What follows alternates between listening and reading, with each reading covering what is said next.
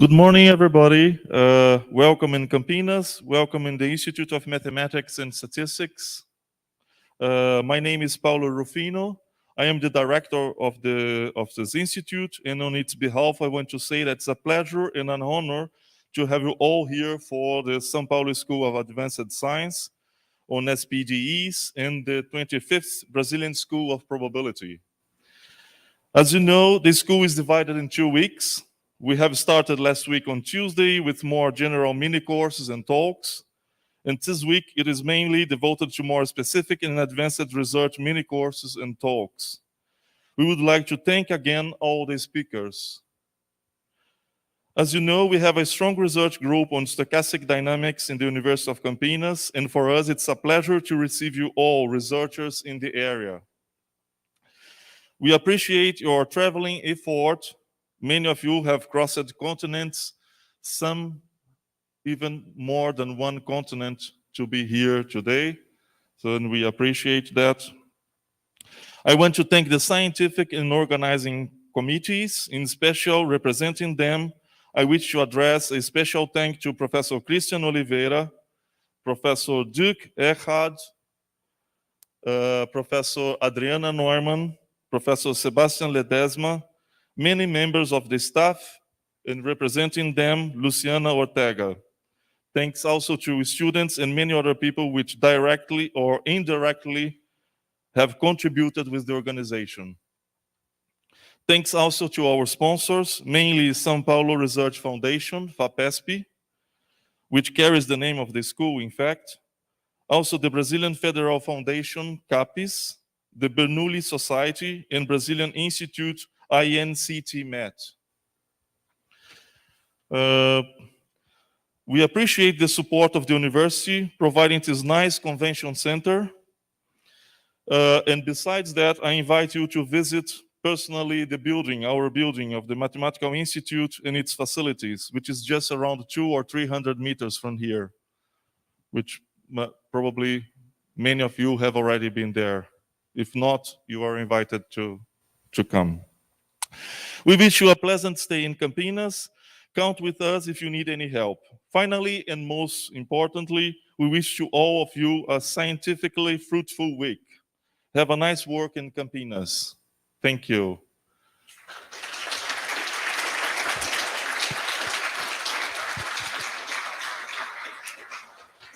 So I invite, on behalf of the organizing committee, Professor Adriana Neumann, to say some few words to welcome you. Thank you, Adriana. Good morning. Welcome to 25 Brazilian School of Probability, usually called EBP. It's a great pleasure to be here in person after a long time on online events. This year, the EBP is special in the sense that it's going to coincide with the second week of São Paulo School of Advanced Science on Singular Stochastic Partial Differential Equation and their applications, which is supported by FAPESP, CAPES, and INCT-MET. This enables us to financially support many students and in this way, hopefully contribute to their academic development. The EBP is a traditional international event on probability theory and stochastic process, and has considerably contributed to strengthening these research areas in Brazil and South America. Indeed, as you can imagine, with a country with continental dimensions, as in the case of Brazil, it is difficult to work tight together. The EBP has achieved exactly that and create a sense of community among researchers of our hour. This is a particular true for young research on master's and PhD level, who often met their future collaborators at one of the EBPs. It apparently also made our research area much more attractive. There is a rumor that all those also claimed that EBP is a good reason to become a probabilist. And indeed, if you check the list of participants of past TBPs, you will realize that a good number of them are nowadays professors working in probability. In the first edition, its first edition has held in Rio de Janeiro back in 1997. Since then, it has been organized by IMPA, ECMC USP, IME USP, Federal University of Rio de Janeiro, Unicamp, Federal University of Minas Gerais, Federal University of Pernambuco, and PUC-Rio, receiving support from several scientific societies and research agencies. It's known to consistently being able to attract top researchers who are willing to give talks or mini courses at school. In the past, for instance, Vanelin Werner in 2000, Vardan in 2003, Smirnov in 2010, together Clay School, Martin Hayden in 2013, Hugo Coppel in 2017, gave talks or lectures. These are so far all the Abel Prize and Fidel Medals winners of our area. Moreover, at least 10 special volumes were dedicated to EBP. This year, we have more one, and tomorrow we will give more information about it. Finally, we present some pictures of the 24 previous editions. Can you put? Yes.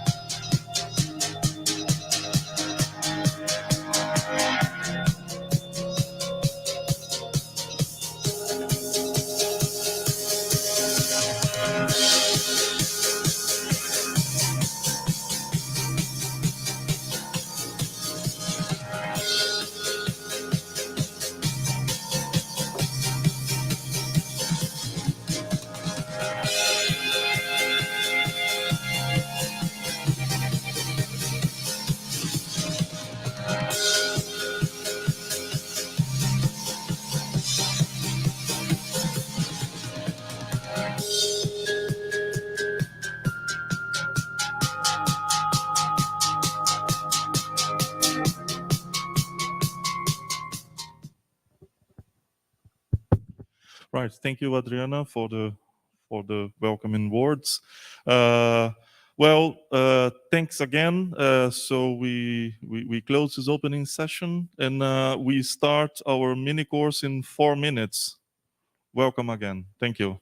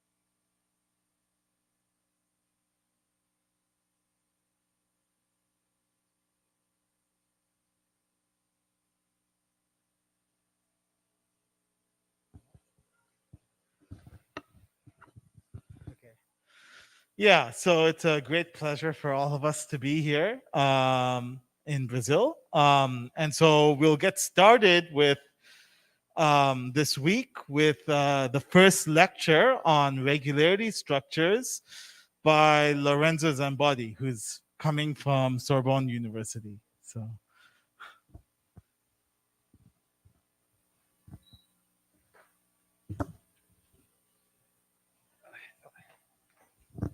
Hi, Jake.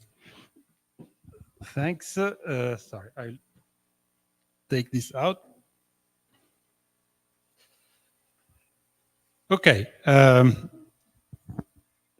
Hello, everyone. So I'm very happy to be here. Let me thank the organizers for this invitation. It's a great pleasure and a great honor. So yes, this series of lectures. Okay, I'm sorry. So most of you is on this side, but if I get too far, then this will not work anymore. So yeah, next time, please shift more to this. You see, here it works. Yeah. Okay, we'll see. So this series of lectures is about an introduction to regularity structures. So it is slightly embarrassing to do that in front of Martin. But in fact, I think I'm going to present things in a way which would not be exactly the way he would do. Maybe he may also learn something. Let's see. And so, in fact, you see, his course will be about young Mies, so I'm pretty sure he will use regularity structures. And in his lectures, he will present this activity, which is continuing on pushing the boundaries as far as possible, so new models to which these ideas can be applied. And this is great. In the last few years, so I have been interested in a somewhat different activity, which is to not to push the outer boundaries, but in a sense the inner boundaries. So to remain inside the theory, to take these objects, these definitions, these notions, and play with them and see how one can understand them differently, present them differently. So this had at the beginning, firstly, a pedagogical interest for me as well. So because I wanted to understand as well as possible this theory, which is still rather difficult. But then, you know, when you do that, you usually have new ideas. There are some details that shed some light. I mean, it is also a research, and this is so these lectures will present you the state of the art, okay, of this activity. So actually, I will. Well, okay, I will tell you later. So in fact, I will concentrate on the analytical aspects of regularity structures. Okay, partly because they are, I think, the basic starting point, and also because in 6 hours it is impossible to explain everything, and I had to select, okay, a point of view. So 4 lectures will be roughly divided in 4 chapters on reconstruction theorem, models and model distributions, Schauder estimates, products and equations. So this activity is currently joint work with Francesco Caravenna first, and then recently also Luca Bru in the last year joined. So Luca is there, and he's giving you the exercise classes of my lectures.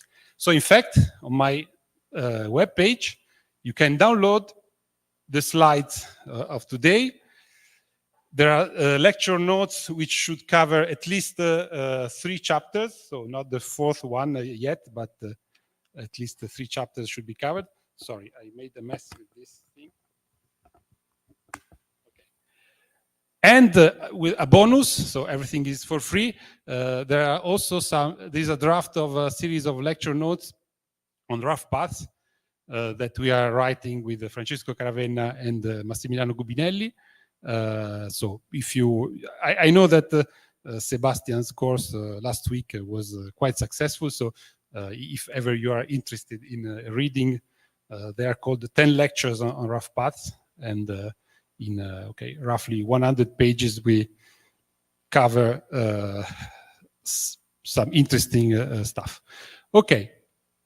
I think I told you most of what I wanted to say as an introduction.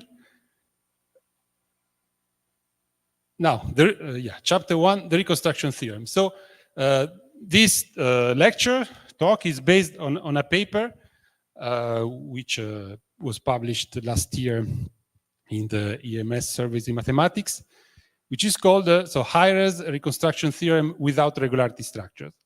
So this is a bit the joke. So partly the aim of the lectures is to give an introduction to regularity structures without regularity structures. So in this paper, what we did was to take one important result of the theory, but we wrote it and we presented it in a way which does not need the machinery of regularity structures. It is a kind of universal result in the theory of distributions, essentially. We think that this is really the basis of the theory, in the same way as the Sewing lemma is the basis for rough paths. And we'll come to that in a second. Actually, the presentation I give you today profits of another work, a later paper by Pavel Zorin-Kranich, which is going to appear in Revista Matematica Iberoamericana, where he has had a couple of excellent ideas which really allow to simplify and improve also what we did. Okay, let's see. So, a prelude, the Sewing lemma. So you saw this with Sebastian. So I have more or less copied his statement. So let alpha and beta, 2 parameters, so alpha less than 1 and beta strictly greater than 1, so both negative. There exists now a unique map I, which is an integration map, which goes from this space C2 alpha beta to a space C alpha, where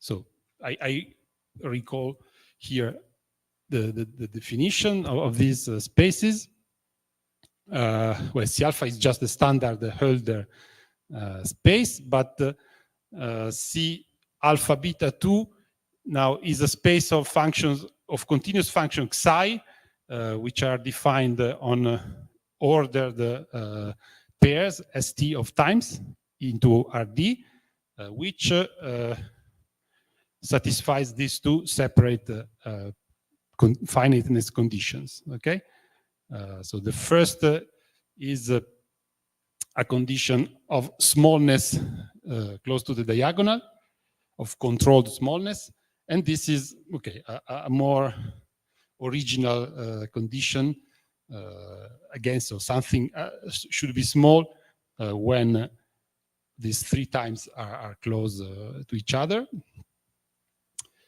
Okay, and the theorem says that this integration map I exists and is unique and is characterized by these 2 properties. Okay, so the function you get, the integral, should be 0, 0, and so its increments are close to the original function psi with a remainder which is of order t minus s to the power beta at most. Okay, so I'm not giving you a course in rough paths today.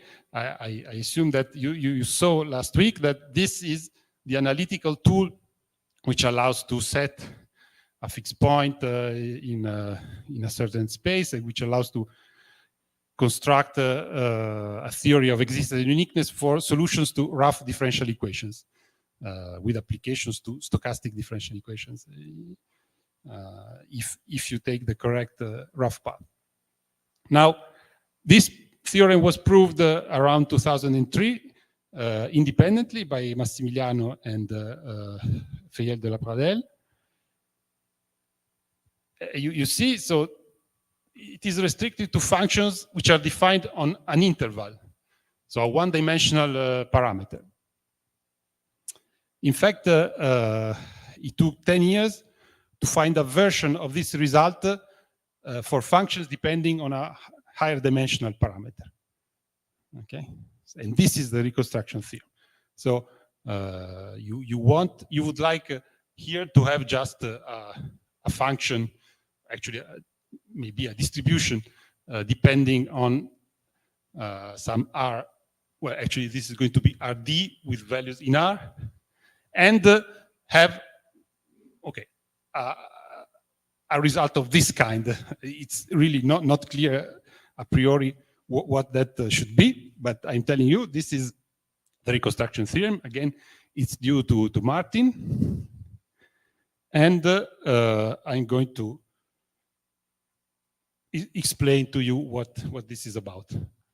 Okay, so we're going to discuss distributions, also called generalized functions. So what is this? So you should consider a space of test functions, D over Rd.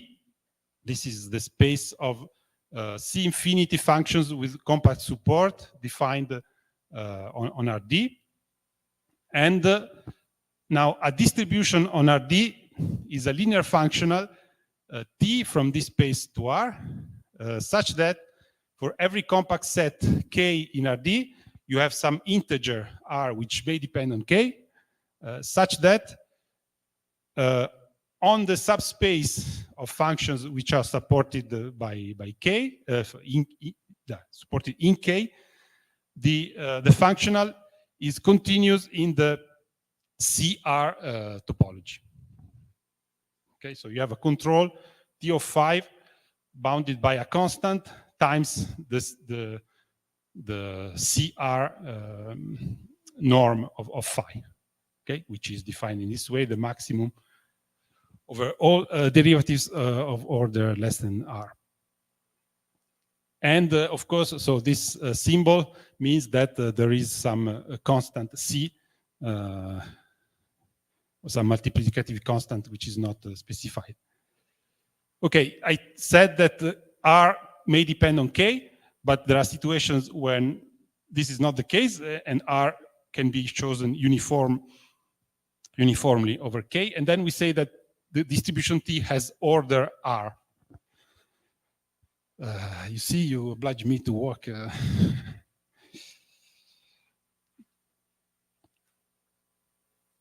Okay, I will stay here for a while.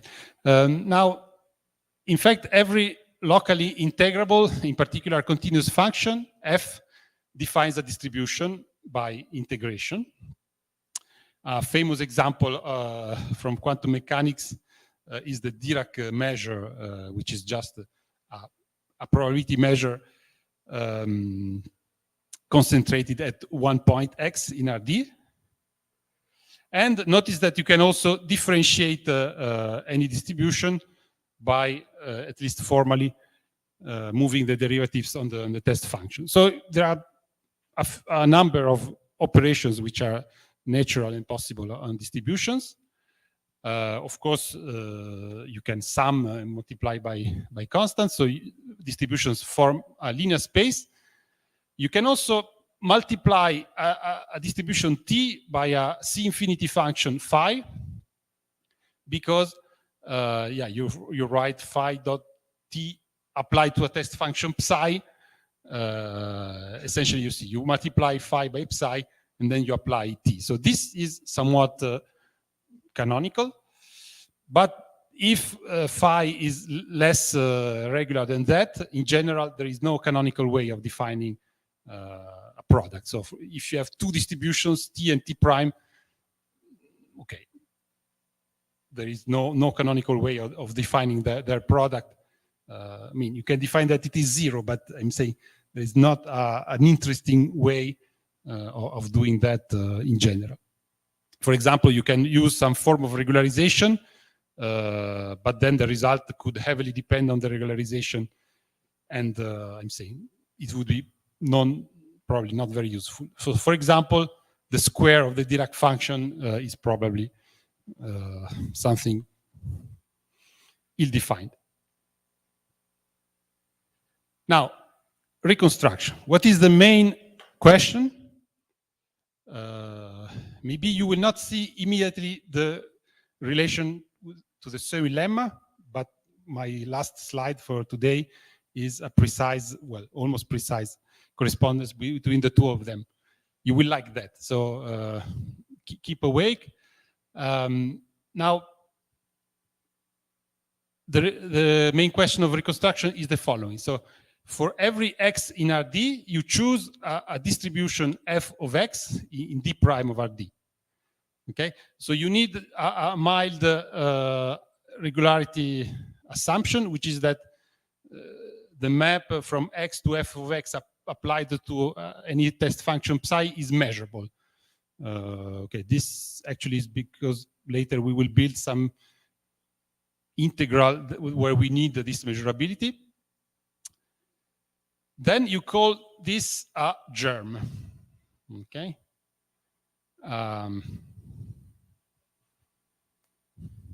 Yeah, maybe this deserves another small comment. I'm not sure that, for example, here germ is a very well-chosen terminology. So also later I will use some definitions with some terminologies which may be already used elsewhere, and this might so annoy someone. It doesn't matter, okay? So today we are here among us. We call this a germ. This does not disturb anyone, I hope. Okay, you will see later why I say that. Now, the problem is the following. Is it possible to find a single distribution, small f, which is locally well approximated by this family of distributions you have chosen? So locally means for every x in Rd, small f should look like around the x. So around x, small f should look like capital F at x. Okay, and so this is still to be made more precise. Okay, just a notation. We are going to use these standard vectorial notations. Okay, if you have a g in n to the d, then this is the sum of the g's.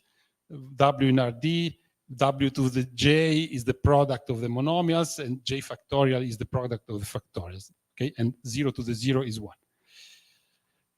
Okay, so let me give you an example which should be well familiar to all of us.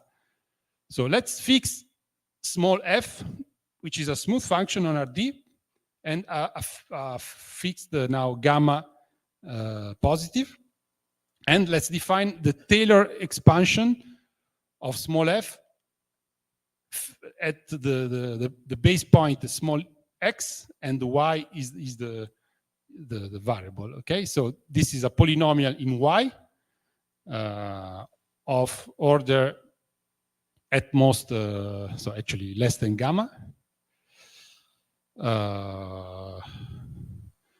Yeah, maybe I forgot to define the derivative. Okay, but you understand what the kth derivative of f is if k is a multi-index. Okay, Now, the classical Taylor theorem says that there exists a function R, a remainder, which is actually defined just as the difference between f and the Taylor polynomial.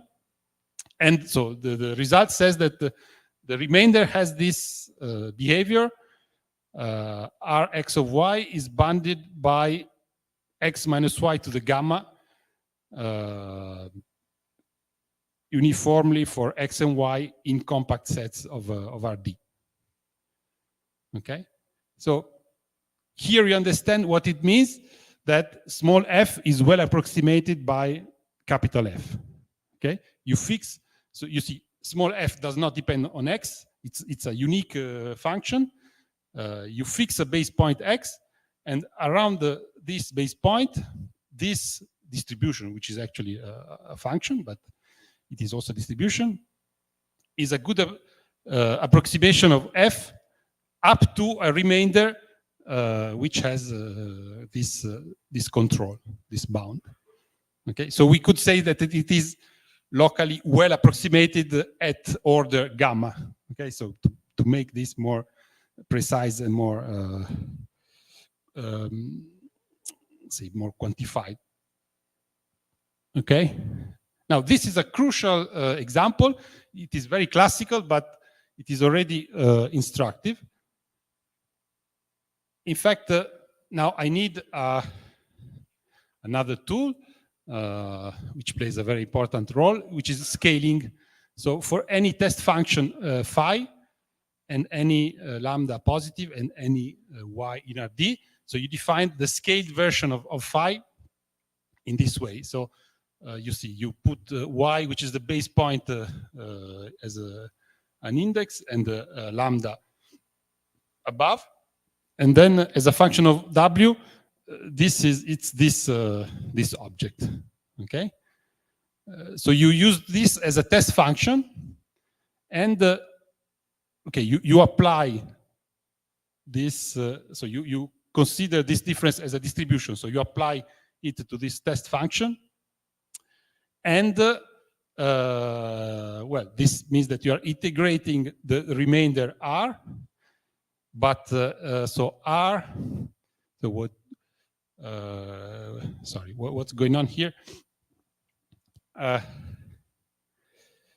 So this, since phi has compact support, so you are essentially obliging y minus w to be in a ball of radius lambda times a constant,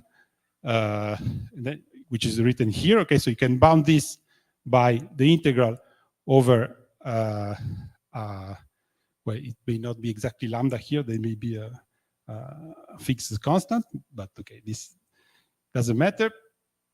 The remainder is bounded by y minus w to the gamma. Okay, and altogether, this integral is bounded by lambda to the gamma. Okay, so this is a weaker, say, it's a consequence of the previous expression, which was stronger, but we will use this later for more general situations. Okay, so if you want, it's a weak form of local good approximation, right? And so in this context, there is another nice formula, which is maybe slightly less trivial. So what you do is you take the Taylor expansion at 2 points, at z and at y, and you consider the difference between the two Taylor polynomials. And you apply this to the test function phi centered at y. Now, it turns out that this is bounded above by this quantity, y minus z plus lambda to the gamma, again with the uniformity, blah, blah, blah. So, okay, we call this property coherence. Now, I want to try to prove this. Okay, it's really not difficult. Okay, slides have advantages and disadvantages. proofs on slide are a bit awkward to follow, but let's try. So, okay, maybe I go to the other side from time to time. You see, you know that you can Taylor expand also the derivatives of f. So if k is a multi-index with order less than gamma, then you can Taylor expand the derivative of f, so the kth derivative of f, and obtain this expression with a remainder rk, and so the bound on rk is y minus z to the gamma minus k. Then, in fact, you can apply this to your expression for the Taylor polynomial. So you replace this derivative by the Taylor expansion centered at z. So you remember I had the 2 points in the previous slide, y and z. So I start from fy, but then I Taylor expand this coefficient around z. And then I obtain this expression. And in fact, I realized that by the new Newton binomial theorem, so the first term becomes just fz at w, and the second remains what it is. So it is the sum over k of rk times this monomial. Okay. So in fact, this gives me an expression I'm going to have in the next slide for the difference between fz and fy. It will be minus this sum. Okay. You see that? Okay. This is really calculus. Yeah. So this is what I wrote in this line. So the difference between fz and fy is a sum of remainders of order k times w minus y to the k. And then if you bound this, you see that so rk is bounded by y minus z to the gamma minus k, and then w minus y to the k is that. And in fact, so, okay, here we use a very, like this I can write maybe,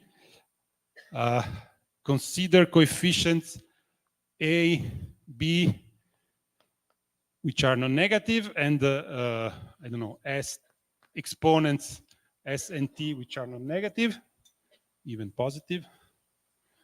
Okay, then a to the s times b to the t, this is less than a plus b to the s times a plus b to the t, which is a plus b to the s plus t. Okay, so this is a very small formula which we use all the time, and then you get this. I wrote it there, sorry. I forgot. Okay, and then when you integrate against your test function, it's a bit the same as before.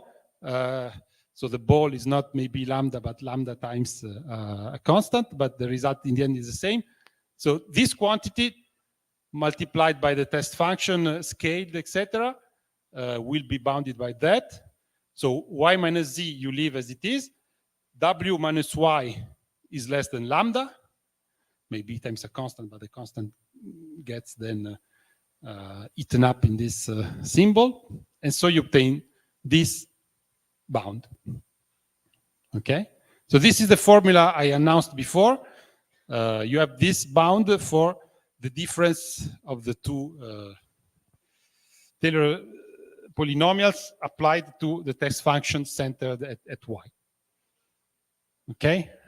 I'm not cheating. Now, okay. Now I'm going to restrict to lambda, which belongs to this dyadic sequence. Okay, from now on, epsilon n is 2 to the minus n. So, and then, for example, for lambda equal to epsilon n, I just obtain this these two bounds.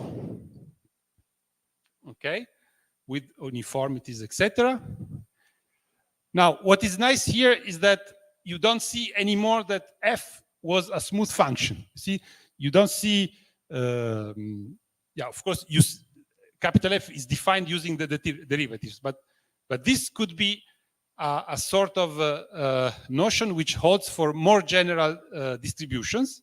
And this is exactly what we want to do next. So we want to suppose that capital F, is a germ with more general distributions, that small f is also a distribution.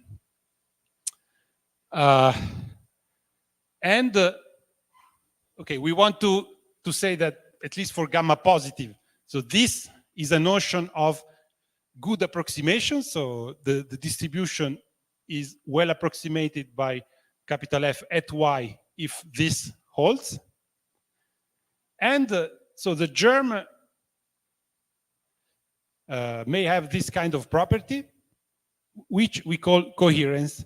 So, but now look at one thing. So suppose that capital F at y is a distribution and not a function. When epsilon n goes to 0, if you remember the form of the scaled function, so phi scaled, etc., converges in some sense to could converge to something like a Dirac mass, okay, in a weak sense. So in fact, if the integral of phi is 1, this really has converges to a Dirac mass at y. So if, for example, f of y is singular at y, you expect this to diverge, okay? So you see that on the right-hand side, nothing diverges. So if gamma is positive, this is bounded by something, okay? So in fact, it turns out that you are forced to allow a worse term here. So I'm going to consider an additional exponent, which is called alpha, which may be negative. So actually also gamma may be negative. So I'm going to consider general exponents alpha and gamma in R, with the only constraint that alpha is less than gamma. And then I want to replace this property with a weaker assumption. I'm not sure it's, no, wait a second. Okay, let's say a different property, so that when epsilon n goes to 0, so here you allow for a diverging term if alpha is negative, and then you require a slightly better control on the next term, because then minus alpha is positive and this is bigger than gamma.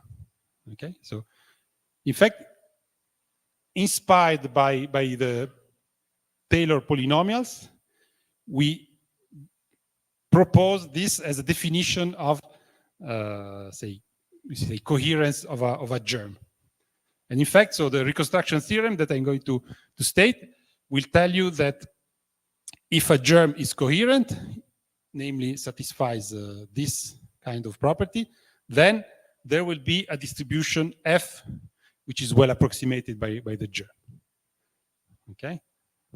So coherence means that you have not chosen the germ completely randomly, but there is some coherence, and which justifies, okay, the fact that a global object exists behind it. So this is the theorem. So again, it appears in Martin's paper, but in a different, say, with different clothes. That's why. So I attribute part of it also to Francesco and myself. In fact, for gamma positive, so remember that alpha is always supposed to be less or equal than gamma. So we suppose that there exists one okay, this is another important point. One single test function with non-zero integral such that you have this control uniformly, blah, blah, blah. Then there exists a unique distribution in D prime, so which is called the reconstruction of the germ, which satisfies this property. Now, for every test function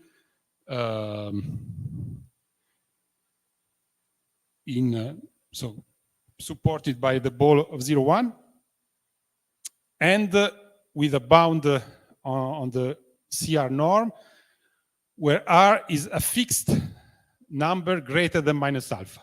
Okay. There are some details which have their importance.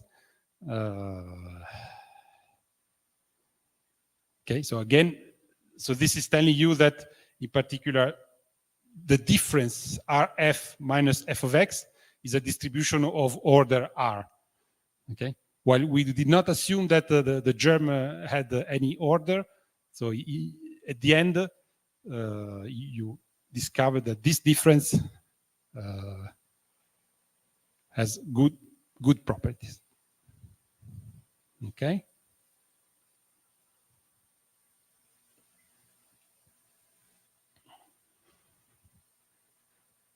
Okay, so as I told you, this is one of the technical main tools in regularity structures. Okay. Here you don't see regularity structures. You see, in fact, as I told you before, a result in the theory of distributions, which has a kind of universal flavor. You see, I don't think that it has yet been applied outside the stochastic PDEs, etc. But I think it has the potential for doing that. Okay,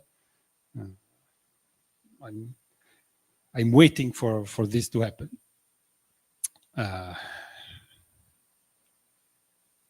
Okay, so a few comments. So this result was again stated and proved by Martin in the paper in 2014. Actually, for a subclass of gerbs which are related to regularity structure. So this will be explained tomorrow. And he used wavelets. Actually, later, Felix Otto and Henrik Weber proposed an approach not so based on a semi-group rather than on wavelets.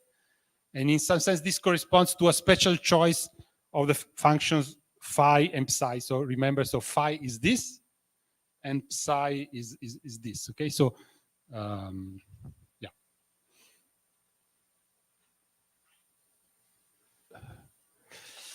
Again, so as I said, so our statement is more general and requires no knowledge of regularity structures. So this result can be seen as a generalization of the semi-lemma in rough paths. The construction is completely local. In fact, constants and even the exponent alpha could depend on the compact set. We cover also the case gamma less or equal than 0, see below. And so I mentioned again that Pavel Zonin-Kranich, in fact, showed how to simplify, shorten, and slightly improve our proof. I will comment on this a bit later. Do you have any question on the statement of the theorem?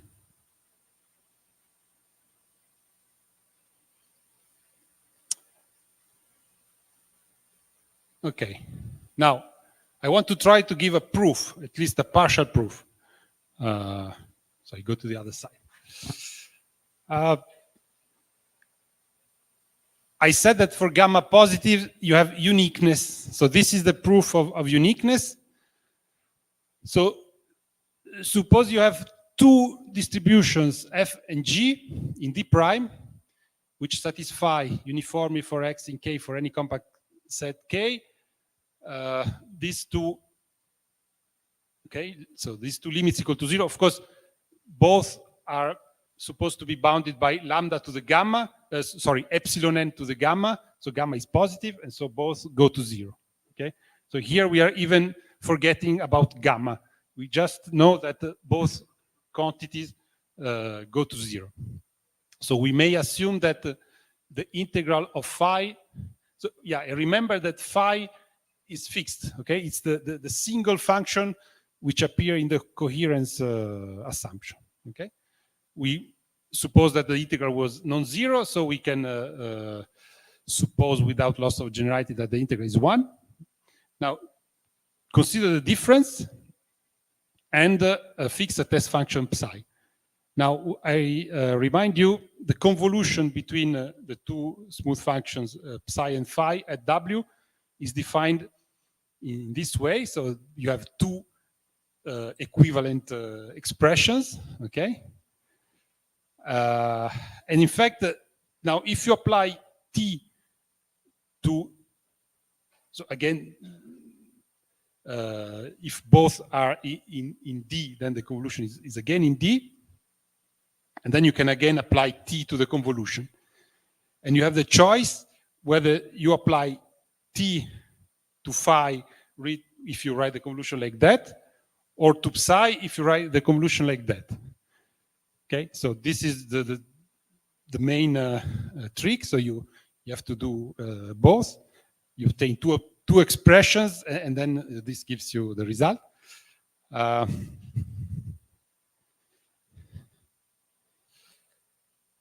Okay, one, for example, yeah, if you replace phi, where is it?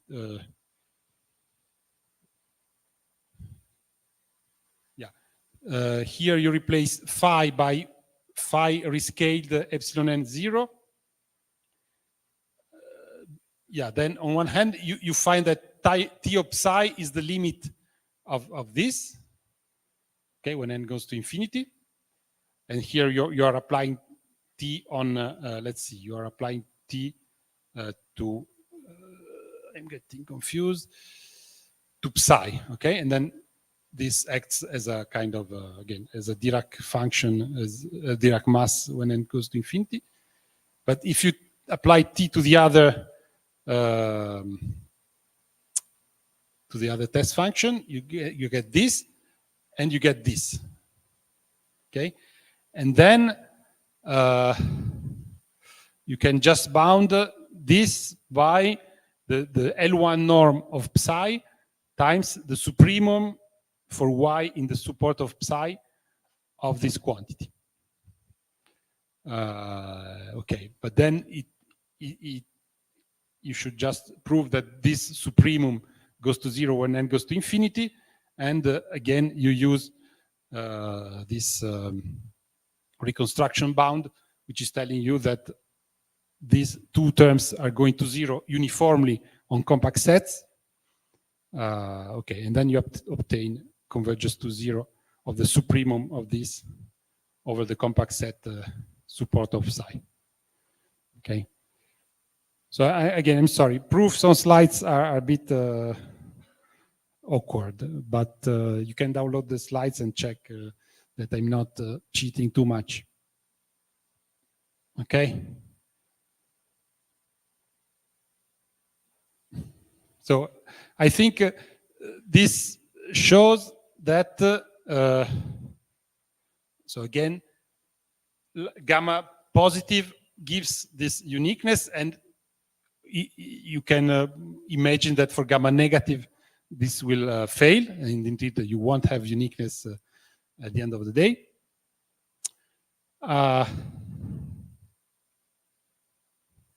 Now, existence, so this is a bit longer. Let's try. In fact, we start with a text function phi, which has non-zero integral, and we need to modify it a little bit. So there is an elementary, how to say, manipulation of this phi, which I'm not going to explain, but it's written in actually not even in the lecture notes, but in the paper. So you find another phi hat, which still makes the germ coherent. So the coherence assumption works also with phi hat replacing phi. But phi hat has the following nice property, that it integrates to 0 if multiplied by any monomial y to the k, for k not 1, but so between 1 and r minus 1, where r was that integer we fixed before to be greater than minus alpha. So r is fixed, and again we can produce this function phi hat with this nice property, and I will show why this is really very important.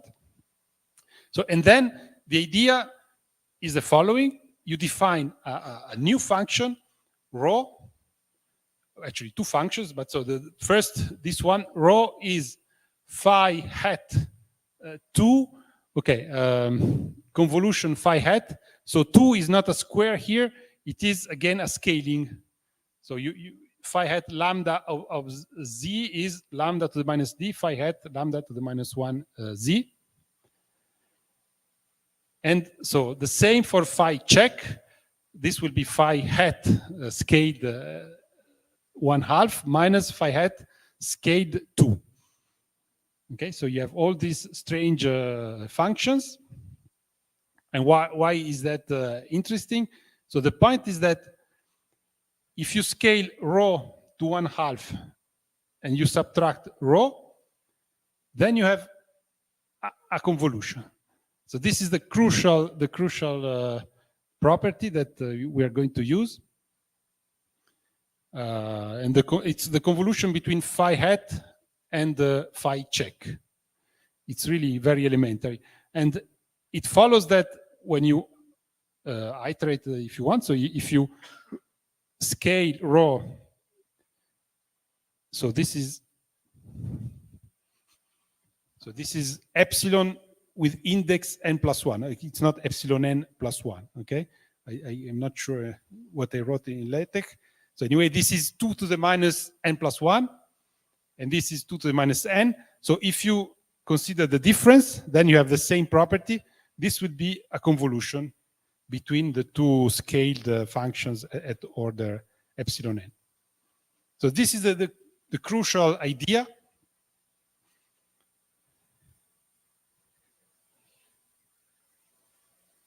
And then you define an approximation, an approximating sequence of your reconstruction. So Fn of z is defined as, so the germ applied to rho epsilon n z. So you take this function rho, you scale it around z at scale epsilon n, which means that, so you have this distribution just in the integral form, okay? So in fact, what we want to prove is that this sequence converges to a distribution, f, and this distribution satisfies the required reconstruction bound, okay? Okay, so yeah, so this is now the first of Pavel Zorin-Kranik's ideas. So with Francesco in the paper, we did that, okay? We proved that this converges somewhere. So he had the following nice idea. He does not study directly this. He studies this minus this quantity, which can be written in this way: fz minus fx, okay? So on one hand, this is completely elementary. On the other hand, it has the excellent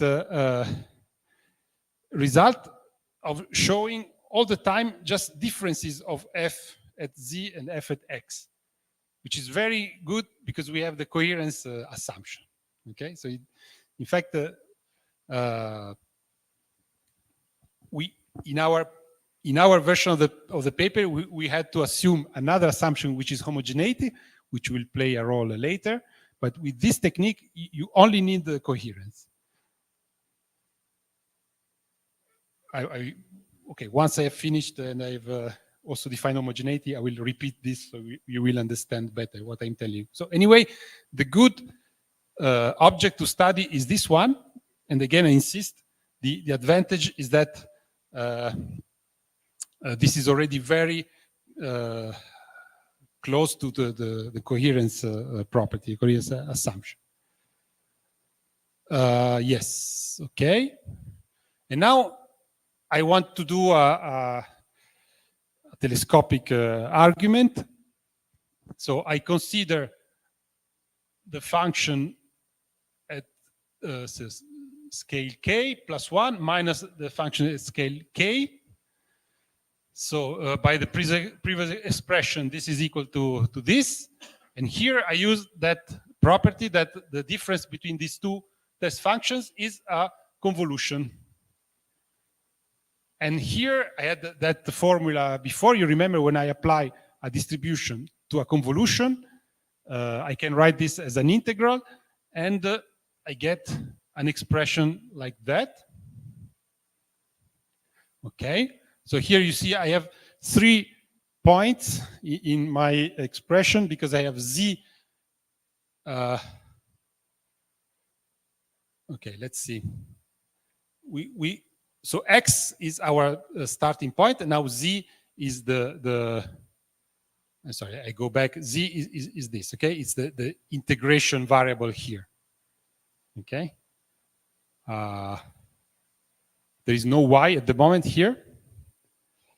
But now, when I apply this expression to this difference, which becomes a convolution, I obtain a third point, which is y, which is the integration variable in this expression. Okay? And now, another elementary manipulation. Here, I add and subtract f at y. Okay, so I get fy minus fx here, and fz minus fy here. Okay, and I call the first term is g prime xk, because this depends on x, which is here.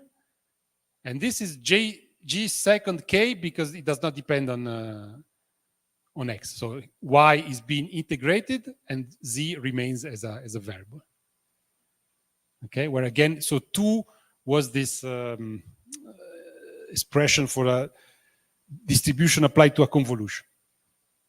Okay, and now I want to show that both these sequences are summable.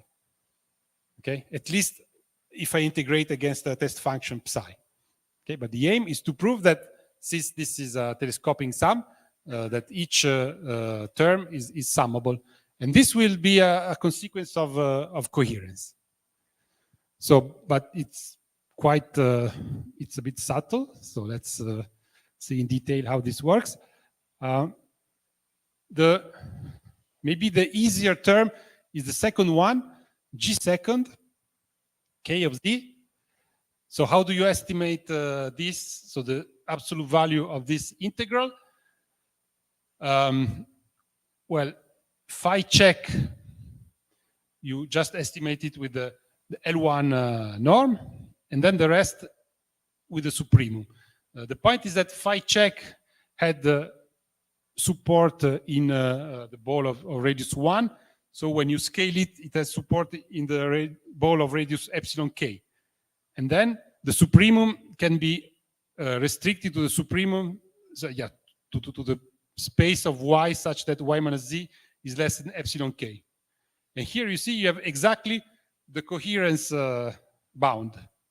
Okay, so you forget the L1 norm. So this will be bounded by epsilon k to the alpha times. So y minus z is less than epsilon k. So y minus z plus epsilon k to the gamma minus alpha becomes this. And then you have just epsilon k to the gamma. So I anticipate, we assume that gamma is positive. So this is already a convergent, so a summable series. So, okay. This is 2 to the minus k. So to the exponent gamma is summable if gamma is positive. Okay.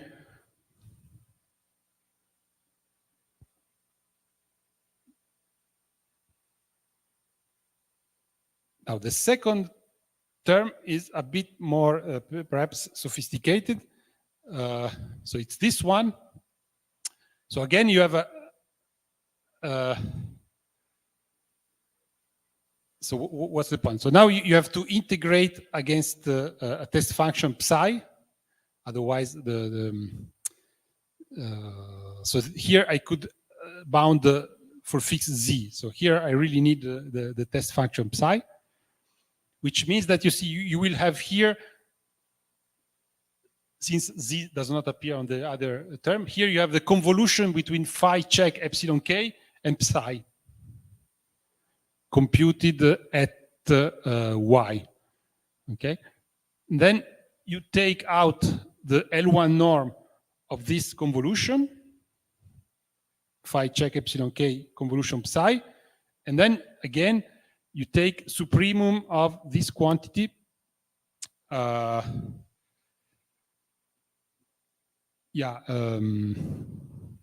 Sorry, here I probably forgot to define k. Here is the support of psi.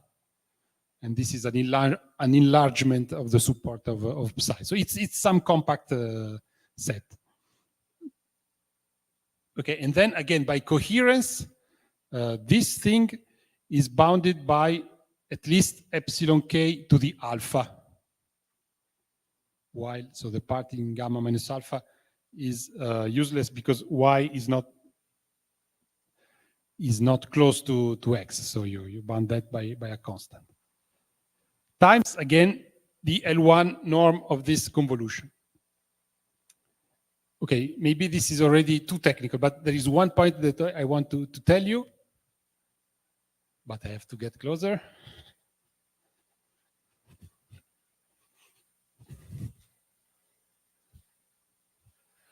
Yeah, so this is the point where you see why I wanted to integrate to zero some monomials. So now the trick is the following. You have the convolution at y, and you want to bound this. A very good idea is, in fact, to subtract inside the integral to psi its Taylor polynomial centered at y. Okay, so if you don't do that, any bound is too crude. So you don't you just obtain a constant, and then you are okay. Let me show. So we have here we obtained epsilon k to the alpha, but alpha is negative, so this is not going to be summable. So you have to gain something from the other term. Okay, now if you just try to bound naively this, you don't go very far. While you can subtract a Taylor polynomial exactly because you assume that phi hat integrates to zero monomials. Okay, here, yeah, sorry. Phi hat integrates to zero monomials of positive order, okay? But phi check is a difference of two versions of phi hat, and then phi check integrates to zero also the zero monomial, okay? So in fact, what I'm saying is that the integral of phi, this function times this polynomial is zero, and therefore you have this equality. And now you can bound this difference with z minus y to the r, and in the end what you obtain is a bound for the L1 norm of the order epsilon k to the r, which is multiplied by epsilon k to the alpha, and so you obtain epsilon k to the alpha plus r. And that's why I said in the theorem you need r greater than minus alpha. Okay, so you need so your distribution will be of order r, with r sufficiently large in order for this sequence to become summable. And so you see you have the two terms, which are bounded by two sequences with different exponents. So gamma is positive by assumption, and alpha plus r is positive by choice. And this gives convergence of your approximating sequence. In fact, I write it again. So since this was a telescoping sum, you can rewrite it like this. And as n goes to infinity, this converges to a distribution of order r. Now, in fact, you remember I defined, so Pavel Zorin-Kranich defined this as Fn minus the other term, but the other term converges to f of x. That's very simple. And so you obtain convergence of f of n to a distribution that you call the reconstruction of the germ. Okay, but you still have to prove the reconstruction bound. Okay, so I thought that this would be a bit too much. Yeah, probably it was not a bad idea. So how I just say in a couple of sentences. So how do you prove this bound? So notice this interesting fact that from this expression, if you let n go to infinity, so you remember fxn is fn, sorry, fn minus fx, etc. So the reconstruction turns out to be equal to f of x plus this for any L, and then you sum from L to infinity the telescoping sum. So what is interesting is that on the left-hand side, you have neither X nor L. On the right-hand side, you have X and L, but the equality is correct. So there's no mystery. It's just the property of telescoping sums. But also this is the story of X, which is a bit different. So anyway, if you want to prove this reconstruction bound, you choose L equal to N, and you take advantage of this and the estimates that you already have on the two terms. Okay, and then it's really just a half page of computations of the same kind we have already discussed. So it's very, I don't know, maybe it's not simple, but it's quite clean.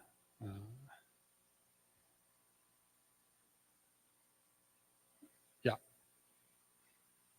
So again, in the lecture notes, this is done in detail. So I encouraged you to have a look at that if you are interested. Let me see what comes next. Yeah, now we can discuss the case gamma less or equal than 0. I go to the other side. So suppose you have a alpha gamma coherent germ, but now gamma is less or equal to 0, and alpha is always less or equal to gamma.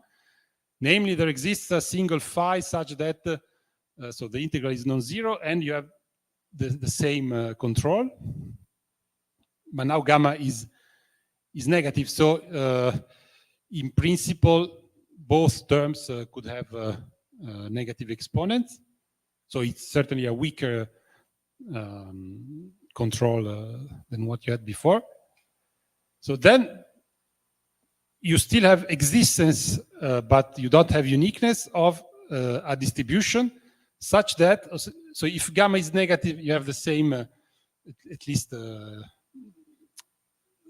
same literal expression. If gamma is 0, then you have a log. Yeah, of course, log epsilon n is n, okay? Of course, you note that if gamma is negative, then epsilon n to the gamma diverges. Okay, so it's not a control which gives you something going to 0. It's okay, it's telling you that it does not diverge too fast. And again, so you have uniformity, blah, blah, blah. So let me tell you a few words on the proof of this as well. Okay. Now let us discuss again the proof with gamma positive. So we had this telescoping sum with two. Yeah, I'm sorry. This is wrong. This should be the sum of n. Okay. Okay. So written like that, it's wrong. It's the sum from k to 0 to n of this plus a starting point, and then you have these two terms with the controls, etc. Now we can always choose. So these bounds are correct also for gamma negative. We can always choose R big enough so that alpha plus R is positive, but we cannot change gamma. Gamma is what it is. So in fact, we can define a different approximation sequence, and we eliminate the term G double prime. Okay, so we construct F bar n, which is the original Fn minus the G double prime term. Or in other words, so you have this. You see, you only sum the G prime, and with exactly the same arguments, you have convergence, and you have the reconstruction bound.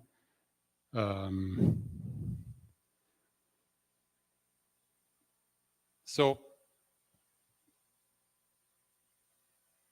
here you don't have uniqueness. I already said it.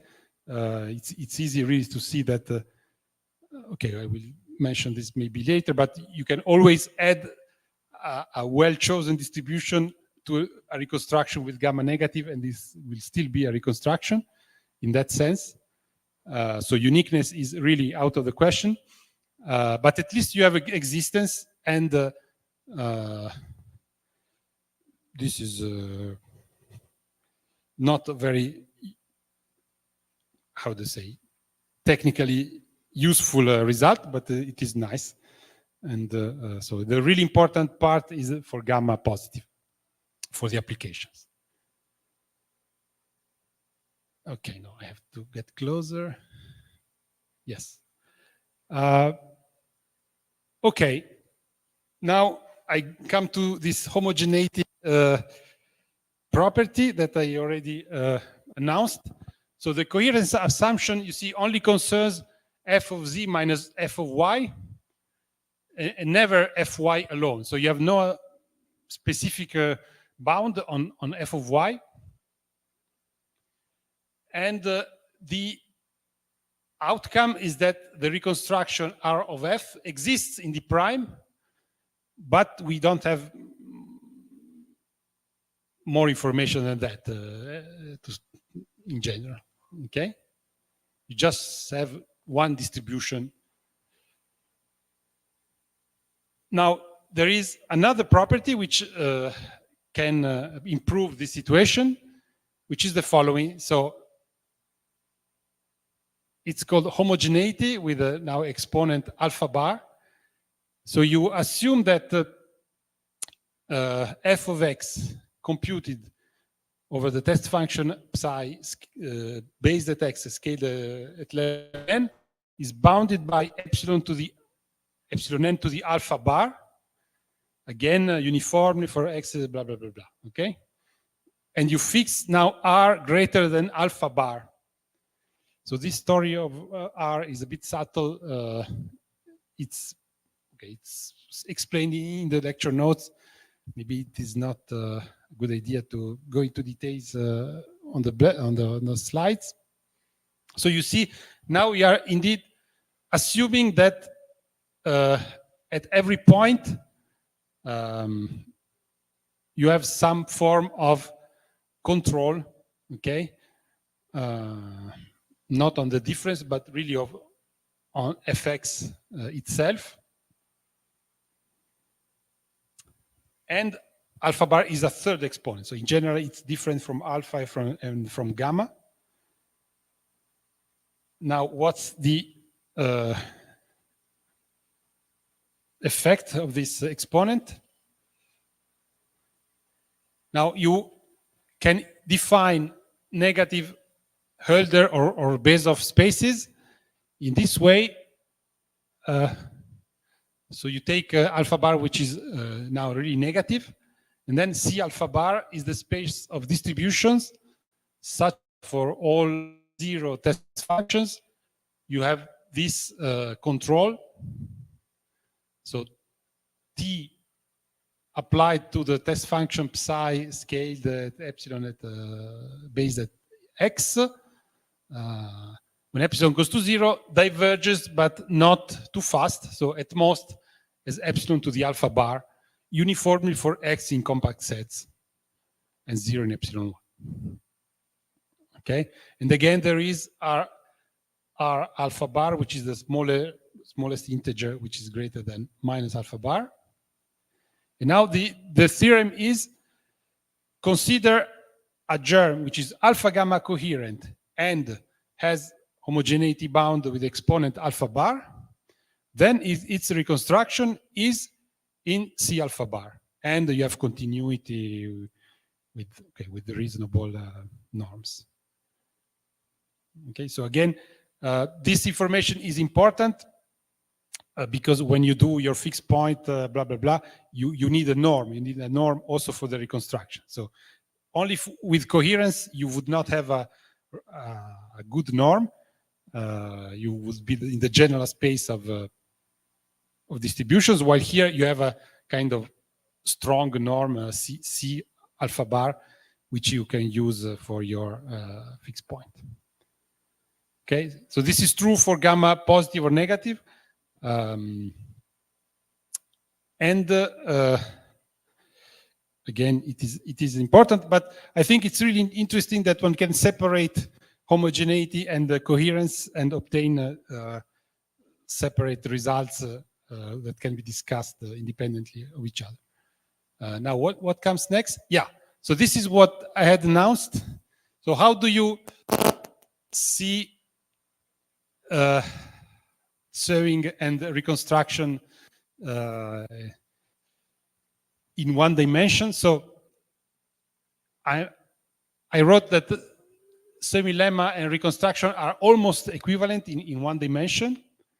Okay, I don't want to go into really the technical details, but this is at least the formal argument. Now, again, if you remember Sebastian's course, so psi is a continuous function defined on this pair, this ordered pair with values in R. Now, you suppose that it vanishes on the diagonal, and then you define this germ. So for every t, you differentiate in S your psi. And then consider the following situation. So you have 3 ordered times, z, y, x. And your test function phi, the indicator function of -1, 0.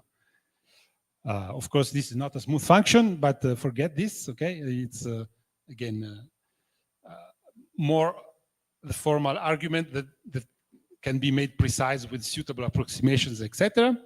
So when you scale phi in this way, so you base it at y, and you consider lambda to be y minus x, okay, which is positive because y is greater than x, then this becomes 1 over 1 y minus x times the indicator function of xy.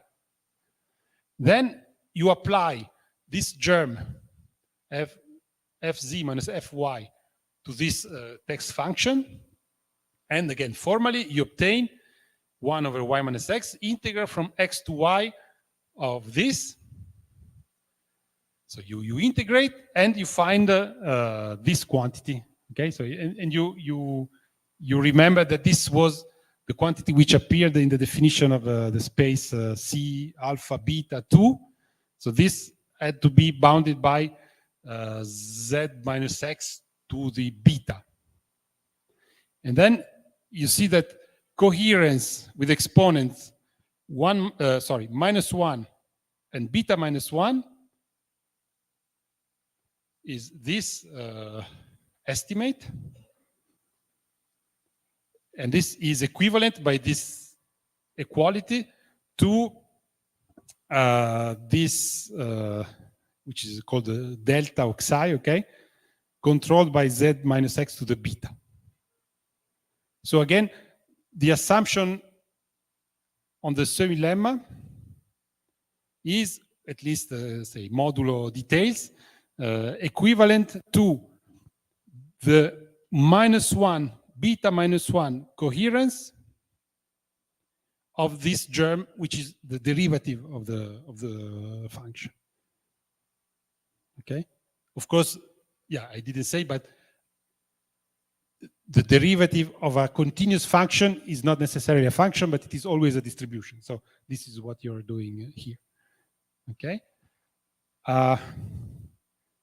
But if you go back to the initial, so the statement of the semi-lemma that Sebastian gave you, in fact, you had two assumptions. You had also alpha. Here, alpha is playing no role. No. Okay. So in fact, it's again the fact that you can separate homogeneity and coherence. So this with alpha is a kind of homogeneity assumption on the germ, and this is a coherence assumption on the germ. So you can, of course, have both, but you can also start with only coherence. So also for reconstruction, serving is possible under the mere assumption of coherence. So coherence implies existence of the integral. And then if you have homogeneity, then you know that, so, and the integral is just continuous a priori, but if you also have homogeneity, you know that the integral will be a Hölder function. And moreover, so Sebastian, so in fact, the semi-lemma is always stated with the beta with strictly greater than 1. But in fact, it's like the reconstruction theorem. So gamma for the reconstruction theorem is equal to beta -1. So when beta is greater than 1, gamma is greater than 0, you are in the uniqueness setting. But for beta less than 1, gamma is beta -1 less than 0. This is the non-uniqueness setting. But in fact, you do, as for the reconstruction theorem, you do have a semi-lemma with existence but without uniqueness. And okay, we have a recent paper with Luca on this. And also, if you like this discussion, there is a detailed discussion of the relation between reconstruction and SERI.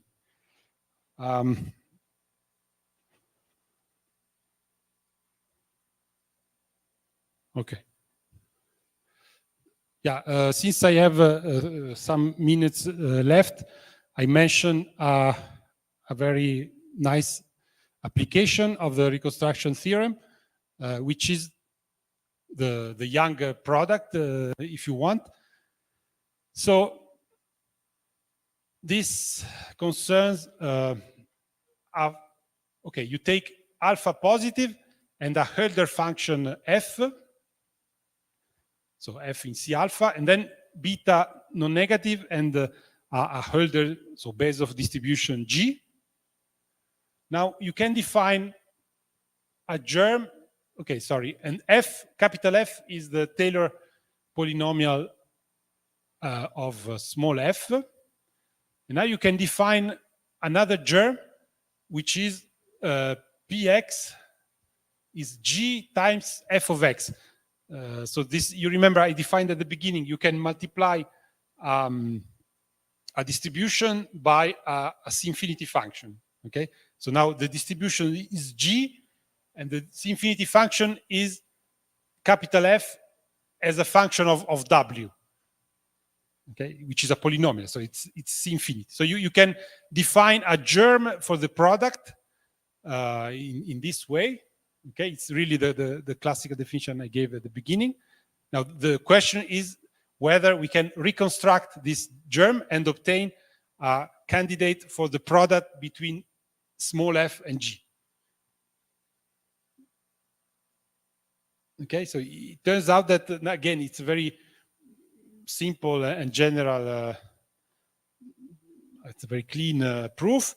So in this setting, the germ given by this product is beta, alpha plus beta coherent. Namely, you have this bound. And now here you have a dichotomy. So either alpha plus beta is positive, either it is less or equal than 0. So if it is positive, then you have a unique distribution, so a unique reconstruction of P, R of P, which can be used to give a canonical product of F and G.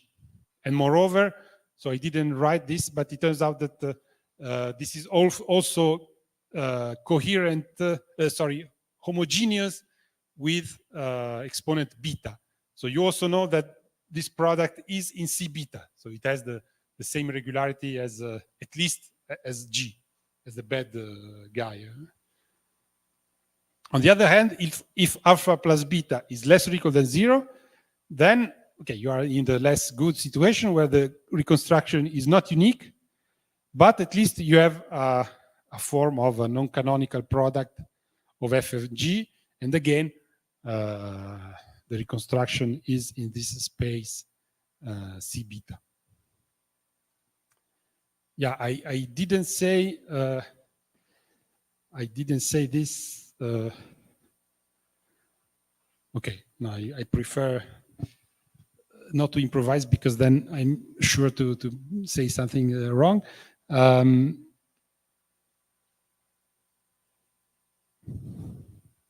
Yeah. Then I had a last slide. So there are a few papers which have appeared on this, say, general approach to the reconstruction theorem without regularity structures. So Luca Bru and David Lee are here. So there is also a stochastic semi-lemma, and there is now a stochastic reconstruction theorem. It's a paper by Hannes Kern. Okay, this is the paper I mentioned on the semi-lemma for gamma less than 1. And, okay, I'm always very happy when a talk ends in advance. So I'm happy to stop now. Thank you.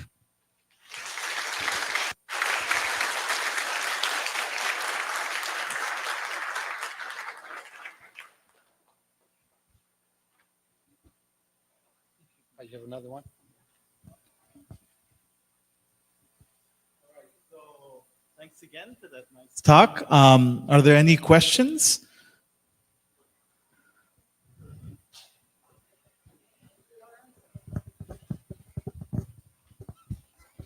It's very nice. In the case, in the last example, they hold the product integral, the product case. In the case, it's not unique. In the case, what? The non-unique case, yes, the reconstruction. Is there any part of it which could be considered canonical, can have an interpretation of it? So yes, this, okay, you can. Well, in the previous case, it's a young integral. You yes. have interpretation, you solve it up, you have object. So in the non-unique case, can you see something which can be, I mean, can you find some diamond in the dust? Yeah, so again, this is always the situation where, for example, for Brennan motion, you can choose between Stratonovich or Ito or many other situations. So where really, yeah, maybe I could have written that. Maybe I'll do that for tomorrow. So you can apply this to the example of constructing integral of BS dBs. Okay, so this BS times dBs could be a good example of a product, but you're in this situation where it's 1/2, so less than 1/2 plus less than minus 1/2, so it's less than 0, and so then it's not canonical. And we know that the integral of BS dBs is not canonical, that there are many interesting choices. And in a sense, this is good. So we know as probabilists that we like this freedom of choosing Ito or Stratonovich. So maybe this is not to be seen as a negative result. But No, in the Ito integral case, yes, there's a coherence. So you define it for one pair of functions, but then the Ito integral sort of is well defined when you transfer it. You need a theory like that, right, to have something interesting. okay, I'm not sure I understand, but Or like a semi-martingale. Yeah. So you integrate with Yeah, but again, semi-martingale, then the semi-martingale, this class of semi-martingale. Yes. Sort of but makes because sense of you transforming. use Ito, so you decide that you are in the Ito setting. Mm. But okay, maybe I prepare this example for tomorrow. It's a very Yeah. good idea. Thanks.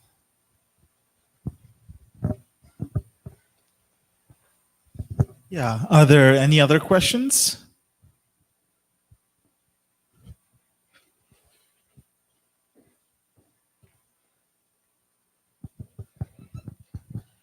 I was also puzzled by the non-uniqueness, and I was going to ask you, you stated a theorem that under the homogeneity condition, there was a continuity of the map of F to its Yes. reconstruction. Yes.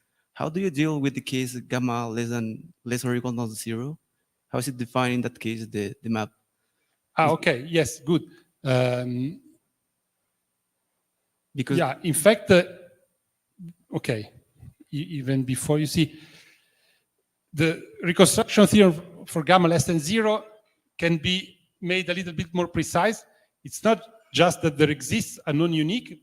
You can choose a non-unique also in such a way that this map is linear, for example, which is otherwise a priori not clear. When it's unique, it's linear by okay. But when it's not unique, you may choose it in a non-linear way. Okay, but you can choose it in a linear way, and it turns out also that it is not so bad, and it is continuous. You see, you're right, because usually when things are non-canonical, we are afraid that they behave very badly, but sometimes they don't necessarily. So this is a case where indeed you have a coherence norm and a homogeneity norm, and in this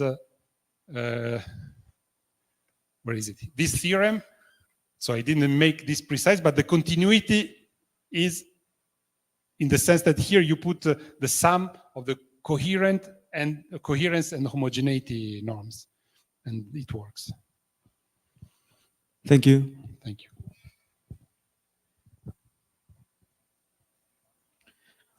Are there any other questions? Okay. You found a mistake. I knew it. No, it's just a comment about this gamma less than 0 thing. So one thing is that's in the rough path case, that kind of corresponds also to this Lyons-Victoire extension theorem. Yeah. And you see a lot of nonsense in the literature about this relying on the axiom of choice. And it's just because the way it was written up originally, somewhere they used the axiom of choice where they didn't actually need it. Absolutely. And here this implies in particular Lyons-Victoire, and it's completely explicit. And as Lorenzo is saying, it's continuous, and the choice is completely clear. I mean, there's no axiom of choice needed anywhere, right? Yes, it was a disaster in communication. So they wrote in a comment something on the axiom of choice, but in fact it was absolutely not needed. Yes. Okay. Right. I had a question. So do you think, this framework, so you've kind of talked about how another viewpoint on model distributions. Do you think this kind of nicely extends working with singular model distributions, so working with blow-ups at boundaries and Oof. Yeah, actually, I try to avoid checking that. I guess, but yes. Because I'm lazy, I admit it, but also because it's already difficult enough. So sometimes the most technical parts you try to skip. Okay. By the way, this is adapted to elliptic equations, not to parabolic. So you notice that I did not introduce the parabolic scaling, etc. So yeah, I'm not sure that there are singular model distributions in the elliptic case. Yes, there are as well. Well, you can put weights or. Okay, well, I'll have to do that then someday. But do you think, actually, you brought it up. Do you think, it seems I would think that other scalings would be perfectly fine. Yes. Yeah. It's again for the ease of presentation. Yeah. No. Okay. That works for any scaling. Yes. Yeah. Okay. Another question.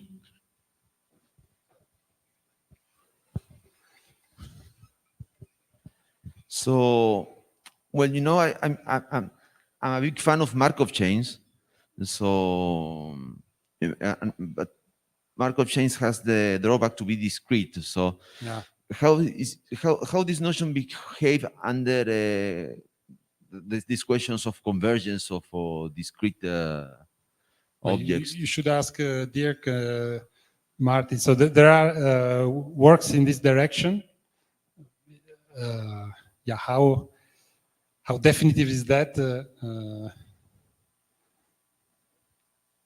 I'm not really an expert on this, so I see very well the interest of the question.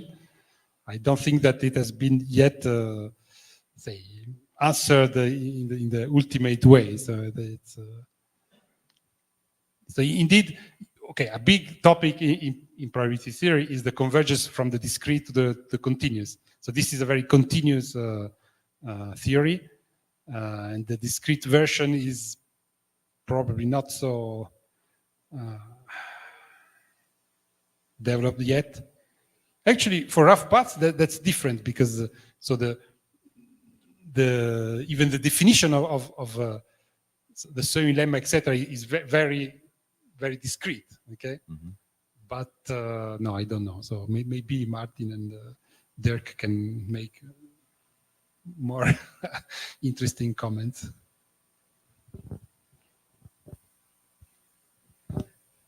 Okay. Okay. Are there any other questions or comments?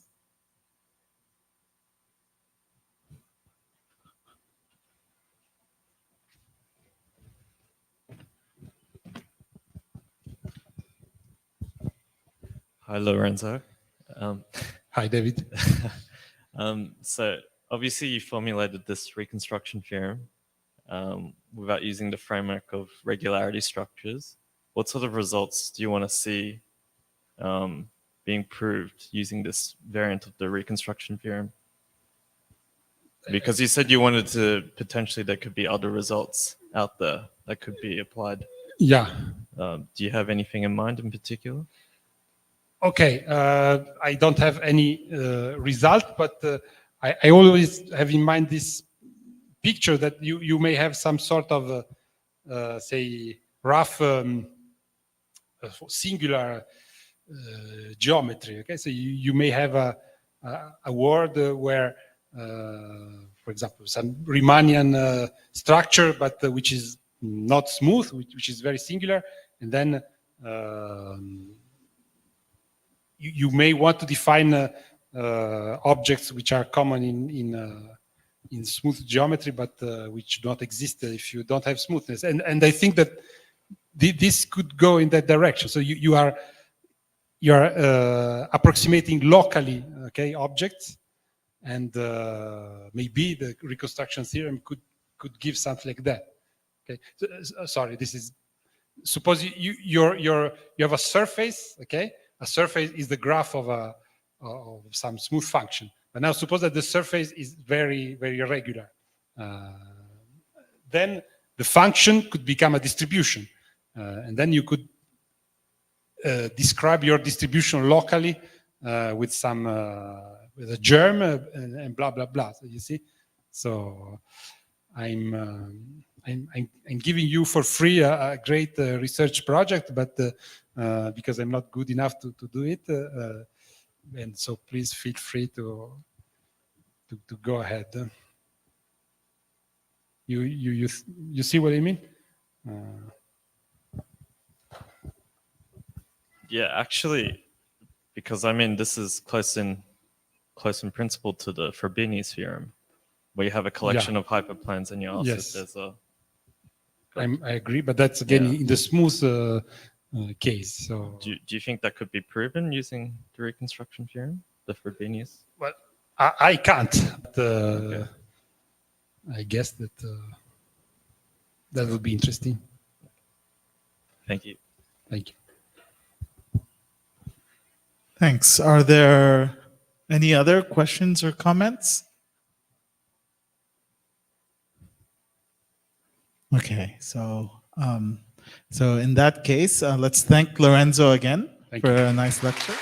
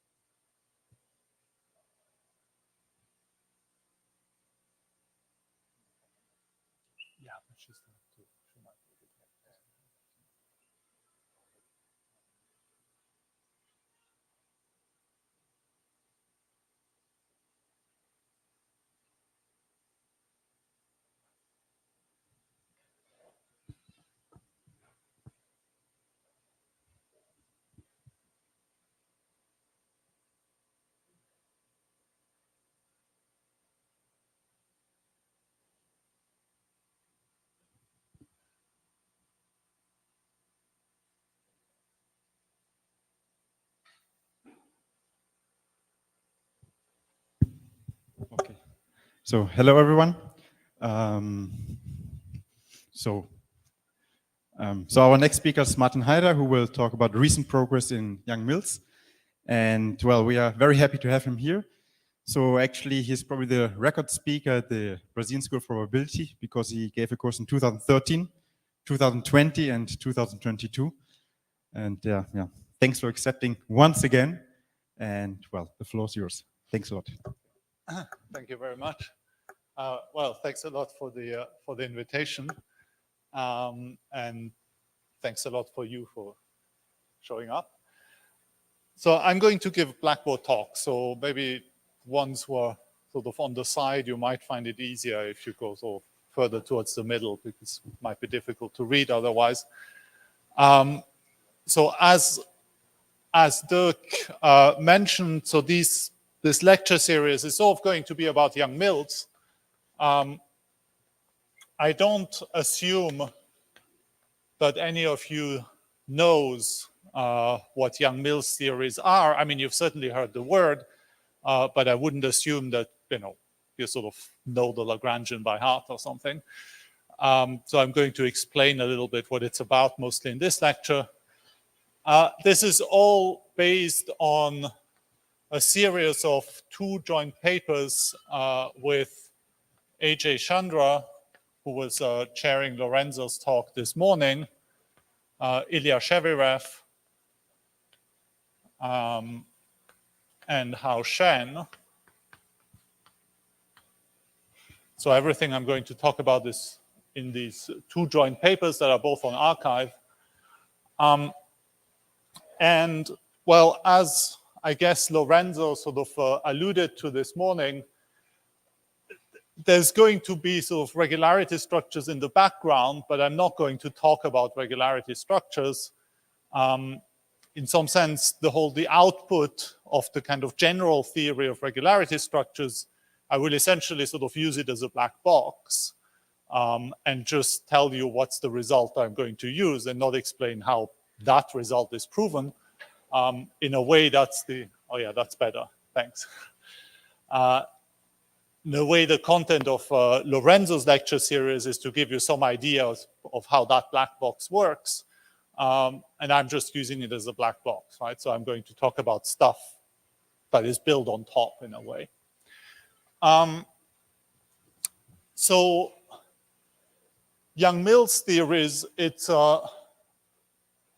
basically the theories that form the basis of like the standard model, right? Okay, so if you take the models of elementary particle physics that are used to describe sort of nature without relativity, so without gravity, if you want, that's sort of all the modern descriptions are basically instances of Young-Mills theories. So the general kind of setting here is the idea is that, so Young-Mills theory is a gauge theory. And so it means that it's very much uses the fact or sort of describes the fact that the idea is that nature has some symmetries that are somewhat hidden, but still sort of reveal themselves. And so the underlying space, if you want, is, so you imagine that you have the actual space, or actually space-time, right? So that line, if you want, this space-time, which is really 4-dimensional, but since I'm going to still need extra dimensions, I draw it 1-dimensional. So that's if you want your space-time, RD. And of course, for real space-time, D would be 4. In what sort of the link I'm going to explain to probability theory and regularity structures and so on works in dimensions strictly less than 4. And so since you want integers, that really means 2 and 3. 1 dimension is not so interesting. It also works in 1 dimension. So we're mostly going to think about dimensions 2 and 3 here. And so the idea is that at every point, so you have a Lie group G, compact Lie group, right? So the sort of thing that you should think of, so you have a compact Lie group, which is usually called the structure group in this business, but it doesn't have anything to do with the structure group that shows up in regularity structures. So G, you should think of, so even the simplest case you can think of is the one where G is just a unit circle, right? So it would be the real numbers modulo 1, and the group operation is just addition, okay? Or if you want, it's the unit circle in the complex plane and the group operation is multiplication, which is of course the same thing. So that would be an example, for example, U1. But U1 is not so interesting from, well, it's interesting from one perspective and not so interesting from another one. It's interesting because, as what we're going to see today, in the case of U1, Yang-Mills theory recovers actually electrodynamics, classical electrodynamics, so you can sort of recover Maxwell's equation as a particular case of sort of the stationary Yang-Mills equation. It's not so interesting because it's abelian. Okay, so U1, obviously the real numbers addition is commutative. So the really interesting cases are where G is non-abelian, right? So you could think of something like, well, UN for n bigger than 1, or SON, or, you know, that kind of matrix groups, right? So that's the typical examples that people think of. And now you should imagine that you have basically a copy of G. So now I'm drawing sort of the U1 case. So U1 is a circle, basically. Right? So you have a copy of G that's sort of attached at every point of your space. Okay? Except that you should think of that as being a copy of G where you've forgotten which point is the origin. Okay? So, you know, in the case of the circle, U1 itself is more than a circle, right? It's a circle with a distinguished point, because that distinguished point is the neutral element, right? So in the group operation, you have to know, in some sense, which point corresponds to the neutral element in your group. And once you've fixed which point on the circle is the neutral element, then it tells you, you know, what the group operation is. So in a way, U1 is really a circle plus a distinguished point, which is the neutral element. Okay? And in general, here you think of, at every point of RD, you attach a copy of your group, but the group where you've forgotten about, you know, which element corresponds to the neutral element. Okay, so you still have an operation of the group onto that space, right? So the circle, it's completely clear what it means to rotate a circle by an angle alpha, right? I don't need to know where the neutral element sits here, right? So rotation of a circle by an angle alpha is well defined. So you have an action of U1 onto the circle where you've forgotten about which element is the neutral element, okay? So in the same way here, if you attach a copy of G to every point, you still have an action of G on that space by, if you want, rotation. And you actually have even more. You have an action of, so if I write curly G to be all the functions, say little g, that go from the underlying space RD into my group G. And then, of course, you know, I might want to be a bit more precise about measurable, continuous, smooth, whatever. But for the moment, I just write it in a kind of informal way.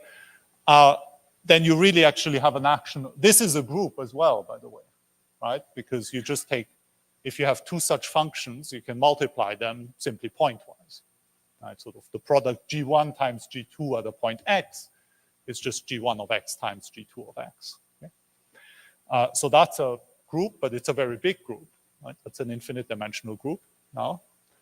And that group acts on this space, right? By now at every point X, I'm given an element G of X, and G of X sort of acts on this circle by sort of rotating, right? So G of X, in this particular case, my G of X is really an angle of rotation, okay? And at every point, I'm given an angle of rotation, and it sort of acts on that space by sort of rotating that copy of the circle by the corresponding angle, right?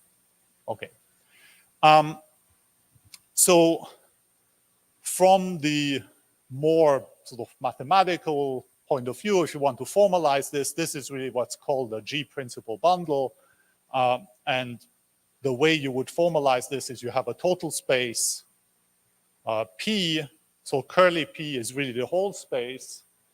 And then you have a projection map pi that goes from curly P down to the sort of underlying, if you want, manifold, which here would really be RD. Actually, in what we're going to talk about in the sequel, this will really be a torus because it will be a problem if it's unbounded, so we compactify everything. So here I write M in general, you should think of it as just being a torus or something like that. And this map has the property that, well, so this space has two properties. So on the one hand, there's an action of G, sort of action of G on P. And the action is such that it keeps every fiber fixed. So a fiber here is the pre-image of a given point. So here the projection map, you should think of it as the map that maps each point on one of these circles down to the base point, you know, over which the circle is attached, right? Like here, it maps every point on that circle to this point X here. And so you have an action of G on P, which preserves the fiber in the sense that, you know, it maps each of these circles to themselves. So which preserves the fibers. And then furthermore, it's supposed to act in a sort of faithful way on each of these fibers, basically just saying that the fiber is like a copy of G, okay?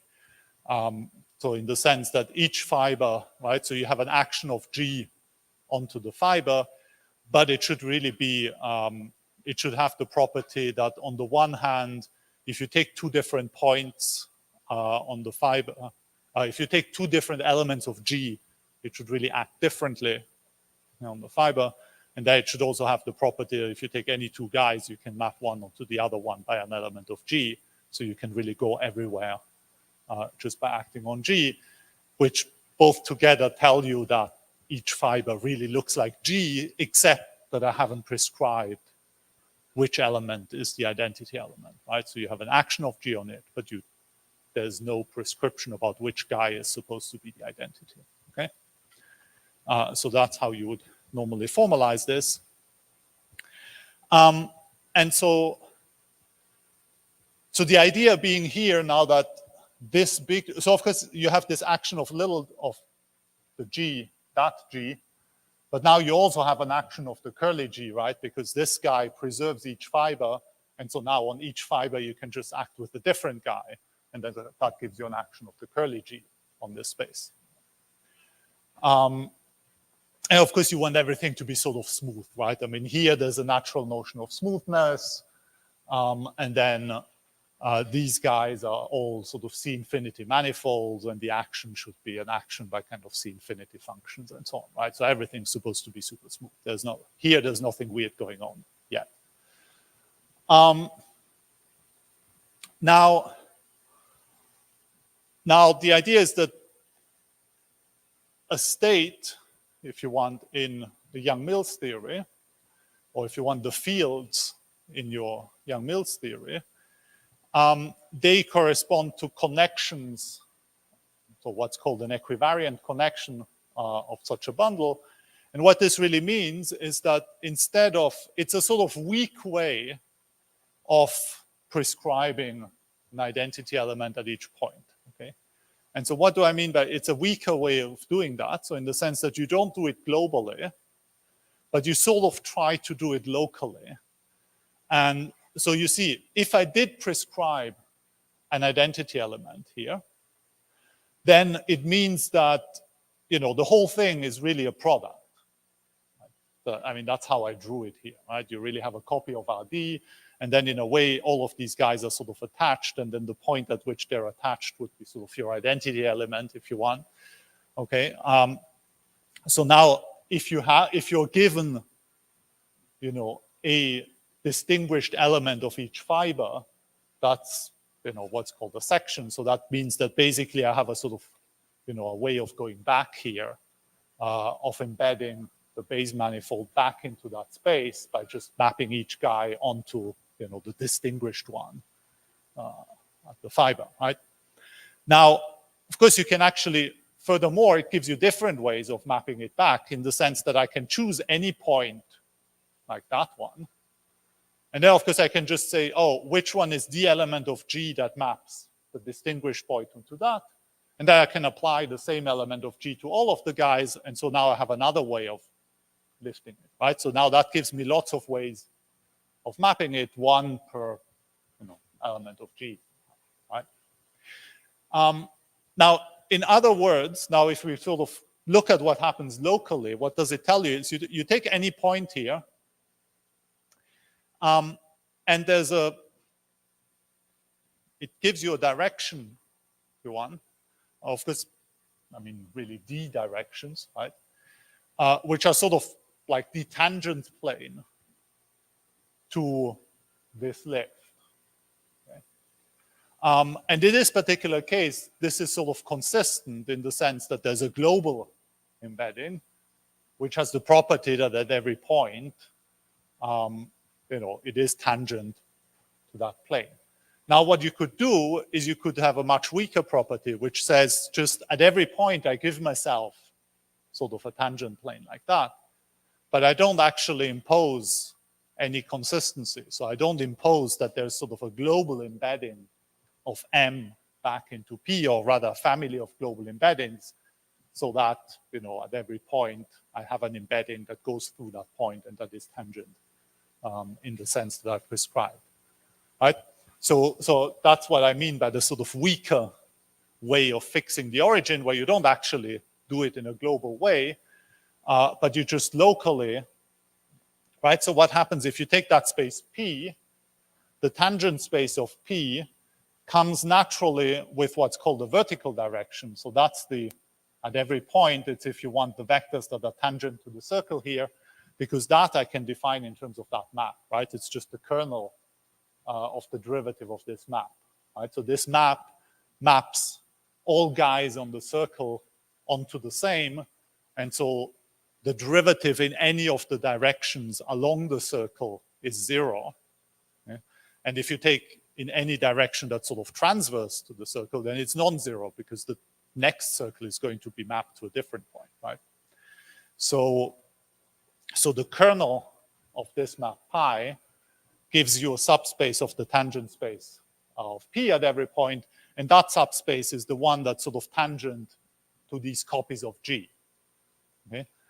And if you had this global choice of, an identity for each guy, then you would have a second subspace here, which is transverse to the kernel of pi, and which would be just the one where, you take any line that sort of lies in the points that get mapped to the unity here, and then you just take the derivative of the line at that point, and now that would give you a subspace, which is exactly of the complementary dimension, and so that the full tangent space is sort of a direct sum of the two.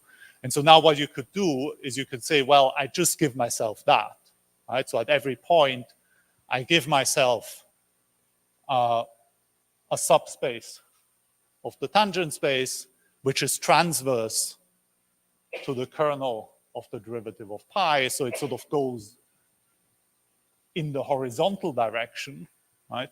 And so it's transverse to these vertical directions. Okay? And so I simply postulate at every point that there is a sort of decomposition like this.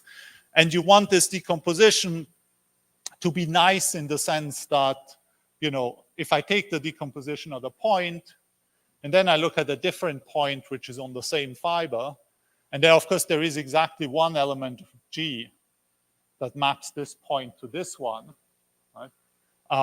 And then I can just look at, that element of G, since there's an action of G on all of P, that gives me a map from P to P, which maps this point to this point. I can look at the derivative of that map, and that maps the tangent space at this point to the tangent space at this point. And so I can look at where this transverse guy gets mapped to. That gives me another transverse guy here. And of course, I want this to be consistent, right? So I want the transverse guy here to be the same as taking the one here and mapping it onto that with G. So that's what's called equivariant connection. Okay? Yeah. So an equivariant connection is basically just at every point you give yourself, you postulate a horizontal subspace, which is a subspace of the tangent space of dimension D, which is transverse to the kernel of pi, right? So let me just write it here. So equivariant connection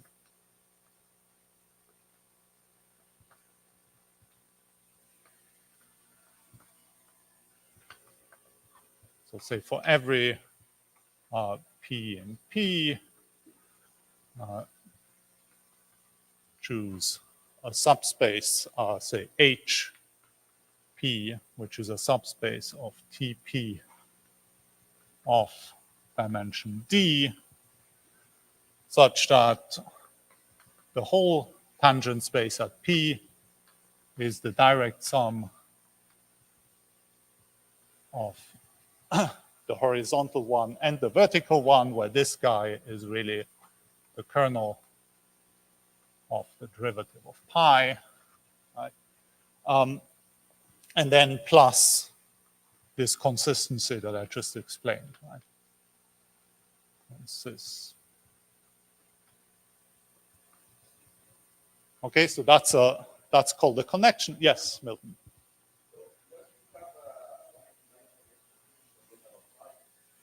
No, you can't forget about pi, because it's really sort of the complementary information in a way. It doesn't, I don't think that determines the pi somehow.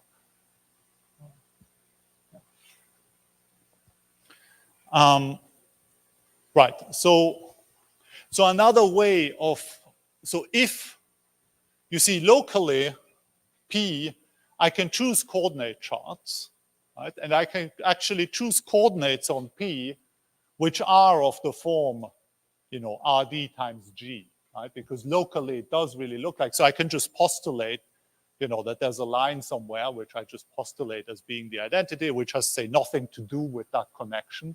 Okay, if I forget about the connection, I can just choose a coordinate chart on P, which, so locally, right, locally P looks like, say, RD times G, in the sense that, you know, like a usual manifold locally is like an open set of RD. Here locally I can patch it up by just patching together open sets of RD times copies of G, right? And if I choose a coordinate like that, then that means that I'm, in some sense, that specifies, of course, at every point already a horizontal space, which may not be the correct one if you want, but it specifies one, which is just given by my coordinate chart. Now, what I can do at this point is I can view this connection here as a one form. And so then that, my connection is more or less the same as a one form from M with values in, you know, this sort of Gothic little g, which is the Lie algebra of that guy. Right? So why is that the case? Because you, yeah.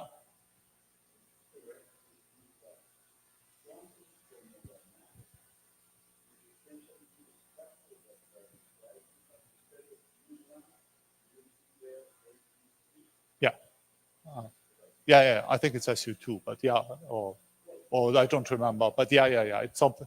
Yeah, exactly. That's right.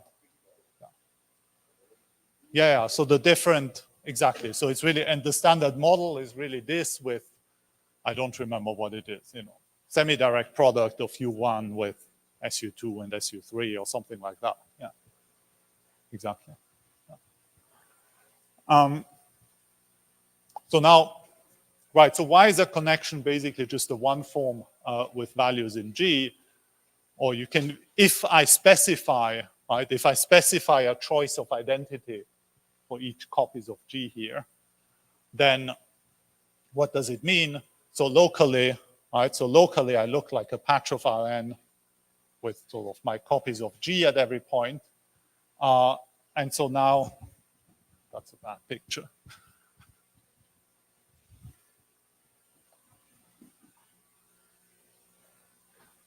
Right, so first, what's a one form?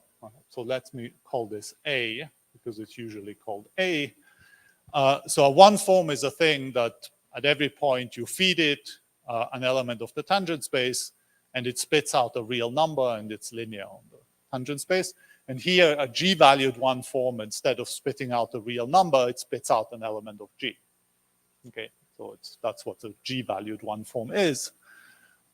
If you want if you write it in coordinates, you can really view A as being just a collection of AIs, with I going from 1 to D, and each AI is a function of X, and which takes values in the G. Okay, so that's if you have specified some coordinate chart, then that's what the guy is.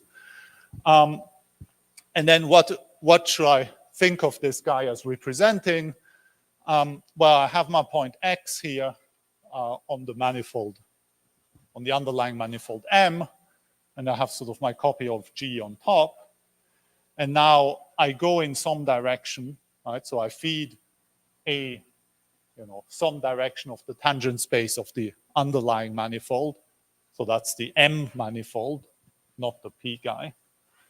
Okay, so I choose a direction V here. And now,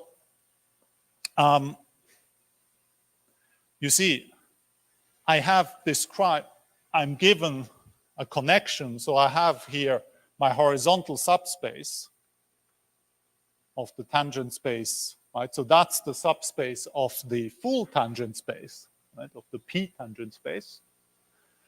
And that guy, well, has the property that the full tangent space is a direct sum.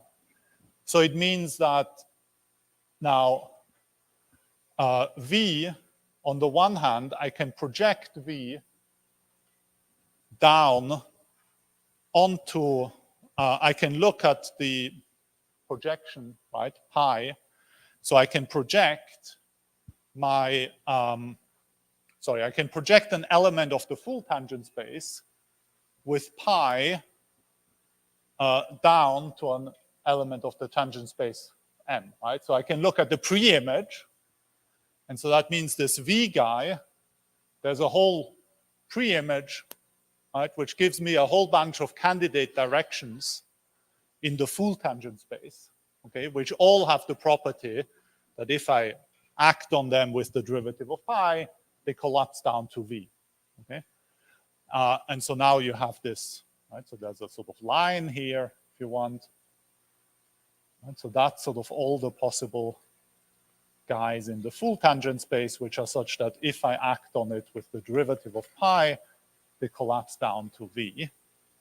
And now there's exactly one point where this line intersects this plane, right? That's just because of this direct sum decomposition, okay? And so there's exactly one guy here that's going to be, if you want, what's called the horizontal lift of V, okay? So the V is a vector of the tangent space here, and having such a connection tells me that there's exactly one way of lifting it, right? Given any point here, there's exactly one way of lifting it to a vector of the tangent space here, which furthermore belongs to this horizontal subspace, right? But now this guy, I can write it in my, right? If I have a coordinate chart, well, I have my actual coordinates in the coordinate chart. And so my horizontal lift will be in these coordinates, it will be of the form, well, my first coordinate will be V, and then the second coordinate will be something. Because in this coordinate chart, I've just chosen some coordinates arbitrarily, and so what's considered horizontal here is not necessarily what's actually supposed to be considered horizontal, right? And so the A guy is exactly the one. So A is such that if you want the horizontal lift,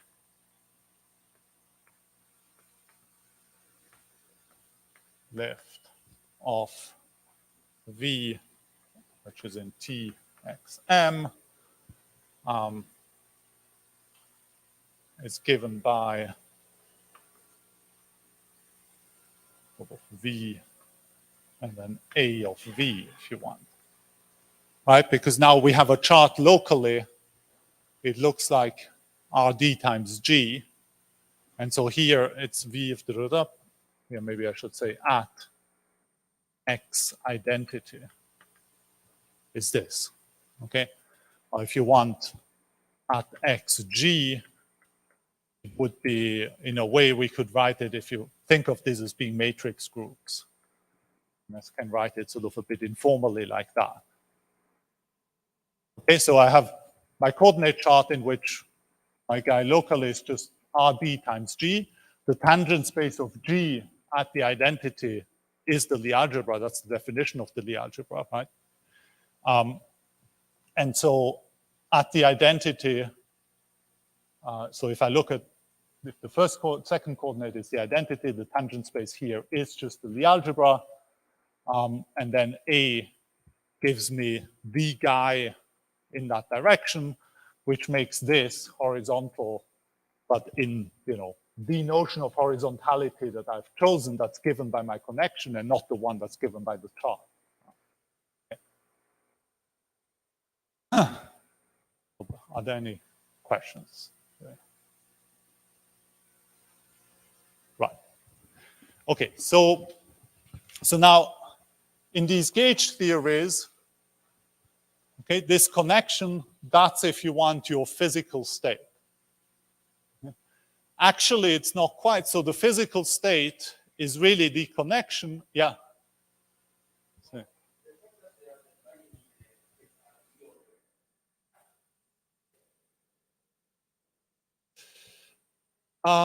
It does play a role in general.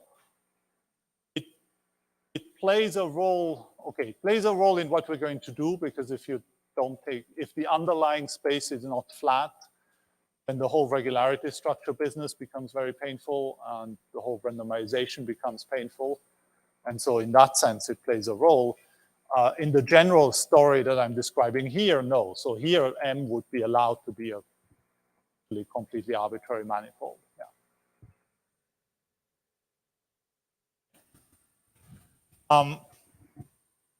Right. So now the idea is that in these gauge theories, a physical state of your system is essentially a choice of such a connection modulo the symmetries of the system, right? And so it's basically modulo, so now there's a sort of big symmetry here, which is this symmetry here, which if you want, you can think of as being changes of coordinates here, where you specify, where you keep somehow the first bit of your coordinate system fixed, but you sort of change the second bit of your coordinate system. So a state of your system is basically a connection, but modulo these symmetries. So in the sense that you cannot distinguish two physical systems that only differ by an action of this big symmetry group. Okay, so that's somehow the postulate, if you want. Okay. Now, and I'm going to show you in a second, so I'm first want to just give you a couple more sort of objects or so that you can derive from that. But then I'm going to show you in a second the specific example where G is U1, and I'm going to show you how you actually see that in that particular case, all I've just described is classical electrodynamics. Okay. So this is something sort of pretty concrete.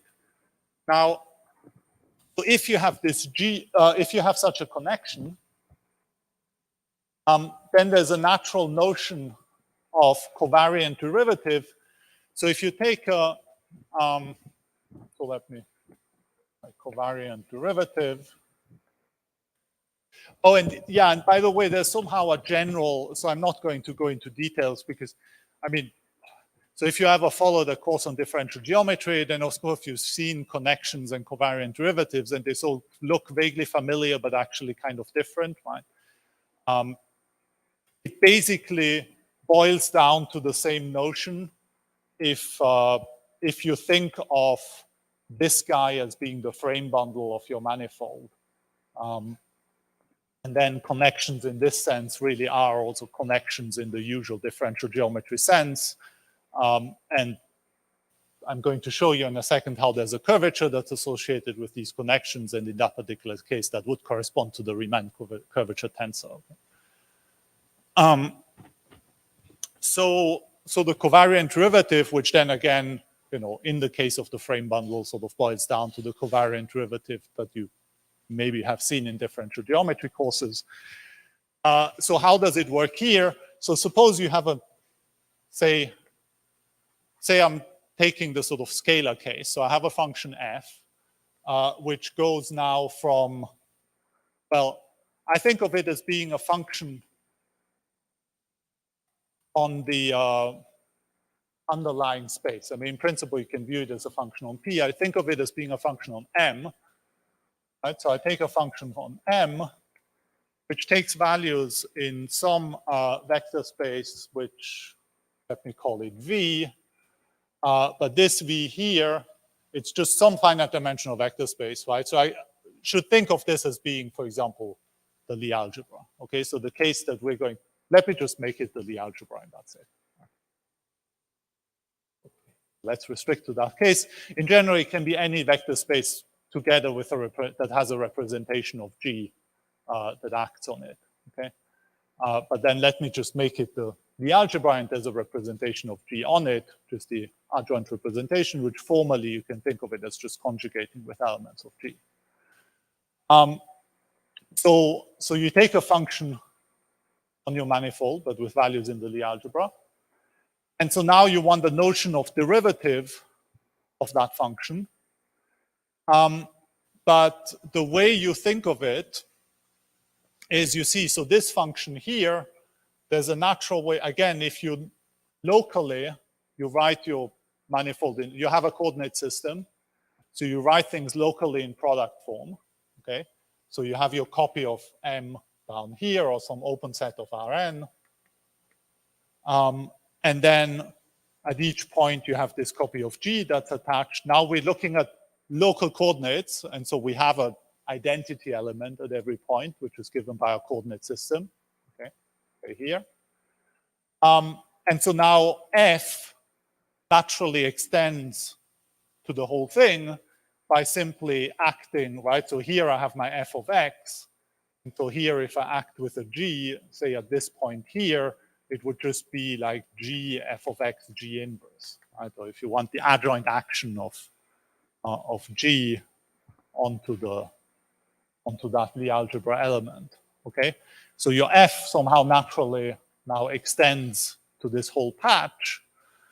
And so now there's a natural way of differentiating f now, which is to say, if I want to differentiate f in some direction, right? So I pick a direction v, and again, as before here, v is now just an element of the tangent space, you know, downstairs.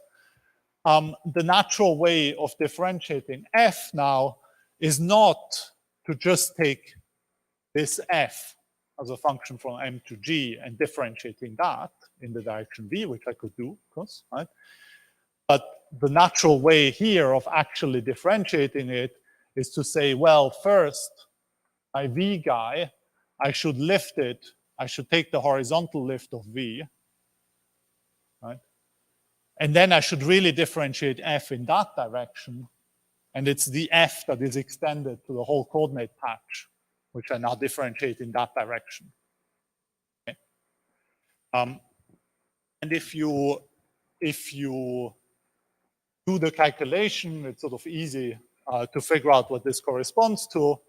So let me write this as DAF, and you just get the usual differential plus A acting on F. And so here, this dot here is whatever action you have of your, well, so if you have an action of the Lie group on that space, then you also have an action of the Lie algebra on that space, right, which is just the derivative of it. And then that's just that action, okay? So in this particular case, where both of them are the little g, this action, this would just be the Lie bracket, actually, between A and F, okay? But in general, this space could be something more arbitrary, and then it just would be, you know, whatever the arbitrary action is that you've got, okay? And you see this definition, of course, also works for arbitrary differential form, right? So F could be, instead of being a scalar guy, could be itself a 1 form, for example, and then this guy is a 2 form, and this is also a 2 form in a natural way. Okay, so that gives you a natural notion of derivative, right, of covariant derivative, which respects really somehow the structure that's given by your connection. And now there's a curvature that goes with this. And so usually, so what does curvature represent? So curvature in general sort of basically represents some kind of lack of integrability, right?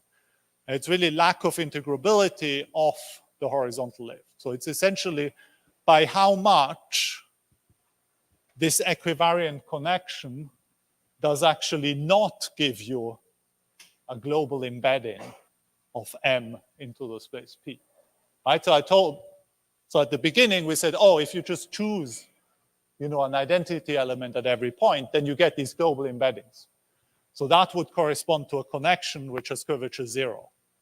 Okay, so what's called a flat connection, that's exactly the ones where you can really go back here somehow. Okay, and so the curvature measures by how much the connection is not of that type. Okay? And so then what does it mean not being of that type?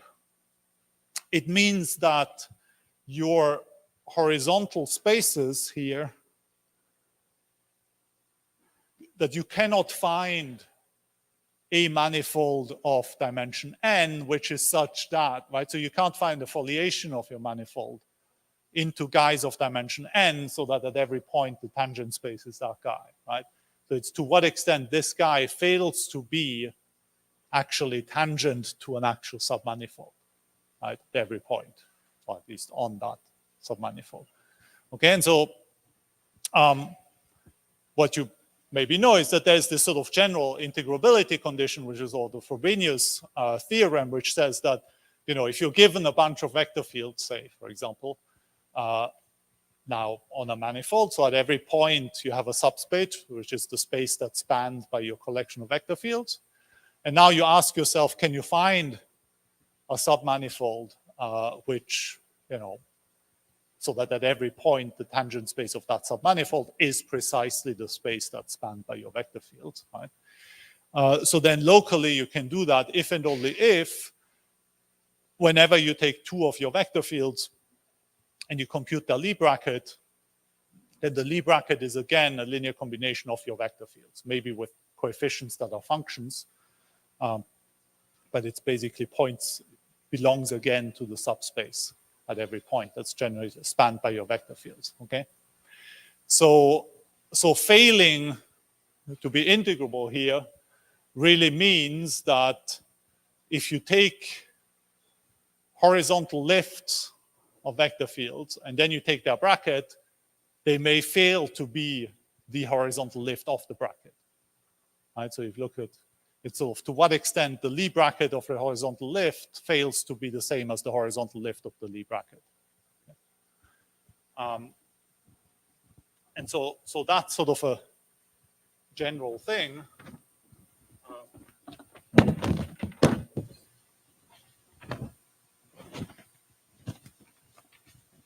right? So let me just do the calculation. So here, if I have a vector field V, right? So if I maybe, yeah, V is say a vector field on M, right?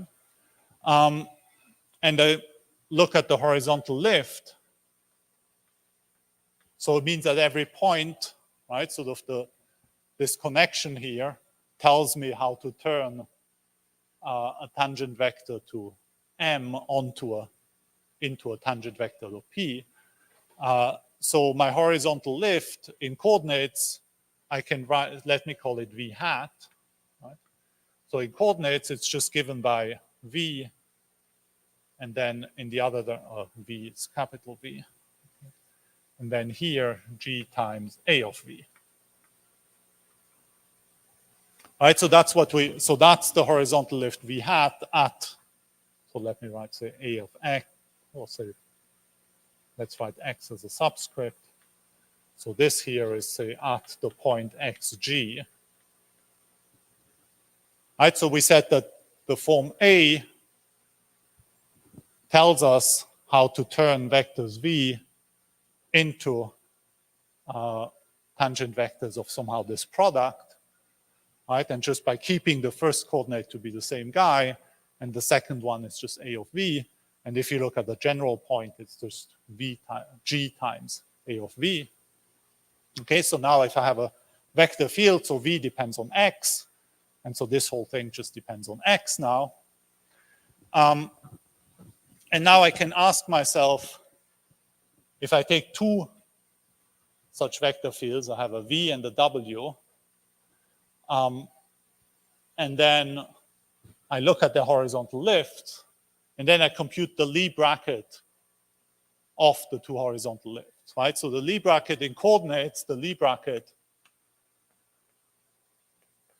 between two vector fields, say V and W, that's it, of Lie bracket VW, say of X, is given by the derivative in the V direction of W minus the derivative in the W direction of V. Okay, so that's formally, if you want, if you just write it out in coordinates and you simply take the partial derivatives and then, you know, stick into it the directions of V, and then you do the same thing, exchanging the role of V and W, that gives you the Lie bracket. Okay, so you just differentiate one in the direction of the other one minus the other one. You know. So now here, if you do the calculation, so if we try to compute the Lie bracket between the lift of V and the lift of W, so now we have, there are two coordinates into which we differentiate, right? So there's an X coordinate and there's a G coordinate. Okay, so locally our guy is a product space. So there's an X coordinate here and there's a G coordinate here. So in all these derivatives, there's an X derivative, you know, in the direction of the X component of V, and then there's a G derivative in the direction of the G component of V hat. So what do we get then? So say if we take the derivative of the W hat guy in the direction of V hat, right? So what's my first component is I have to look at the derivative of this guy in the direction of, well, there's two bits. There's the X derivative and the G derivative, but that guy doesn't depend on G, right? So there's only an X derivative. And so I actually just get the derivative of the W itself in the direction of V. Okay, so here it's just the same thing as if the second guy wasn't there. But then for the second coordinate, we have to be a bit more careful because now there is a G dependence and there is an X dependence. Okay? So we first take the X derivative, and now there are two X dependencies, right? There's the A that depends on X, and there's the V that depends on X. So on the first, I get the derivative of the A guy in the V direction, which still now gets tested against in the direction W. Then I get the A tested against the derivative of the W in the V direction. Okay, so that's my X derivative. And then there's the G derivative, but as a function of G, this is basically just like a multiple of the identity. So taking the G derivative of this guy is really just replacing this G guy by the corresponding G component of the other vector field. Right? So what do I get if I do that? I just get G A of V, A of W. Okay. And so now I just do minus, well, the same thing with V and W exchanged. Okay. And so then what do I get for the bracket? So on the first hand, for the first coordinate, I just get the Lie bracket, right, VW. And then what do I get for the second coordinate? So on the first guy here, if you sort of look up the definitions of exterior derivatives, so on, what you find is that you actually just end up with the exterior derivative of A in the direction of V and W. So that's what this guy is, once I would minus the same guy with V and W exchanged. Then the second guy, well, here you see exactly the same expression as that, and the A is linear, so you will just find GA of the Lie bracket. And then the first guy here is similar to that, but the other way around, right? So it's instead of A of the Lie bracket, it's the Lie bracket of the A's. Yeah.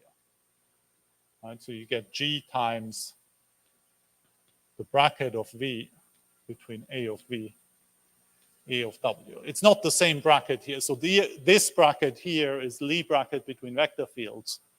This bracket here is the Lie bracket inside Gothic G. Okay. Okay, so you get this. And so what you see is that this guy is precisely the horizontal lift of that guy. Okay, so that was our definition of the horizontal lift.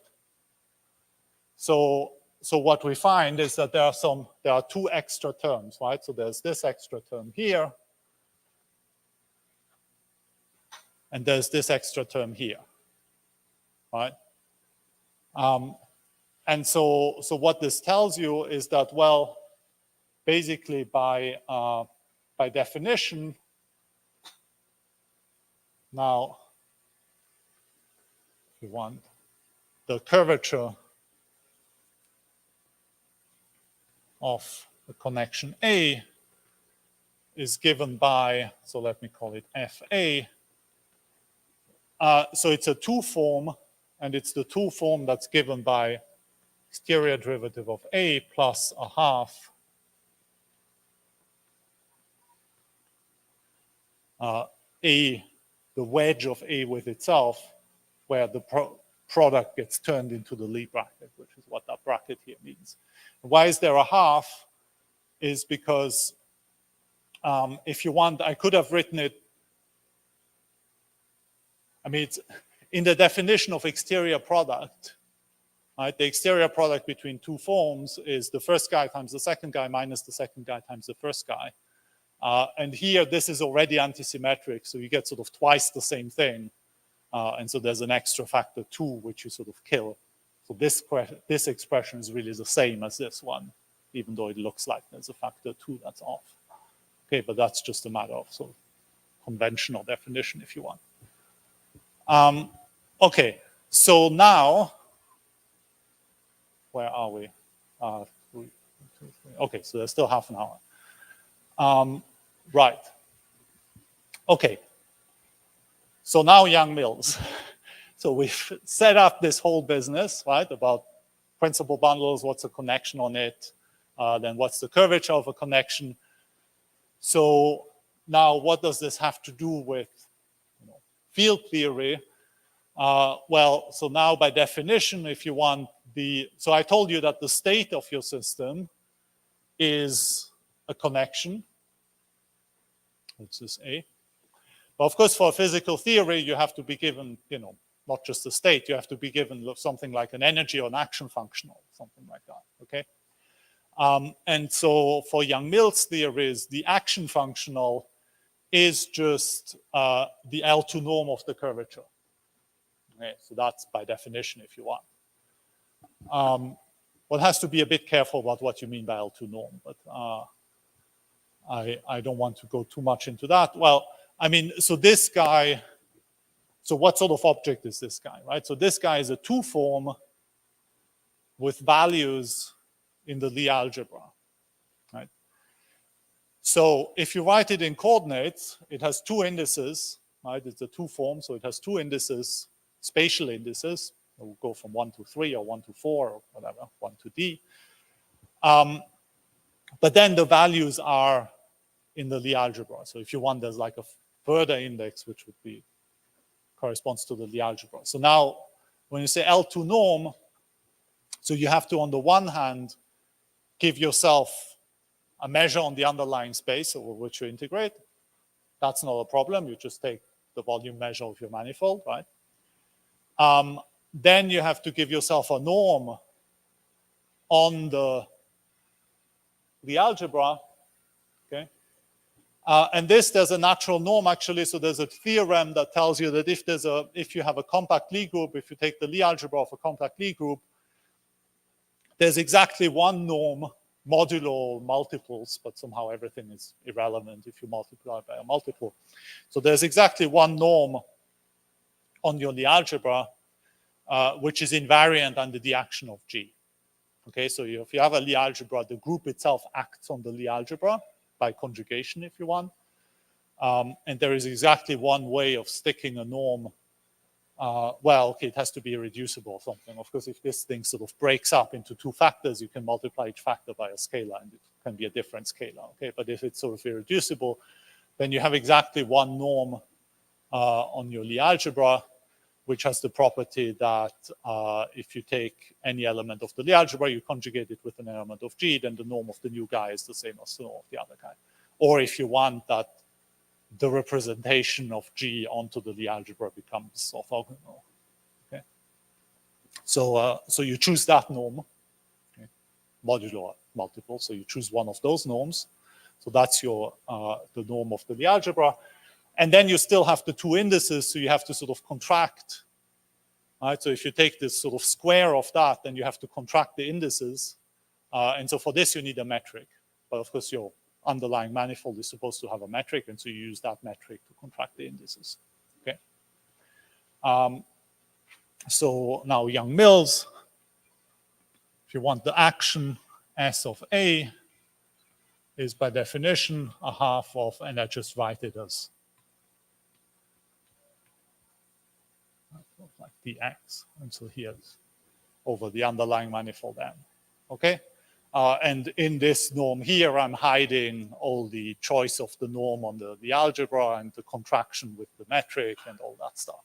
Okay. Right. So, okay. So now let me. So maybe before I should. So now the claim is that. So the first claim is that in the case of U1. The Euler-Lagrange equations for this action functional are just the Maxwell equations in dimension 4.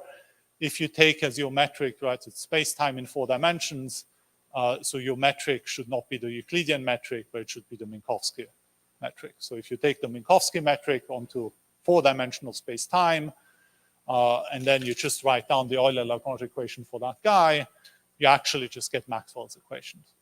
Okay, so it's if you want, Young-Mills is sort of a non-commutative generalization of Maxwell's equation. Now, so what are we going to do with this in these lectures, and what does this have to do with probability? Right? I mean, so far there's exactly 0 probability in all that. So let me try to explain this.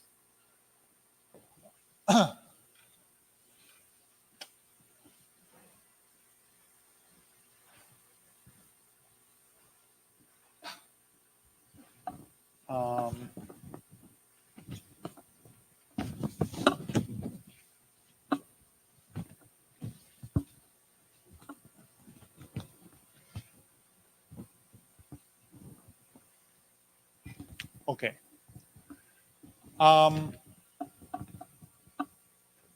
Before, let me see. Yeah, okay. I'm going to, okay, so let me first explain what it has to do with probability.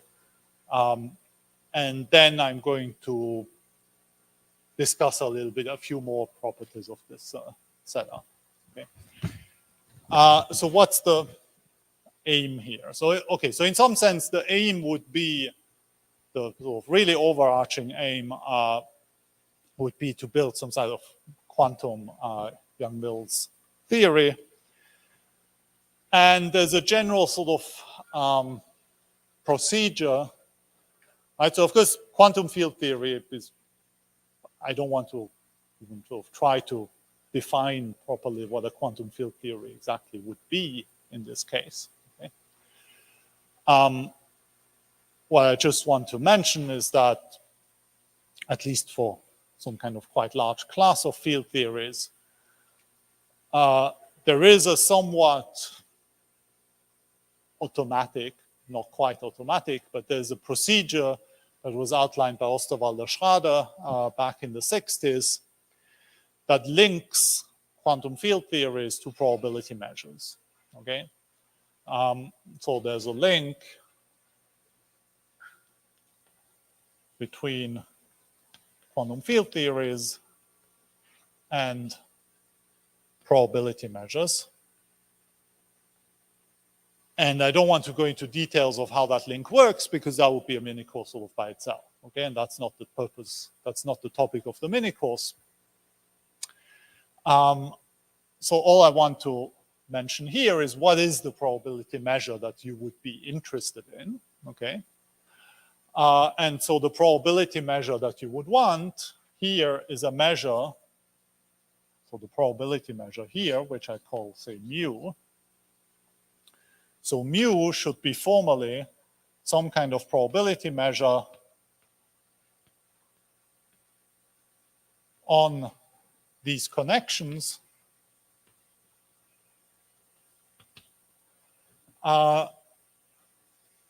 which is such that at least formally mu should be of the form e to the minus action functional times Lebesgue measure.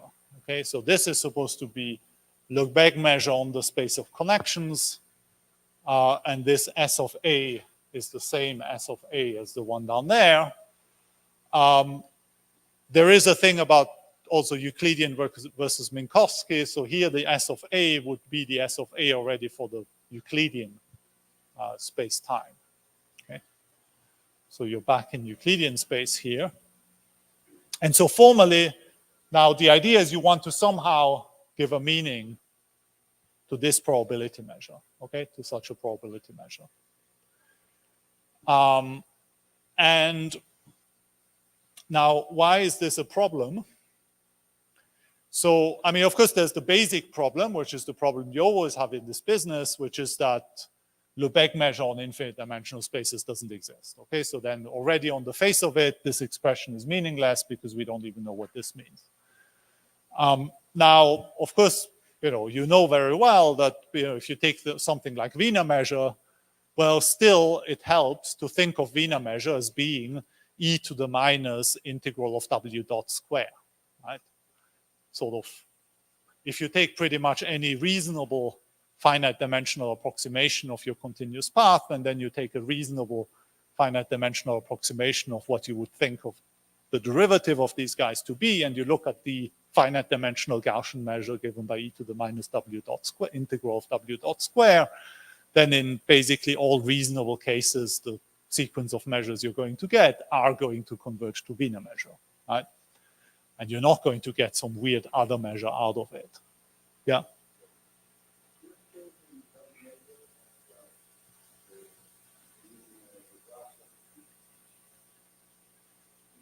Mm-hmm.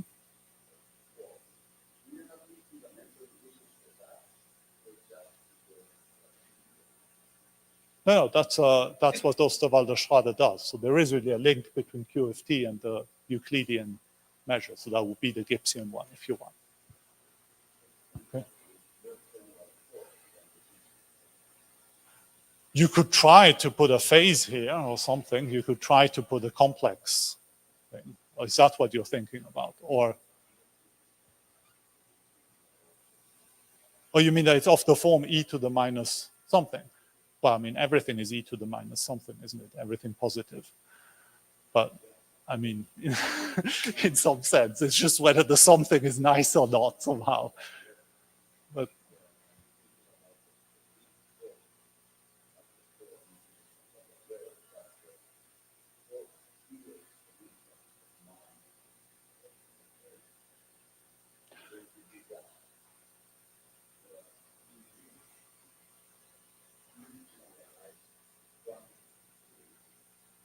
okay, yeah. So this, okay, so here, right. So this link here works in the bosonic case. So it would be so, right. So that's sort of the link between regular probability measures and quantum field theory.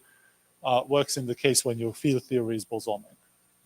And then the measure. So there are sort of Q extensions that interpolate between fermionic. I don't know if you're thinking about that sort of interpolation.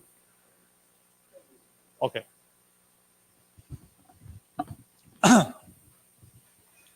Anyway, so the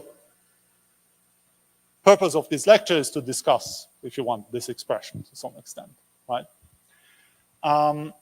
Now, so the problem that we have here is, okay, beyond this problem about infinite dimensional Lebesgue measure. Problem is that, you know, what makes Wiener measure, for example, nice is that if you take something like, you know, the H1 norm square here, then that's something that grows very fast in all directions, right? So if the H1 norm square is something like it's a quadratic expression that grows, you know, in some sense there are infinitely many directions, but the more directions you look at, the faster it grows, right? Because it's something like the spectrum of the Laplacian is discrete, and so the eigenvalues get larger and larger somehow. So that's what makes the formal expressions like that nice for things like Wiener measure or the Gaussian free field or, you know, things like that. Here we have these symmetries. So let me just do a calculation that shows, you know, what happens with these A's and the F's and all that business under the action of this symmetry group, right? So we have this big symmetry group here. So we should probably try to understand a little bit, you know, what happens to these guys under that symmetry group. Well, you know, there should be an action of this guy on connections which has the following interpretation, right? Because this guy now I interpret it as being a coordinate change, right? So we have a coordinate patch. So we write our P locally as a piece of Rn times a G, a copy of G. And if I'm given such a function, that gives me a change of coordinate which keeps the first coordinate fixed, the X coordinate is fixed, but the G coordinate gets rotated. Right, at every x, it gets rotated by g of x. Okay, so a guy in that space is really a change of coordinate in one of these coordinate patches. And so then we can ask ourselves, you know, how does, since these A's, they relied on being given a global section, so being given somehow a choice of identity for each guy. And now if you rotate your coordinate patch, your choice of identity has changed. And so it means your A will have changed. And so we should ask ourselves, how will the A have changed? Right? So now let me just find that calculation. So what we want in connection, so we have a that gets mapped onto some G dot A. And now I want to know what is the G dot A. Okay, so what is the new A, if you want, in your new coordinate patch? And what's the property that you want? Well, you want your covariant derivative to be kind of an intrinsic thing, right? And so what you want is you want that if you take your covariant derivative and then you rotate it with G, that's the same as rotating everything with G and then taking the covariant derivative, right? So it's somehow. So what we want is that if I take G and I act on it with the covariant derivative. So this now, the G here is a function of X, okay? And this action really means pointwise. At every X, this guy is going to be an element, for example, in the Lie algebra, and it's just pointwise, you take conjugation with G. And so you want this to be the same as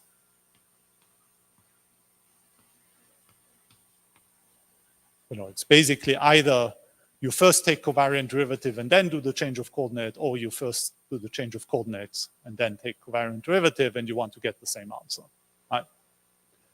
So you want this identity here, and so we just, check what is this. Well, this guy, by definition, so this guy was df plus A applied to f, right? And now I can write this. So I would want to write this somehow in terms of the differential of G times f, right? Of G acting on f. So I write, well, here by Leibniz rule, I basically get one term, which is that. And then I get an extra term, which I didn't have, and so I have to subtract it. And that extra term would be a dg acting on f.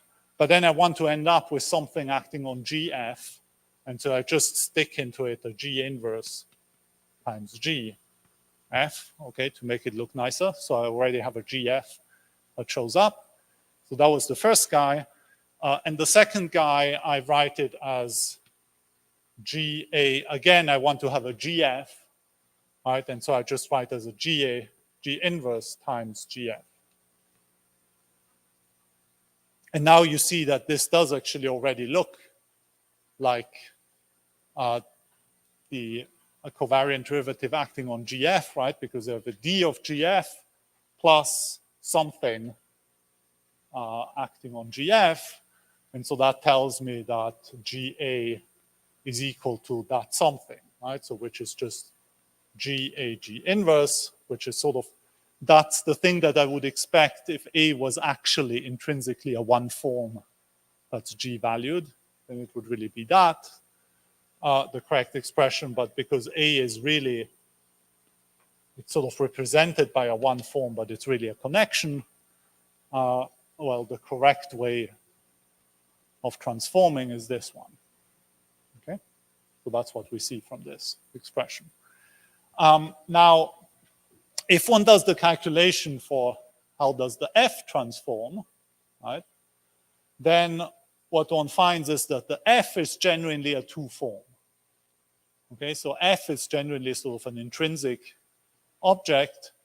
And so I'm not going to do the calculation, but I sort of encourage you to do it. It's simple to do a similar type of calculation for F, right? And you find that the GFA is really just pointwise conjugation with G. Right. So it's just pointwise conjugation with G. And what does it tell you about the action? Well, it tells you that the action doesn't change because this norm here, the norm on the algebra, we've chosen it to be the norm that's invariant under conjugation. Right. So what we have is we have this gauge symmetry, which is that the action of G dot A is the same as the action of A. Okay? So we have this huge infinite dimensional group that acts on our space of connections, and it has the property that it keeps this action functional fixed. Now, that's natural, right? Because we said at the very beginning, or at least an hour ago, that from a physical point of view, we want this guy to be an actual symmetry of the physical system, right? And if it's a symmetry of the physical system, well, that means that it should act in such a way that it doesn't change physical observables, and in particular, it shouldn't change the action. Okay, so if this were not true, then I would have lied to you when I said that Yang-Mills theory is a theory that has this guy as a symmetry. So we really expected that to be true, but now this is really a problem when you want to define a measure like that, right? Because now it's not like Wiener measure, where Wiener measure, it sort of grows in all directions. So if you look at the minimum is just 1 point, right? And that's it. Here, if that guy, there's a minimizer maybe somewhere, that action functional, but it may well be, now you have this infinite dimensional group that acts on it. It may move that minimizer around, so maybe it's super degenerate and you're super lucky and it doesn't move it around by much. But then maybe there's, if you look at, say, all the points where S of A is less than 1, then you would expect this to be, something like an open set in your space of connections also. And then if you look at, you have this infinite dimensional group, which is not compact or anything, right? So the G itself is compact. This guy is not. So you have this big infinite dimensional group that moves stuff around. And if S is less than, the points where S is less than 1 have to be invariant under the action of that group. And so you'd expect that to be something huge. Right? So something infinite dimensional. And then that means that this factor here would be basically the same, say, modulo factor 2 or something, on some kind of infinite dimensional subset. And so that means that if you take this expression seriously, this measure should look like something like Lebesgue measure on some sort of infinite dimensional subsets, which are the orbits of that group, right? And of course, that you wouldn't expect that to be true. I mean, so you wouldn't expect to be able to find a measure which has that property, right? For exactly the same reason that there doesn't exist any Lebesgue measure in infinite dimension, right? So Lebesgue measures don't like to be sort of invariant over infinite dimensional sets, right? So, so trying to make sense of this measure sort of by itself is essentially hopeless, right? So the best, but now on the other hand, well, physical observables are supposed to be the ones which spit out the same value for A and for G acting on A, whatever G is, okay? Because G is supposed to be a symmetry of the physical system, right? And so what you would really want to do is you would really want to give a meaning not to this measure, but to, if you want, the projection of this measure down to the quotient space, where you say that if you take two connections, A and A bar, that only differ by an action of G, then you just identify them, right? So you would really want to somehow, maybe you have a better chance of actually, so better chance, sort of give meaning to pi star mu, where pi goes from sort of connections down to connections modulo this equivalence class, where I just postulate that A is equivalent to G dot A for all G in G, okay? So now this, you have a better chance of being able to construct it, because now you've somehow quotiented out that infinite dimensional problem, right? So now there's a chance that this guy, again, sort of grows nicely in the remaining directions. But of course, that quotienting relation, that's not a very nice relation, right? I mean, like this space, the space of A's was a reasonably nice space, right? So I mean, that's kind of a linear space. Well, it's really an affine space, but it's basically a linear space. I can add these guys, right? I mean, it's essentially, I can view them. I can more or less view, they sort of, if you write it in coordinates, they're like vector fields, except that they take values in this Lie algebra, but it's finite dimensional. So that's sort of a reasonably nice space. This quotienting operation is a relatively nasty operation. Okay, so that turns the space into a nonlinear space. You can show that you can't really, I mean, locally, if you impose some regularity, that nonlinear space is, you can turn it into a Banach manifold or Hilbert manifold or whatever, but you can't do it globally. So for example, you can't find in general sort of global coordinates on it that behave nicely, or you will have sort of singularities in it. So that's a sort of much less nice space. The problem that you end up with, and that's what we're going to show, how to sort of get around it, is that, you know, this measure, you know, if you're really lucky, what is that measure supposed to look like, right? I mean, FA is basically DA plus stuff, right?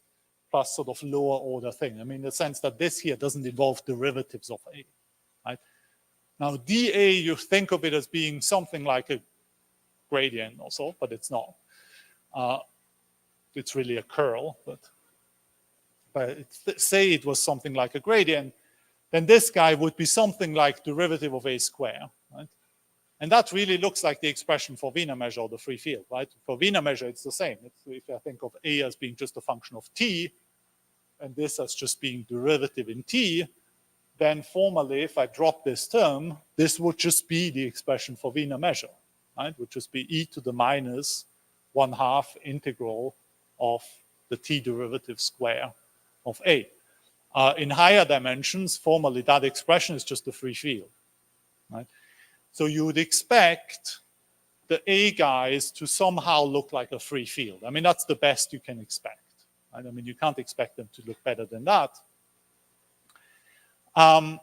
And if you take, well, the free field in one dimension is Brownian motion. So that's somehow a alpha holder regular for sort of alpha less than a half, more or less a half. Turns out that the higher you go up in dimensions, the more you lose regularity, and you lose exactly a half per dimension. So when you get to dimension 2, you're down to 0 from a half, and actually just below 0. So it's already no longer a function but a distribution. Now, if in dimension 3, you get to minus a half and then minus 1, etc. You sort of lose 1 degree of regularity every time you, a half degree of regularity every time you go up 1 step in dimensions. So this guy is going to be a distribution, right? Which is essentially going to be roughly of order 0 in dimension 2 and of order minus a half in dimension 3. And so then all these calculations that I did here, one has to be a bit much more careful about what these things mean, right? I mean, like when you write things like this, for example, if this guy now suddenly becomes a distribution, then well, you've seen in Lorenzo's lecture this morning that you can multiply these guys, but only if that guy is sufficiently regular, depending on how irregular this guy is, right? Now, that's fine if you restrict yourself to smooth guys here. But if you restrict yourself to smooth guys, this quotienting operation is going to be really badly behaved. Because you see, you can think of this. So what happens if you sort of quotient out, you have 2 infinite dimensional spaces with 2 topologies, and the 2 topologies are sort of not really compatible. One of them is sort of quite irregular things, and one of them is quite regular stuff. And you quotient one by the other. So what's the simplest case? The simplest case is you take, so just to show you what sort of goes wrong, right, is think of think of, say, C alpha of, say, the interval 0, 1, quotient by C2 of 0, 1, and say alpha is something between 0 and 1, say half or whatever, right? So what does this mean, right? So you take, so here C2 acts on C alpha by simply addition.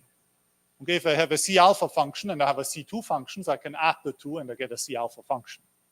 Okay, so C2 is a group under addition, and it acts on C alpha simply by addition.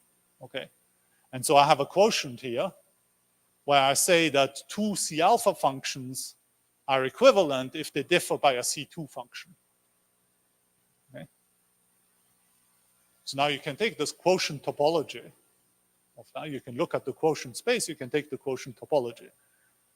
It's like the most horrible space you've ever seen, right? So it's a space, you know, it's an infinite, it's sort of a big space.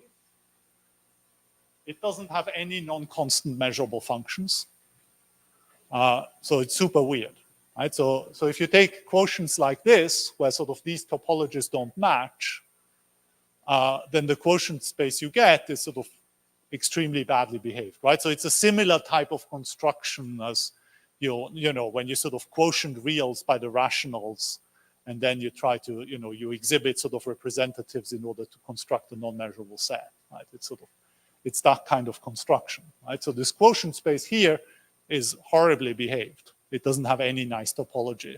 And, you know, if you want to do probability theory on a space, it better have some sort of reasonably nice topology, right? I mean, you'd want the space to be Polish or something, or that's ideally, but, you know, maybe a bit less than that.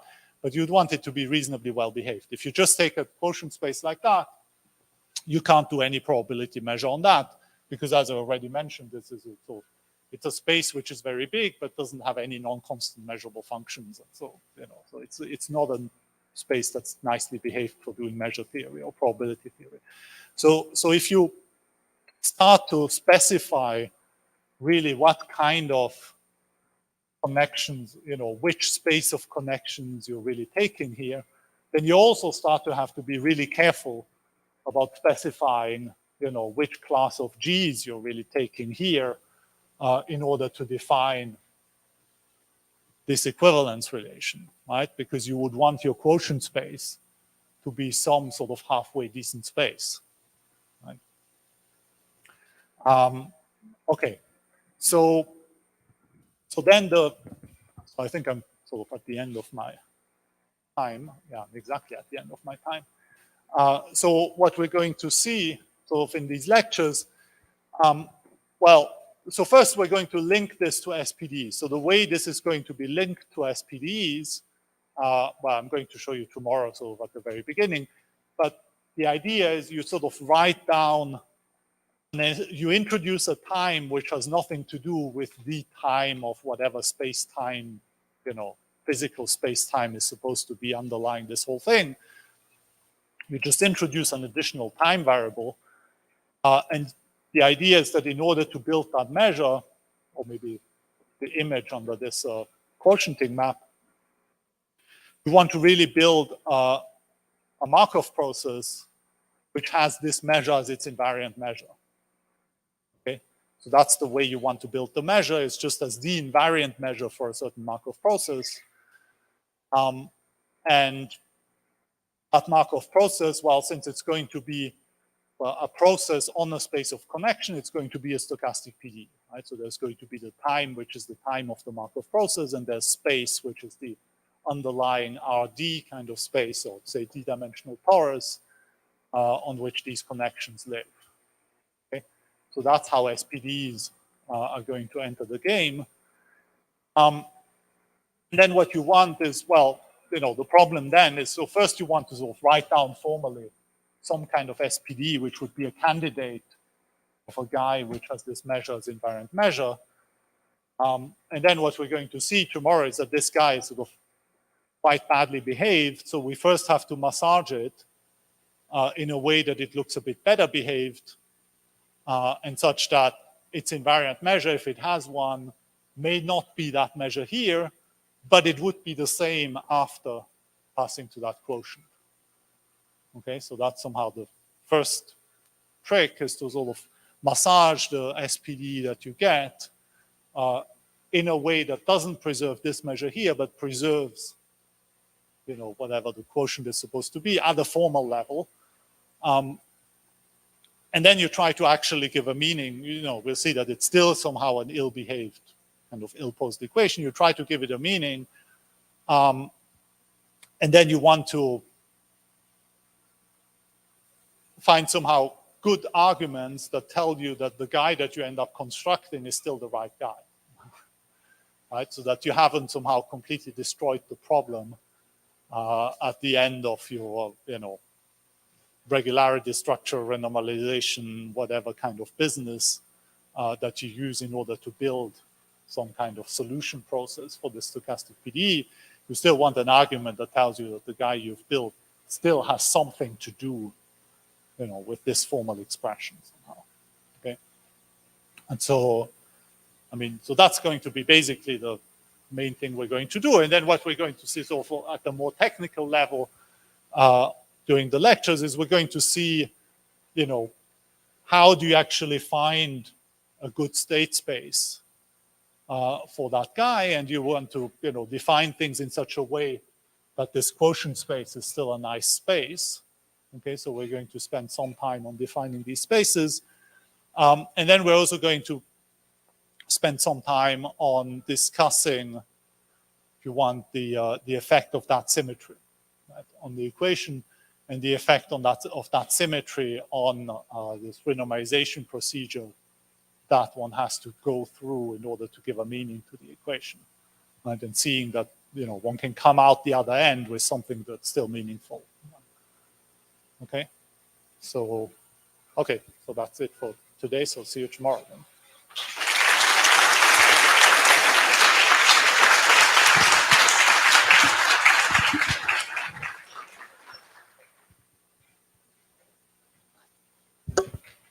Okay.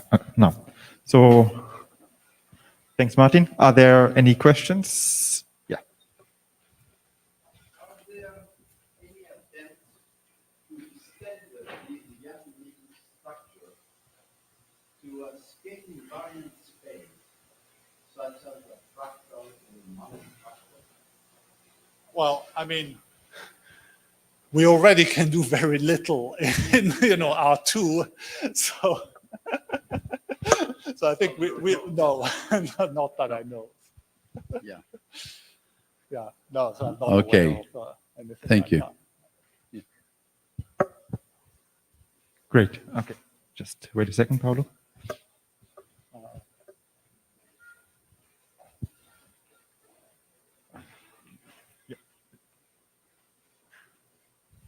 Right, thank you. Well, first of all, thank you very much for the nice talk. My question is regarding the geometrical framework. So normally, or rather, as far as I know, usually when we have a fiber bundle, we have this connection defined on the fiber bundle itself and not on M. Would it exist? So why to use this connection defined, this one form defined on M?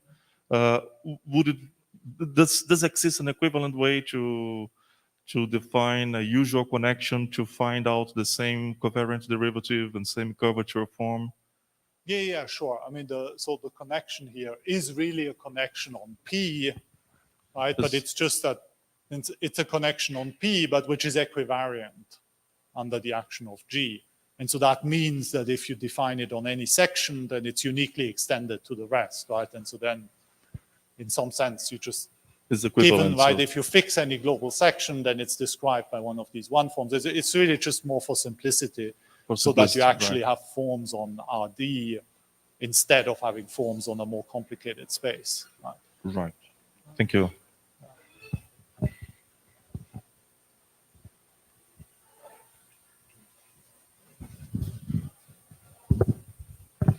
Hi. So the quotient space of connections modular gauge has a natural topology, right? Given by taking transverse gauge slices to the orbits.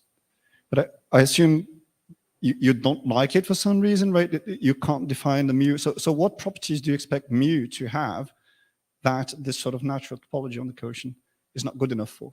Oh, because that natural topology is if you take the smooth case, right? So if you take C infinity gauge transforms here and you take C infinity connections, but that measure is not going to live on C infinity functions, right?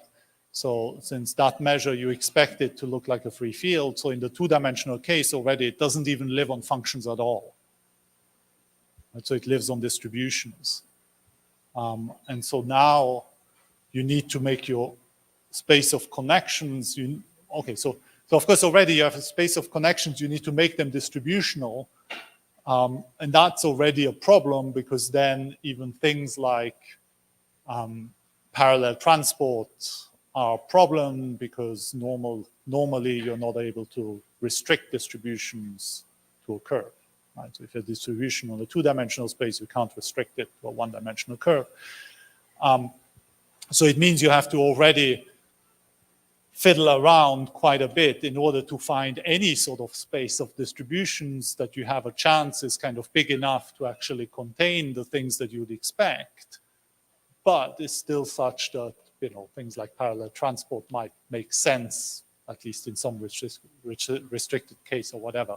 But now on that space, the C infinity G's act perfectly nicely on it, but now the quotient space isn't nice anymore because we have, right? So you, in some sense, the case you're describing is the one where the topologies match, right? Because it would be like C infinity over C infinity in a way. Right? But now this guy, you have to make it much larger to allow for distributions, and then the topologies don't match anymore. Right? And then you somehow make that guy larger as well in order to get something nice. Does that make sense? Thank you.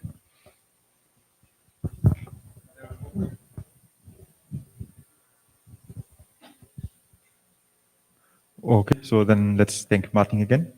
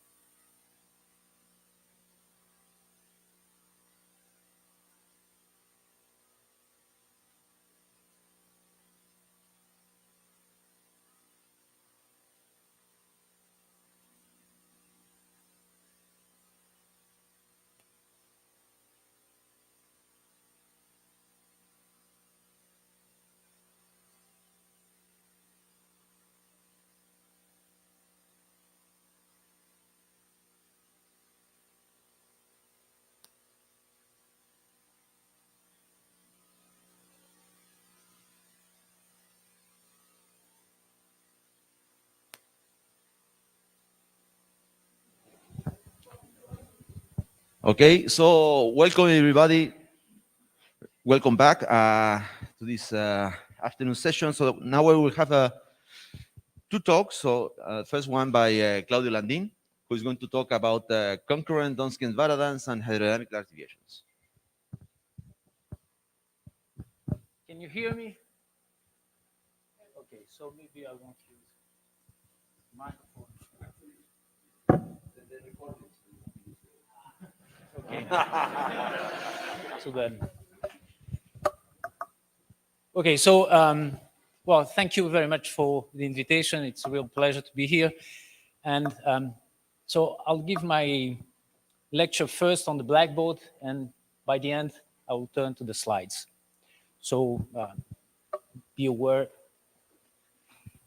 And I spend essentially most of my time speaking about the motivation of what we are doing. And if you have questions, please interrupt at any time. In principle, should be possible to understand. So the problem I want to present to you, it's a phase transition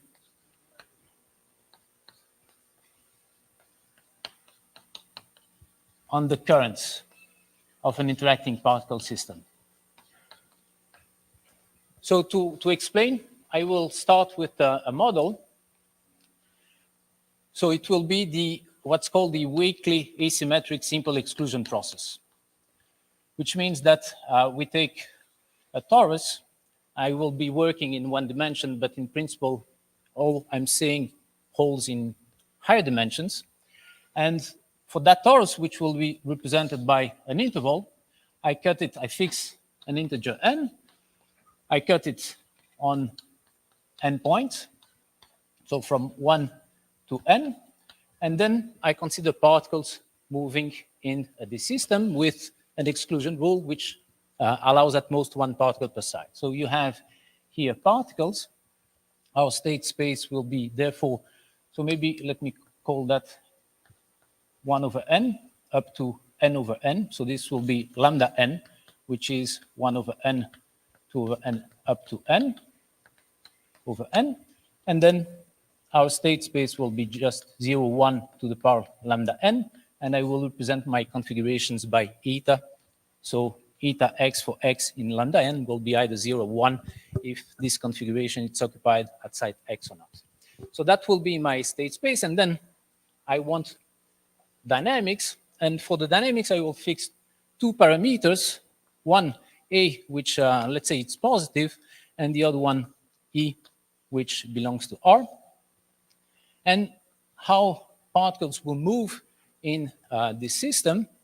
Well, if you have a particle at some site X, and if the neighboring site is empty, this particle will jump according to a rate, and the rate will depend on the next neighboring sites. So the rate will be 1 plus this parameter eta x minus E. So E will be 1 over n plus eta x plus 2E, which means that the rates will depend on the occupation of sites x plus 2E and x minus E. Okay? If these sites are occupied, well, since A is positive, this particle will jump faster than if they are empty. And I will also make these jumps slightly asymmetric. So if E, say it's positive, assume that it's positive, so I will advantage jump rates to the right. Okay? So I'm dividing by n. So this is essentially 1 plus E over 2n. So particles will have a tendency to jump to the right more than to the left. Okay, so jumps on the other direction will be given by the same expression, 1 plus A eta x minus E plus eta x plus 2E. And now times exponential minus E divided by 2. So there is a slight drift towards to the right. Okay, so this is the dynamics, and why do, and you'll see later why I'm introducing these parameters just to make things slightly more complicated than the elementary one, which will be take A equal to 0 and E equal to 0. Okay. So this is the dynamics. You have particles moving. There is this exclusion rule. Particles jump faster if the next neighboring sites are occupied, and they have a tendency to jump to the right more than to the left, but this tendency, it's very small. It's of the order 1 over n. Okay. And, okay, so we want to study this process, so let me take E.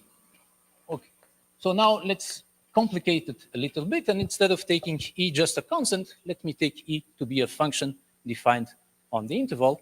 And in this case, you see that we have here a Markov chain, finite state space. It's irreducible. It has a unique invariant measure. And let me represent this invariant measure by mu n, which of course depends on these parameters A and E. And what I'm interested in, it's on the evolution of the density. So what I will be interested in, it's how the density profile of particles move. So let me define the density. So to a configuration eta, I will associate a measure on the torus. And how is this measure constructed? I will put a mass 1 over n to each particle. And in this way, I will get a measure, which is a random under the stationary state, which is simply, well, you take the sum over lambda n. And then if there is a particle at x, put a mass equal to 1 over n at site x. And in this way, you get a measure, right? One of my concerns is to prove a law of large numbers for this empirical measure under the stationary state. If E it's a function, the stationary state, well, exists, you know it exists, but you don't have an explicit formula for the stationary state. So you'd like to prove, well, under the stationary state, how the empirical measure behave asymptotically. Typically, you would like to show that under mu n, pi n, it's very close to a measure which is absolutely continuous with respect to Lebesgue, and whose density is the solution of certain elliptic equation. And then a second problem would be to prove a large deviation principle. So you know, first prove the existence of this typical density profile, then you fix a different density profile, and you ask yourself, well, what is the probability that pi n will look like gamma x dx when n is large? So if gamma is different from the typical profile, it converges to 0. What you will prove that this is actually exponentially small.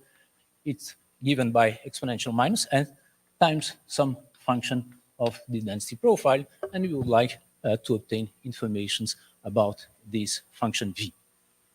Okay, so these are the first motivation for what I will present.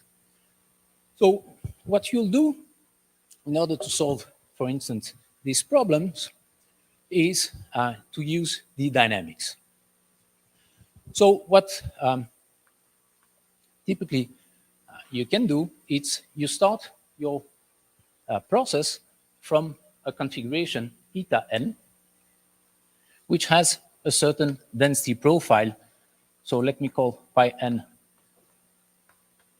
So you start from your process from a configuration eta n, and this eta n has some density profile. Let me call it Vx dx. So you start your process, and then you let it evolve. So at a later time, so let me call eta n t, the state of the process at time t, when the evolution is given by the one I just described. So let me call pi nt the measure, the empirical measure at time t, and let me speed up this process by n squared. So pi nt will be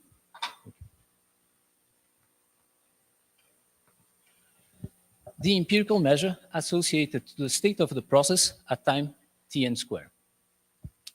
And what one can prove, and this has been developed in the 80s by Donsker, Varlan,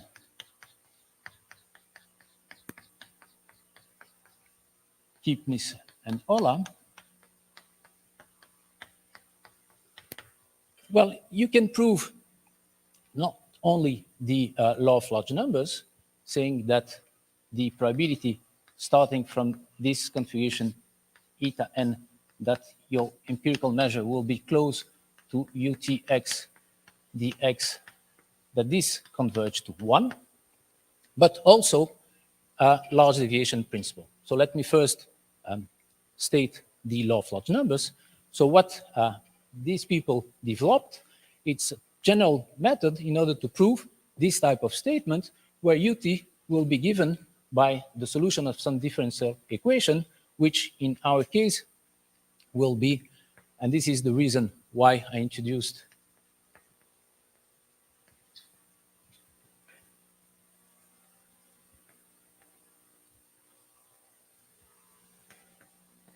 so the derivative of d of u, gradient of u, minus the gradient of sigma of u e. So e, it's this function e which I introduced, which is creating this slight asymmetry, and sigma, it's called the mobility, and d, the diffusivity. So what are, how to understand the mobility and the diffusivity? Well, assume that at a certain moment you have a profile which has almost, so you are at this point, the density of this profile, it's rho, but this profile, it's not constant, it has a slight, say, positive derivative. So what's happening in terms of the dynamics? Well, in terms of the dynamics, you see that since the profile is increasing, you have more particles to the right than to the left. Okay? Assume that the dynamics is symmetric. Since you have more particles, so assume that E is equal to 0, since you have, you're exchanging, jumping to the right and to the left with exactly the same rate, since you have more particles to the right than to the left, you have a flow of particles from right to left. This flow, you expect it to depend on the gradient, and the flow, let me call it J, will be proportional to d of rho, gradient of rho. So d of rho, it's telling you how large the flow will be at density rho if you have a gradient in your density. So this diffusivity tells you, well, the size of the flow of particles if you have a gradient of density of particles, a gradient in the particles density. And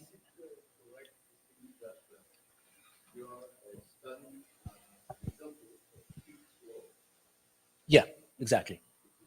It's exactly that. And then the mobility measure how your system reacts to an external field. So now, say that here the particles are moving more to the right, to the left, because I'm making them jump with the rate which is exponential e divided by n.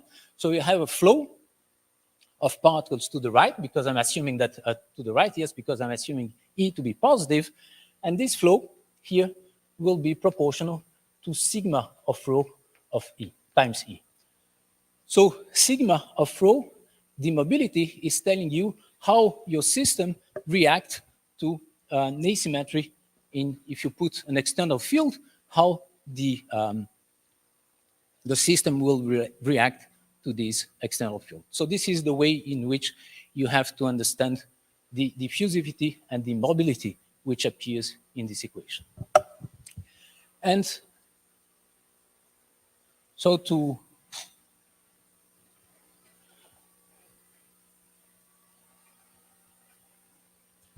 So as for going back to the law of large numbers, what you'll prove is that at time t, your empirical measure will be very close to a measure which is absolutely continuous with respect to Lebesgue with a density given by u, where u is the solution of this parabolic equation with initial condition. Well, the initial condition which we started from and which I represented by V0. And as I said, well, the next step will be to prove a lot of deviations. So now you do the same thing, but you ask yourself, well, what is the probability that the empirical measure will perform something unexpected? So you fix now a trajectory Vt of x. You ask what is the probability that the empirical measure will follow this trajectory instead of following the typical one. You put an interval 0t. You ask, well, what is the probability that this trajectory will follow this path in this time interval 0t? And you prove a large deviation. So you know that if v is different from the typical behavior, this is small. Well, you can show that this is actually exponentially small. And you can compute what is the cost of observing. Yes. Yes? For the moment, no irregularity, just measurable. But not time dependent, right? It's just space dependent. And, okay, and you can write down what is the cost of observing this trajectory I. So I 0 t of v will be given by the time integral of sigma of v times the gradient h square dx. And what's h? Well, you have your equation, which is dvt minus, okay, I won't write everything which is here. And you say, you solve the following equation in h. You want this to be equal to minus the gradient of sigma of v gradient h. So for each time t between 0 and t, you have on your left-hand side this expression, dtv minus this gradient plus this gradient. And now, so here it's a function, a measurable function, and you solve this elliptic equation in h on the torus. So you prove that there exists a solution, and you plug this solution in this equation, and you get the cost of observing v. Mind that if v is the solution of the hydrodynamic equation, if v is the solution of that, this means that the left-hand side is 0, which gives you that the solution of this equation, it's h equal to 0, which means that the cost of observing the typical trajectory is indeed 0, as you expected. Okay? So these are typical results that were proved by the end of the 80s, the beginning of the 90s, for this type of interacting particle systems. And they were based in some technical, some what's called the two-block estimates developed by essentially Varden and his co-authors. Fine. So later, we got interest in the current. So instead of looking at just the empirical measure, now let me introduce the current of particles. So I will represent by E ntx x plus E. This is the total number of particles which jumped from x to x plus E. Mind that E is 1 over n, from x to x plus 1 over n in the time interval 0t. And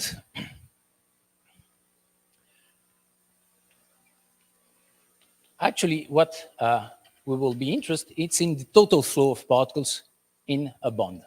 So let's represent by jtx x plus E, the number of particles from x to x plus e minus the number of particles from x plus e to x. So this is the net flow of particles over this bond x plus xe in this time interval 0 t, right? I count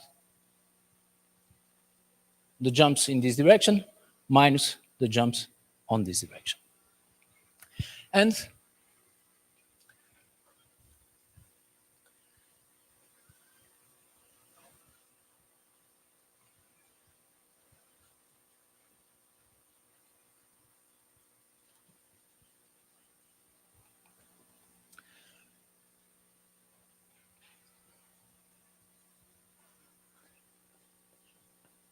so let me introduce the empirical field, which if I take a function, so let me take a function f, which is, say, a C1 function defined on the torus.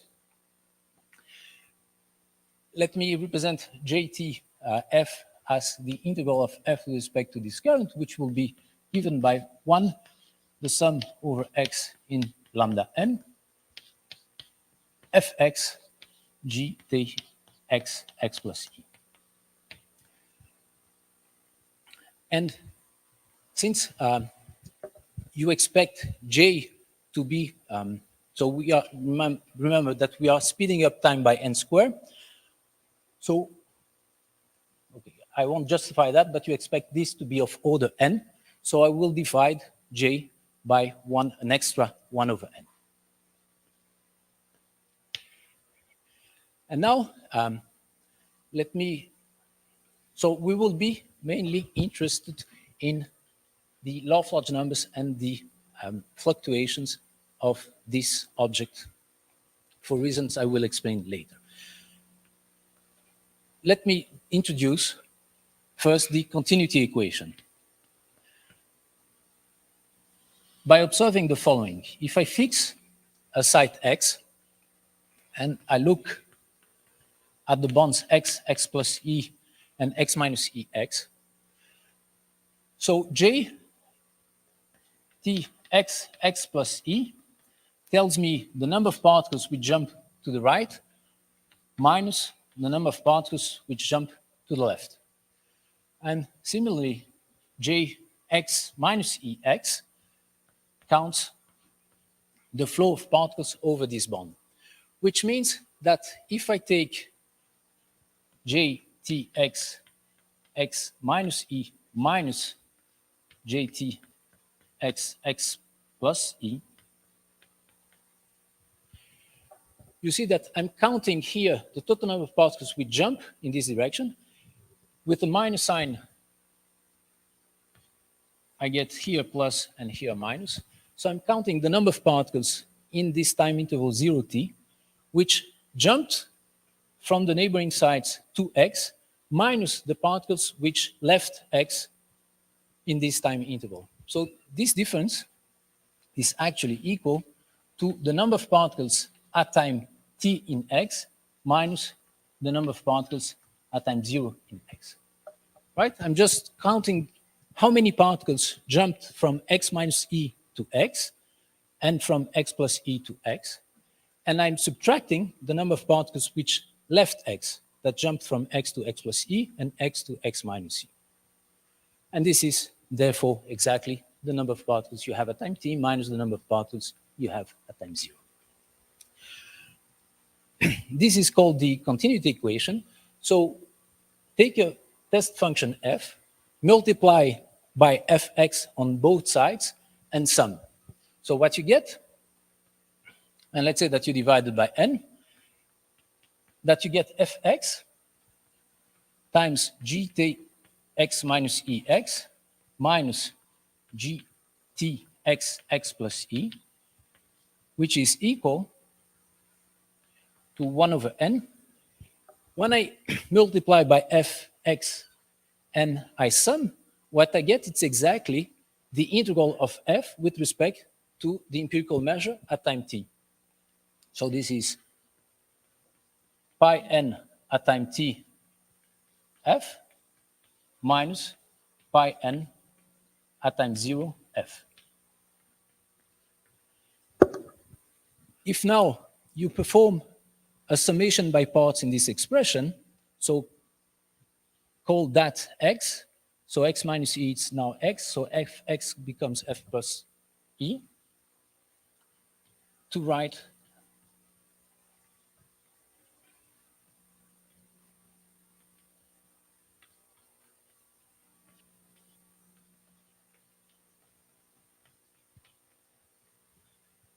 right? I just performed the summation by part in the first term. Remember that I'm dividing here by n, so let me divide that by n, and here multiply that by n. So what appears here is the gradient of f, and here what we have, it's just the empirical measure, which is integrating the gradient of f. So what we obtained from this equation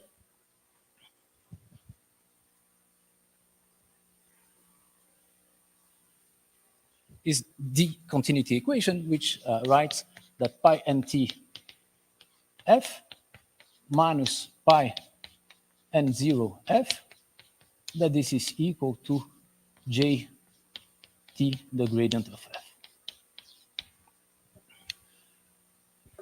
All right, so this is exactly what we wrote. And in particular, if you send n to infinity, what you expect is that the limit, so pi t f, will satisfy the same equation, which means that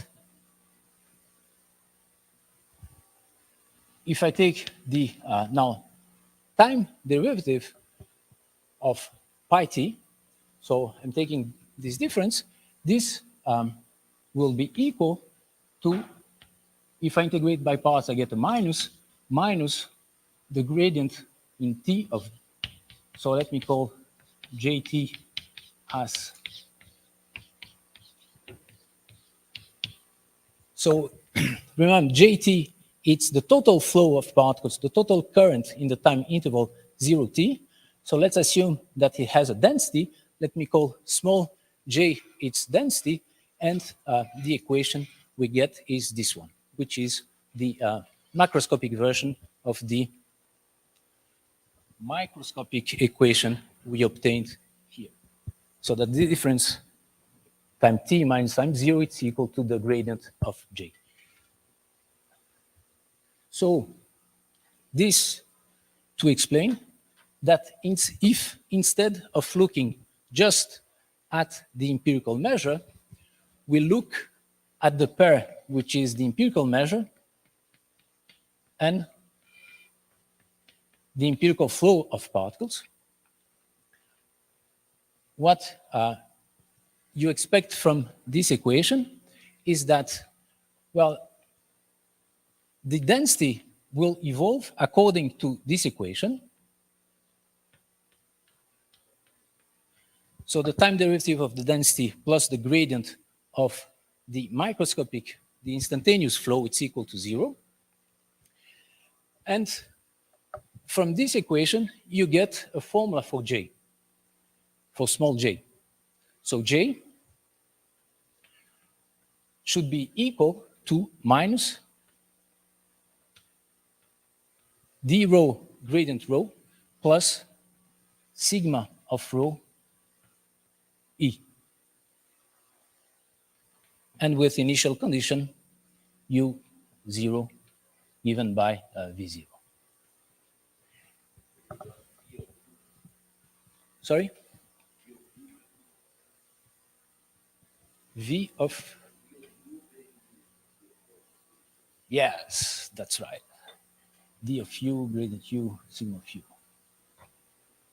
Thanks.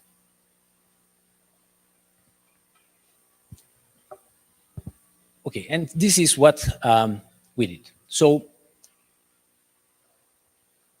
by looking at the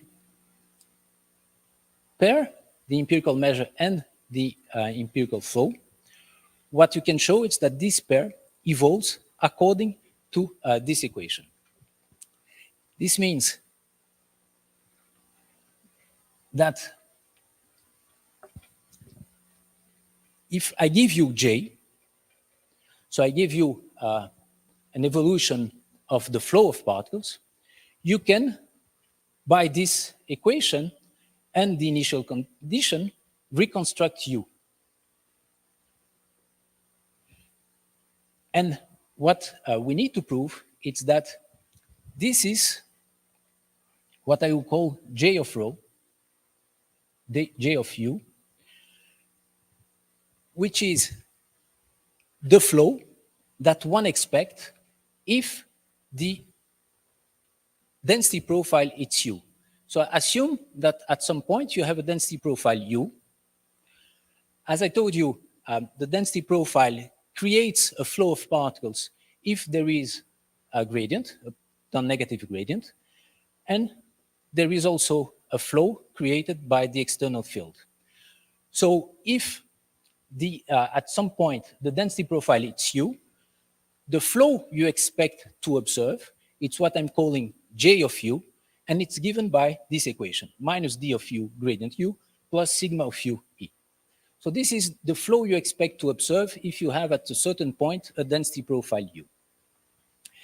And what this equation is telling you, well, how you evolve. You will evolve, your density profile evolves according to this continuity equation, where the flow is given by J of U. It's the flow created by the density profile U. So this is how you have to understand this equation.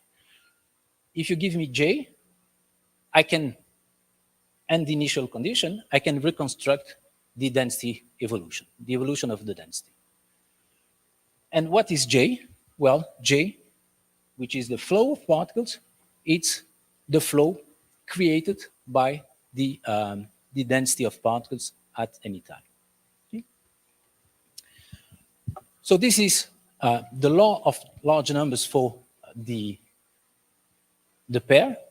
And now we go to the large deviation, which I want to compare with that one.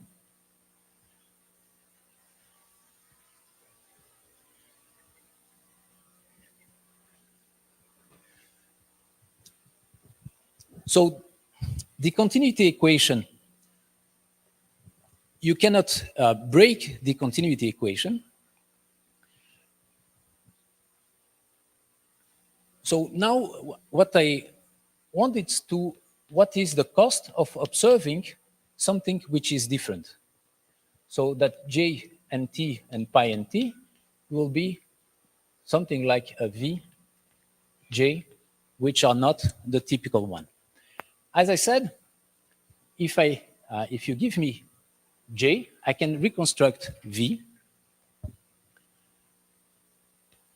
So V will have to be equal to, but J can be anything. So you give me a flow of particles, I reconstruct the density profile through this equation, and now I claim that the probability of observing this, it's exponentially small, and the cost of observing this trajectory will be given by the integral from 0 to t of J, which is the flow you wish to observe, minus J of V square divided by sigma of V, and here it's the x dt.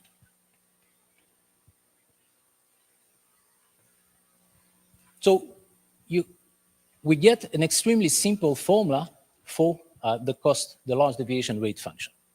Right? You gave me an evolution of flow of particles. From the flow of particles and the initial condition, I reconstructed the evolution of density profile, which I'm calling V, which is the solution of this equation. And, well, the price of observing Vj, it's exponentially small, and the cost given is given by this very simple equation. And this one, it's obtained by minimizing this cost over all j's which create the density profile U. Mind that if So you started with J, and you want to reconstruct a V. So mind that if I add to J a function, well, in dimension 1, which depends only on time, the equation I get for V, it's the equation which is written over there, which is J, but now with this CT, but I'm taking the gradient, so this is 0.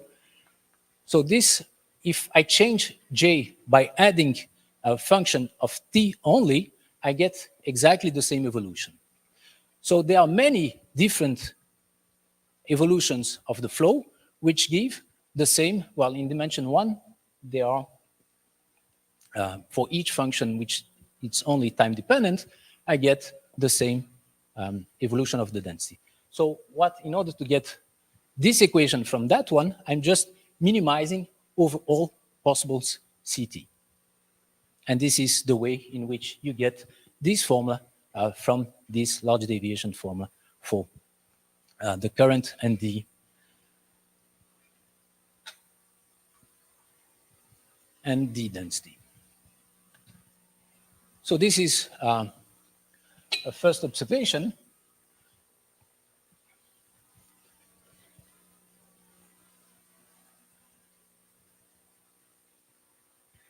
So second observation,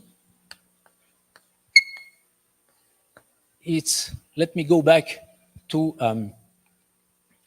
my original problem. Remember, I had a stationary state, mu n, which is unknown, and I would like to compute the large deviations on mu n. So I would like to compute what is the probability that the empirical measure is close to some gamma x dx under the stationary state. Well, since mu n it's not known explicitly, there's not much we can do, but we can use the dynamics as I proposed. So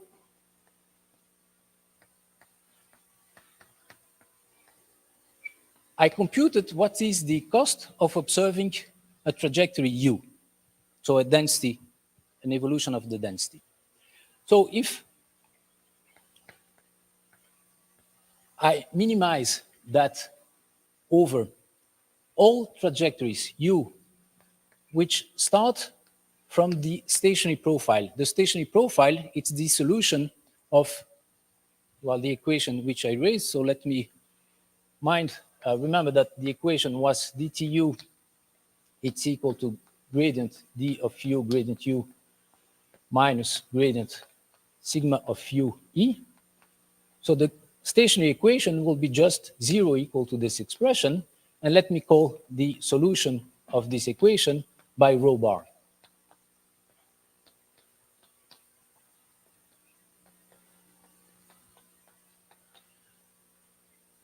So if I minimize this cost among all trajectories which start from rho bar and end at time t at gamma, this is the minimal cost to join rho bar to gamma in the time interval 0t. If I minimize that over all times t, I get the minimal cost in going from the stationary state to a profile gamma. So this depends only on gamma. Let me call it V of gamma. And what I claim is that V of gamma gives you exactly the large deviation rate function under the stationary state.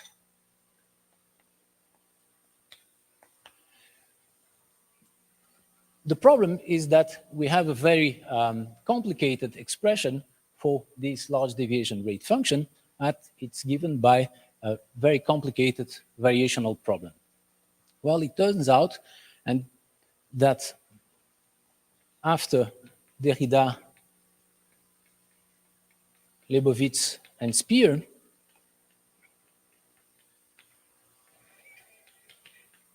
due to a matrix representation of the stationary states due to Derrida, in several cases, one is able to get a much simpler formula for this large deviation rate function for the stationary state. But what's written here should hold in absolute generality. That if you take a Markov chain, which has a stationary state, well, its large deviation rate function under the stationary state should be, you should be able to express it as the solution of this variational problem in terms of the large deviation rate function for the dynamical problem.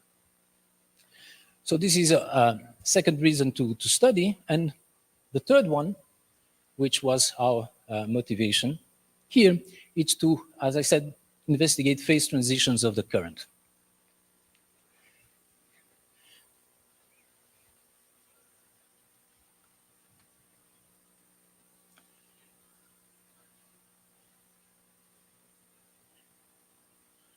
So the problem we wanted to consider, it's we have these large deviations for the pair. Now, what we would like to study is what the system does in order to create a different non-typical current in a very large time interval. So what we would like is to take T very large. This is the total current in this time interval T, 0T, which is our J of T. And let's divide it by T. And we would like this to be equal to some Q, which is not the typical current you observe. The typical current you observe under the stationary state, it's given by this expression if you replace U of T by rho bar. So it has a value, and mind that this Q has to be constant in space. You can't have an unusual current on one bond different from the unusual current over the other bond, because you have a maximum number of particles. So if many particles cross this bond, they have to cross this bond also. So this Q will be constant. And the question you ask is, what is the probability that Jn divided by T will be equal, close to equal, when you send n to infinity and then T to infinity, after you send n to infinity. Okay. So what you know is that you have this equation for observing a certain unusual trajectory. So what you have to do is to minimize this expression over all currents J, which give you the untypical flow equal to Q. So this, the theorem you can prove is that if you take that, you divide that by 1 over n, and then you divide that by t, you send n to infinity, t to infinity, this will converge to the infimum. So the limit as t goes to infinity of 1 over t of the integral from 0 to t of that expression. So let me just mark it here with a star.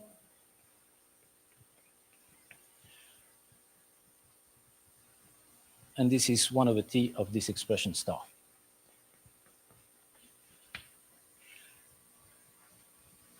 Actually, this is not exactly the answer. What we could prove is that if you take this expression, you minimize it over all currents J such that the time integral of J ds is equal to Q when you divide that by T. So you minimize the cost over all trajectories whose average flow is equal to Q. In this time interval 0t, you divide that by T, the cost. You send T to infinity. We can prove that this converges to some function phi, which I'll call phi of Q. And the cost of observing, let me call that phi hat of Q, the cost of observing Q, it's actually the convex hull of this function. which is what I will call phi of q. Okay, so let me state again to make it clear. I fix an unexpected or atypical flow q. I want to compute what is the probability of observing an atypical flow q in this time interval 0t when t converges to infinity after n. So I know exactly what is the cost of observing a certain trajectory. So I minimize this cost over all trajectories whose average flow is equal to q. So this depends on t. I divide this cost by 1 over t. I send t to infinity. We can prove that this limit exists. Call it phi hat of q. Define phi as the convex hull of this function phi hat. And this is the limit. This is the cost of observing q. Okay. The problem is that we can show that these objects exist, but we have no expression. So this is the first problem. And then Bodino and Derrida suggested a strategy in order to attain this infimum, to attain this atypical current q.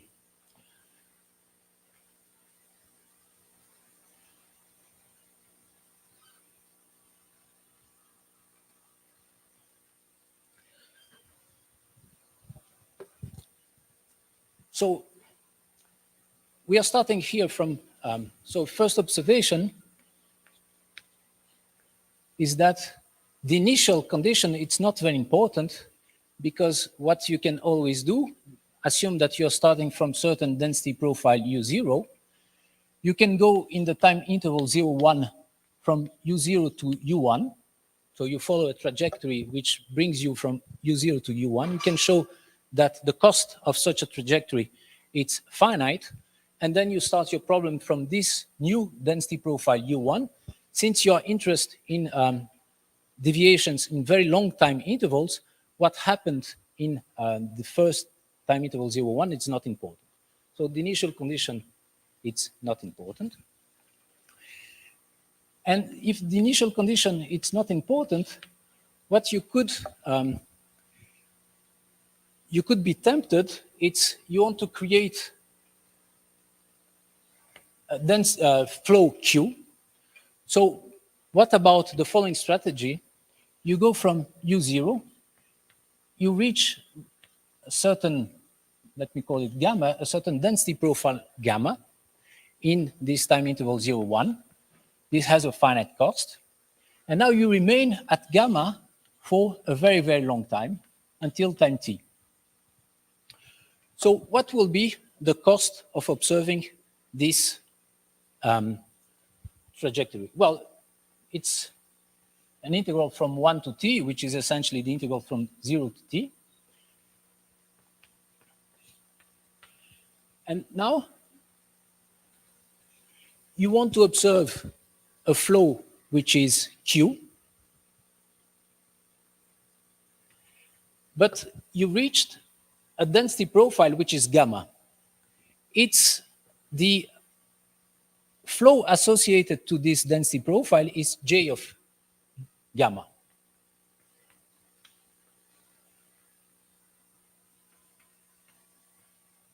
So this is the cost of this strategy. Right? You started, you go up to certain density profile gamma, and you remain there. And this is how much you pay in order to do that. So this does not depend on t, since you're dividing by t. In the limit, you get u of q. Of course, you can minimize that over all density profile gamma. So let me call u of q this infimum. Okay, this infimum corresponds to this strategy I just mentioned. You start from some density profile, you go quickly to gamma, and you remain there in gamma. And at gamma, you try to create this flow Q, and this is the cost. And so Derrida and Bodino proposed that this would be the value of phi of Q, that these two quantities would be equal. Well, what we could prove is the following.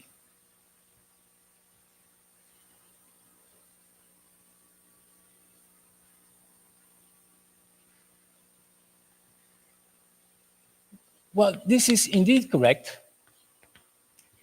Under the following assumptions, assume that d of rho times sigma second of rho, it's bounded by d prime of rho, sigma prime of rho. Right? So then this is true. Then indeed, u, it's equal to phi. And well, this happens for, let's say, the exclusion process. This is when E is equal to 0. And for the exclusion process, D, the one with A equal to 0, D is equal to 1, and sigma of rho, it's equal to rho 1 minus rho.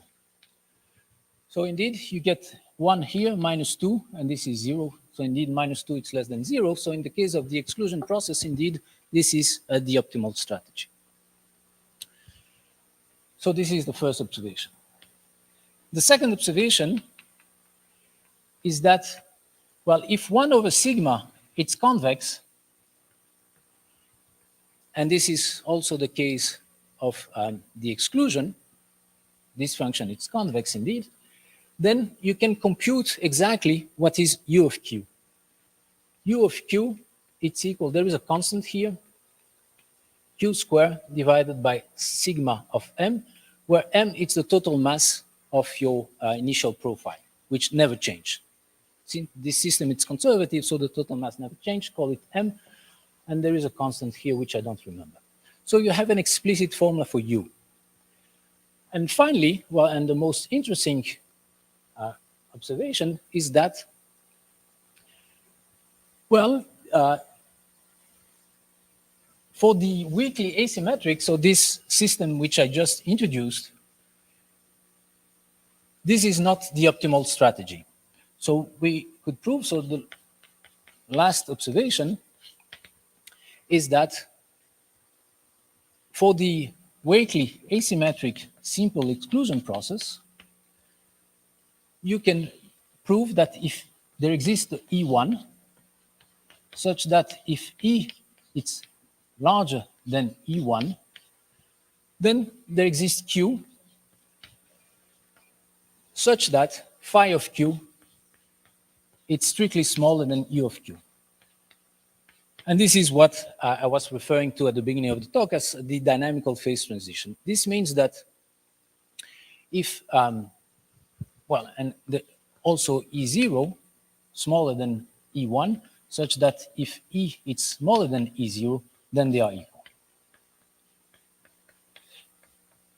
So this means that if you want, if the drift is small, then phi coincides with u, the best, which means that the best strategy is indeed to go to a profile, remain there, and create at that profile an atypical current. While if E is large, then this is not the best strategy. We cannot describe the optimal strategy, but what we can show is that a traveling wave will perform better than this strategy. So we were able to construct traveling wave, which creates an atypical current at a cost which is smaller than the one obtained by this strategy I just described. So there is a phase transition in the sense of dynamical phase transition, in the sense that, well, if the external field is small, the best strategy consists indeed in reaching some density profile and remain there, while if the asymmetry is very large, it's better to follow a traveling wave in order to create atypical density profiles. So these are the motivations. So how much time? Not much. So let me just tell you what, so these were the motivations in the sense that we had two problems. We proved these results with, I didn't tell you, Lorenzo Bertini, David Gabrielli, Gianni Iona Lasigno, and Alberto De Soli.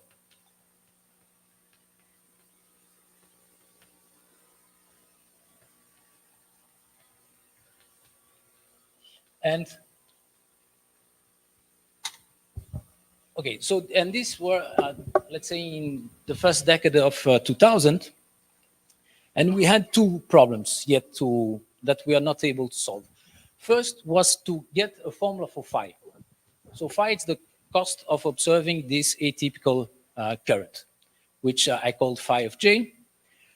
And so by discussing with Vardan in Oberwolfach, he proposed a formula. And well, it took us 15 years to prove that he was correct and to get the formula for, so for phi, which is the one you have there. So P, what you're performing, it's an infimum over measures over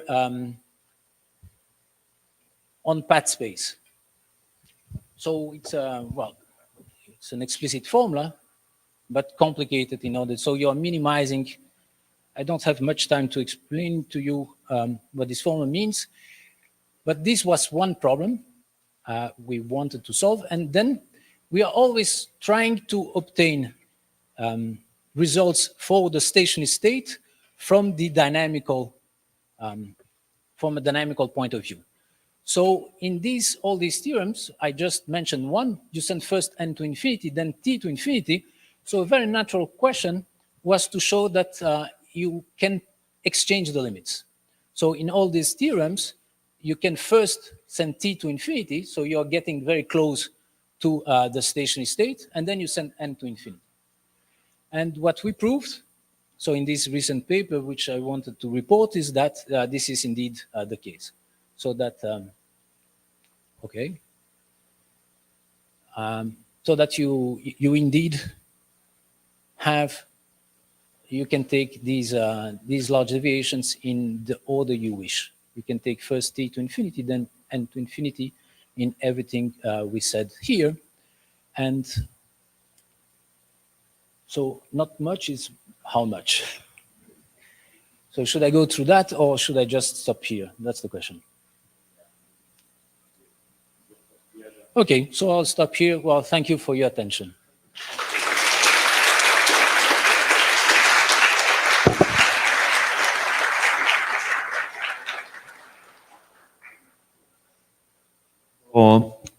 Do we have questions for Claudio? Yes. In a couple of moments, you said you were going to accelerate time by multiplying by n squared. That's right. I guess that was because your jumps, the jumps that were allowed, were basically short jumps. Yes. If you allowed for long jumps as well, instead of n squared, it would be something different. Yes. Is that correct? Yeah. You have to do that. Thank you.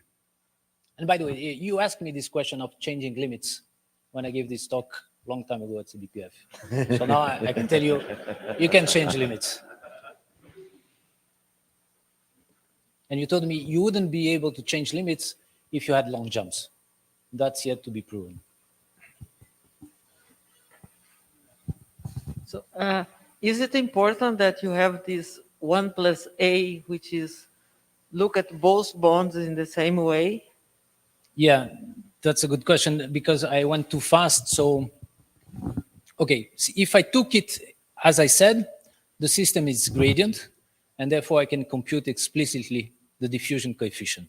And the diffusion coefficient, I didn't say it, in this case, it's equal to 1 plus 2a times rho. So this is d of rho.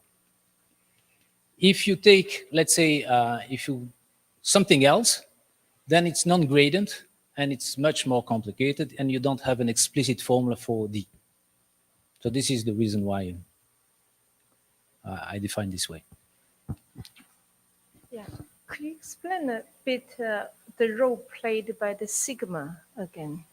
So yeah, the sigma, it's the mobility. So the sigma tells you how the system reacts if you take an external field. If you take an external field, then particles will tend to jump more to the right, say. How much more they will jump to the right. That will be determined by the mobility. If sigma, say, is a singular, some places? If sigma, I mean, the larger sigma is, the faster particles will flow through your system. If sigma vanish, then you're in trouble.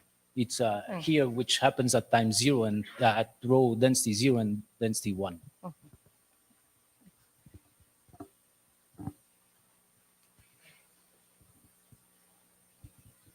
Yeah, so these results were all proof for the torus. Would the same thing still hold if it was, for example, on Z? You'll have compactness problems. So in principle, yes, but you'll have problems, technical problems that you'll have to solve. Okay, thank you. So, any other question? Well, if not, let's thank Claudio again. Thank you.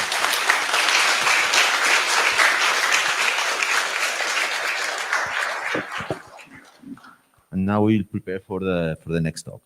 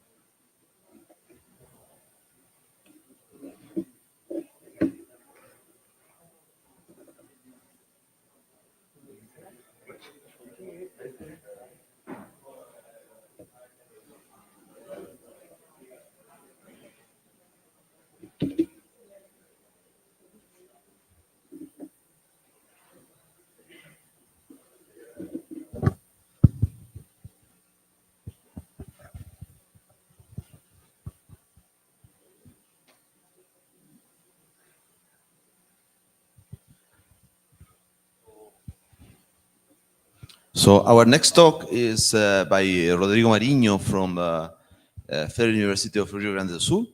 He's going to talk about central limit theorem for non-equilibrium stationary states. Okay, so thanks Milton for the introduction. Thanks to the organizers also for allowing me to present this work here. So this is a joint work with Patricia Gonçalves from IST Lisbon, Milton Hara, who just introduced me, and Otávio Menezes, who was there. So in order to explain the ideas here, I decided to choose a model for which everything behaves nicely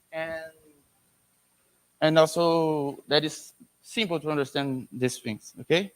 So here we have a reaction diffusion model, which is an interacting particle system on torus. So here you can imagine that this line is a segment of the discrete torus in dimension 1. So there are particles everywhere, and these particles they perform nearest neighbor random walks. So a particle can jump to the left or to the right, okay, with the same rates. And so particle can jump to the left, left again, okay, other particles can jump. But here, we have a problem like if this particle wants to jump to the left, this jump is not allowed because there is already a particle there, okay?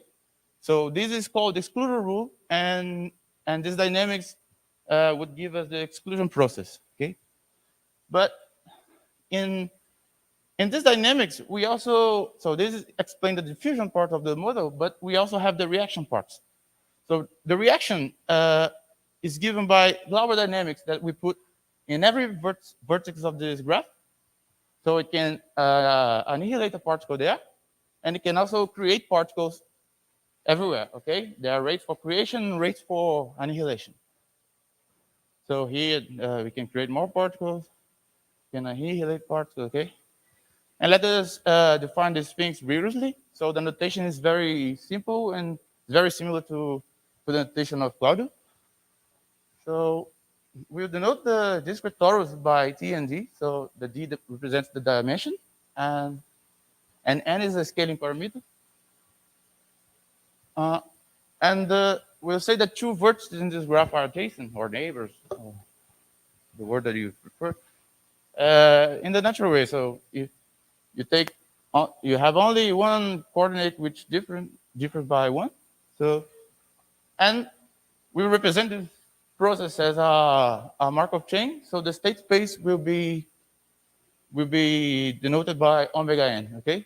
And the elements of this space, which we call configurations of particles, they are functions that assign a value 0 or 1 to the vertices of this graph, okay? So eta z is 1 if the vertex z is occupied by a particle, and eta z is 0 if the vertex z is empty. And just to tell you the generator of this process, we introduce this small notation eta xy for the configuration which will be obtained from eta after you exchange the occupations of x and y. So eta y will be, so eta xy of z will be eta y if z is x, it will be eta x if z is y, and it will remain the same in the other vertices, okay? And we also have the configuration which you obtain after you perform a Glauber dynamics there. So every vertex will have the same occupation except in the vertex x. So if it was 0, now it's 1. If it's 1, now it's 0. Okay. Then just to represent this, the difference between function f in these two configurations, we denote by number xy of f, the difference of f of x eta xy minus f of beta, and we do the same for the reaction part. Okay. So this is the generator of the process. Okay. Here we see a part which contains the closure dynamics, and here we have the reaction dynamics. Okay. So we have like two generators here. And if you see, we have this n square here, which means that you need to speed up the process to see something in the limit, okay? As we seen in the last question of somebody. So we also have this rate C of x, okay, in the reaction. Oh, sorry. So we have the rate C of x in the reactions, and the C of x, they are given by this formula here. So if the vertex is empty, we occupy that with this rate, and if there is a particle there, we change it with this rate. Okay, so A and B are strictly positive, and this lambda is bigger than minus A. We choose these rates to make the reaction rates strictly positive, okay? And this implies that the process is irreducible. So since it's a continuous time Markov chain and it's reducible, as time goes to infinity, we know that there is this invariant measure, which we denote by mu SS, okay? And this SS is for stationary states. Okay, if lambda is equal to 0, the measure is nice, we know it, but if lambda is different from 0, then it's not even reversible, okay? And we don't know an explicit expression for this measure, okay? We don't know how it is. And in that case, we say that this measure is a non-equilibrium stationary state, okay? Which we do know by NES. Okay, to talk about the results, firstly, I have to introduce the density of particles, which, as in the previous lecture, we've seen that is a measure that assigns mass 1 over n to the g to the particles. Okay. And now let us recall this measure, which is a Bernoulli product measure with density ρ, which is a measure that more or less you toss a coin with probability ρ for heads, and if the coin lands heads up, you put a particle there. Otherwise, you leave that empty. Okay. So if you look at how the generator acts on the occupation of a vertex, and we compute its expectation with respect to this measure, it gives us a function f, okay, on ρ, and this function appears in the scaling limit of this measure, okay? This is what we call the hydrodynamic limit. So it was proven by De Masi, Ferrari, and Lebovitz in '86 that if you start from a measure that is associated with a profile with 0, so it means that this limit holds, okay? If this limit holds in probability, then for every time t, the empirical measure or the density of particles converges to the solution of this PDE, which is a reaction diffusion equation with initial condition u0, and this is called the hydrodynamic equation, okay, of the model. So here you can see that this function f has it's very important, okay? But now, a natural question to make is, okay, if we start the process from the stationary measure, what should be the limit, okay? So to discuss this, let us observe that it can be shown that every stationary solution of this hydrodynamic equation is of a constant form, which we denote by a whole star, okay? And this whole star is such that f of this constant is equal to 0. And every solution of this hydrodynamic equation converges as time goes to infinity to a stable 0 value.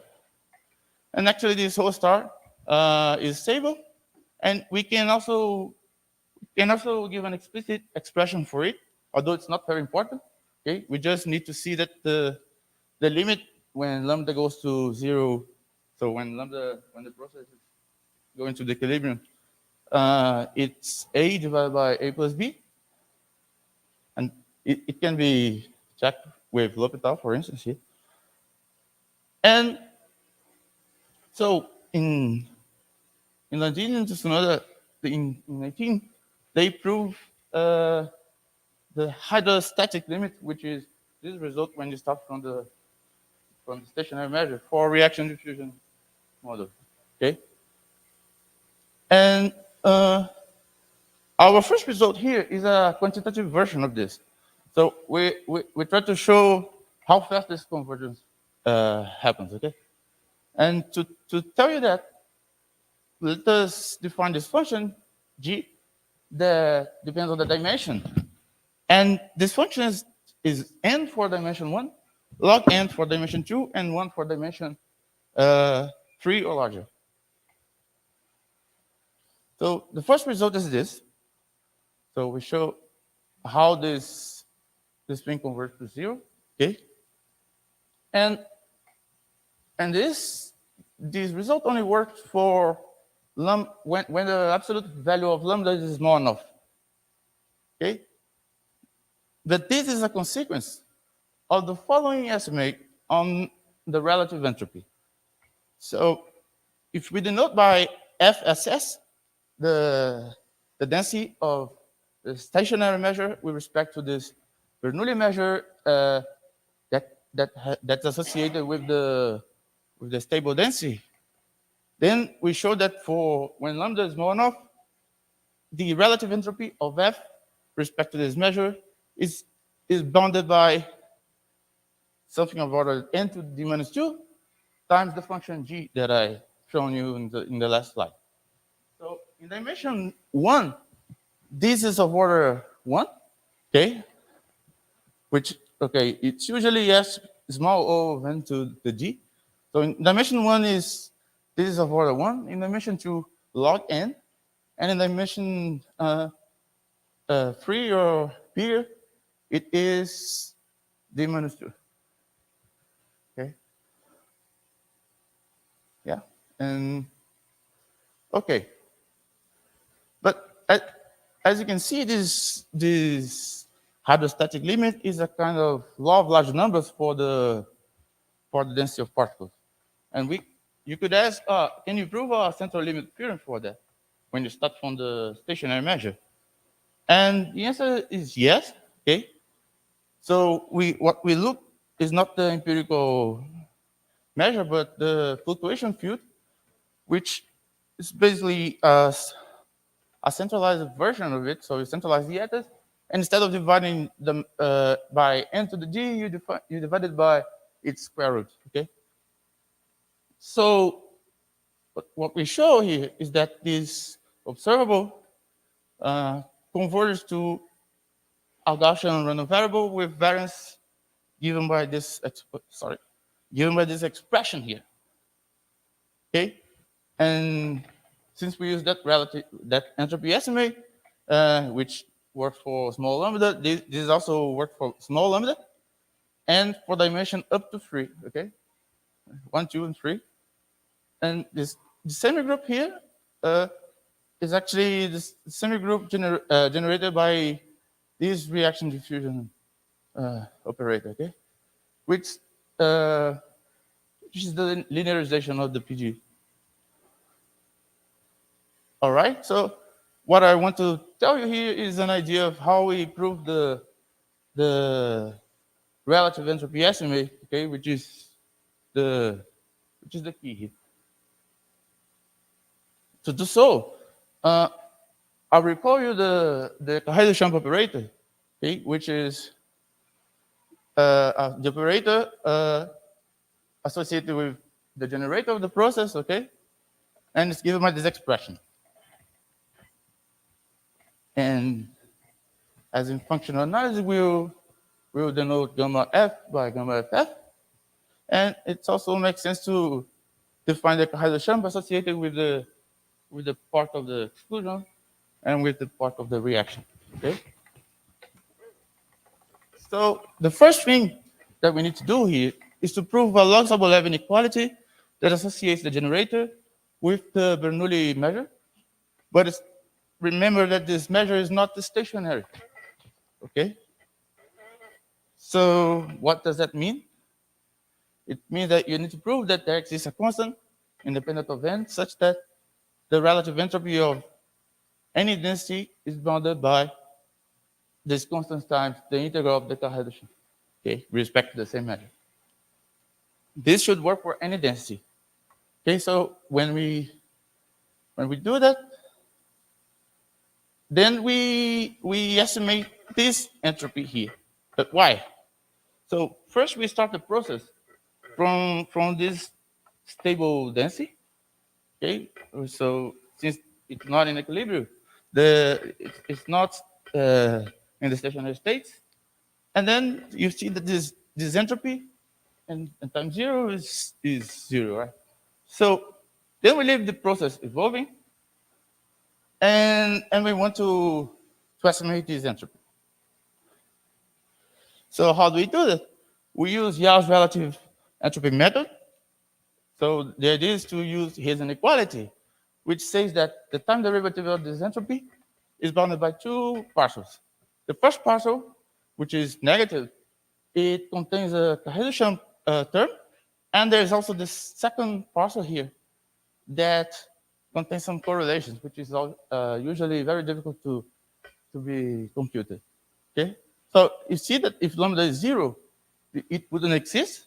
Okay, and this measure will be stationary, but that's not the case. So you imagine how can we deal with these two terms? So as you imagine, since there's a minus here, we would use the log-Sobolev inequality to deal with this guy. But then, how would we deal with the correlation, right? So to deal with that,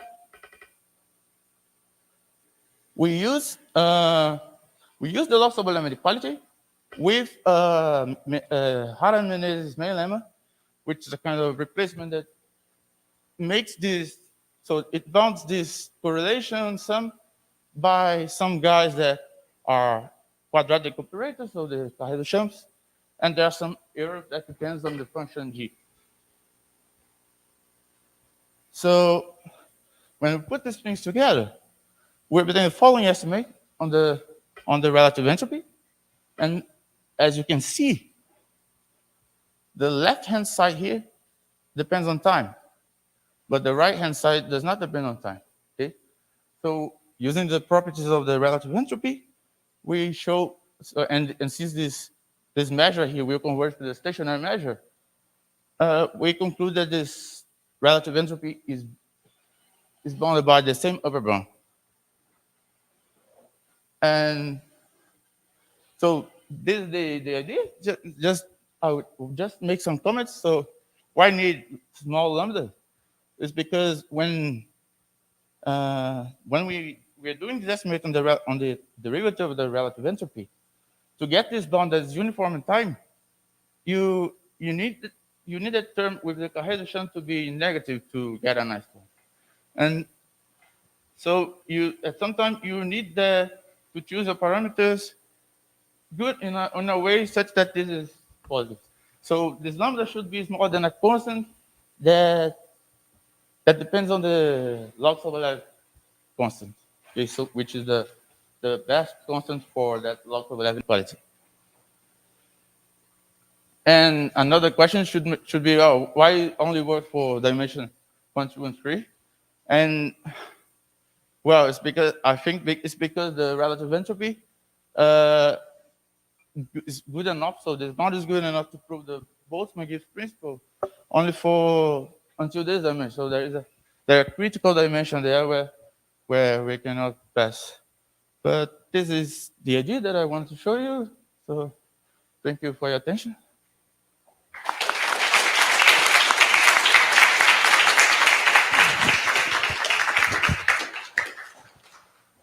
So is there any question from the audience to Rodrigo?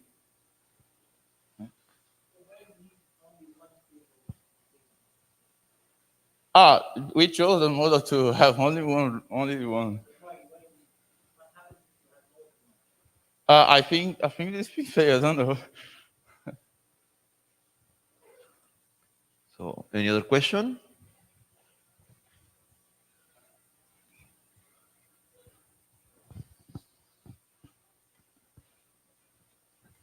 Your reaction is of water type, is that correct? Is what? The reaction, the dynamics is of water type? Well, it's really important, or it's the sum of the neighbors of the vertices. Yeah. So it's kind of water, but it's really important to be water type, or no. You can choose other rates. Like so, this is a part of my PhD thesis. So there we put products of vetas. So the function f there was a polynomial of higher order. Okay. Thanks. Okay, so it worked for other, but this is simpler. Any other question?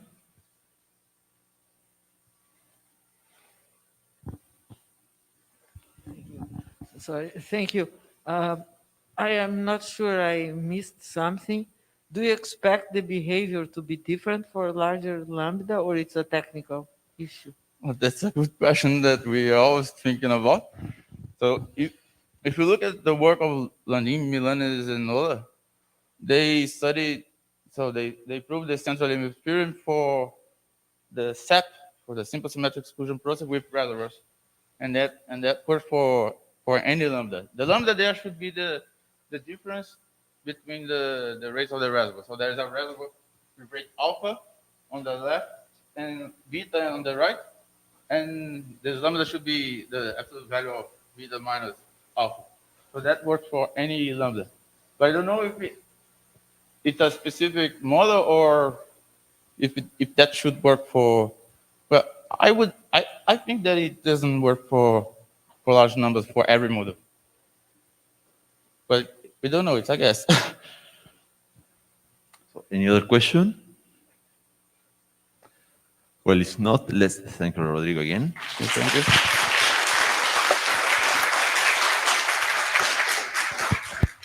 So now we meet tomorrow, right? Do you have any announcement, Christian, that you want to?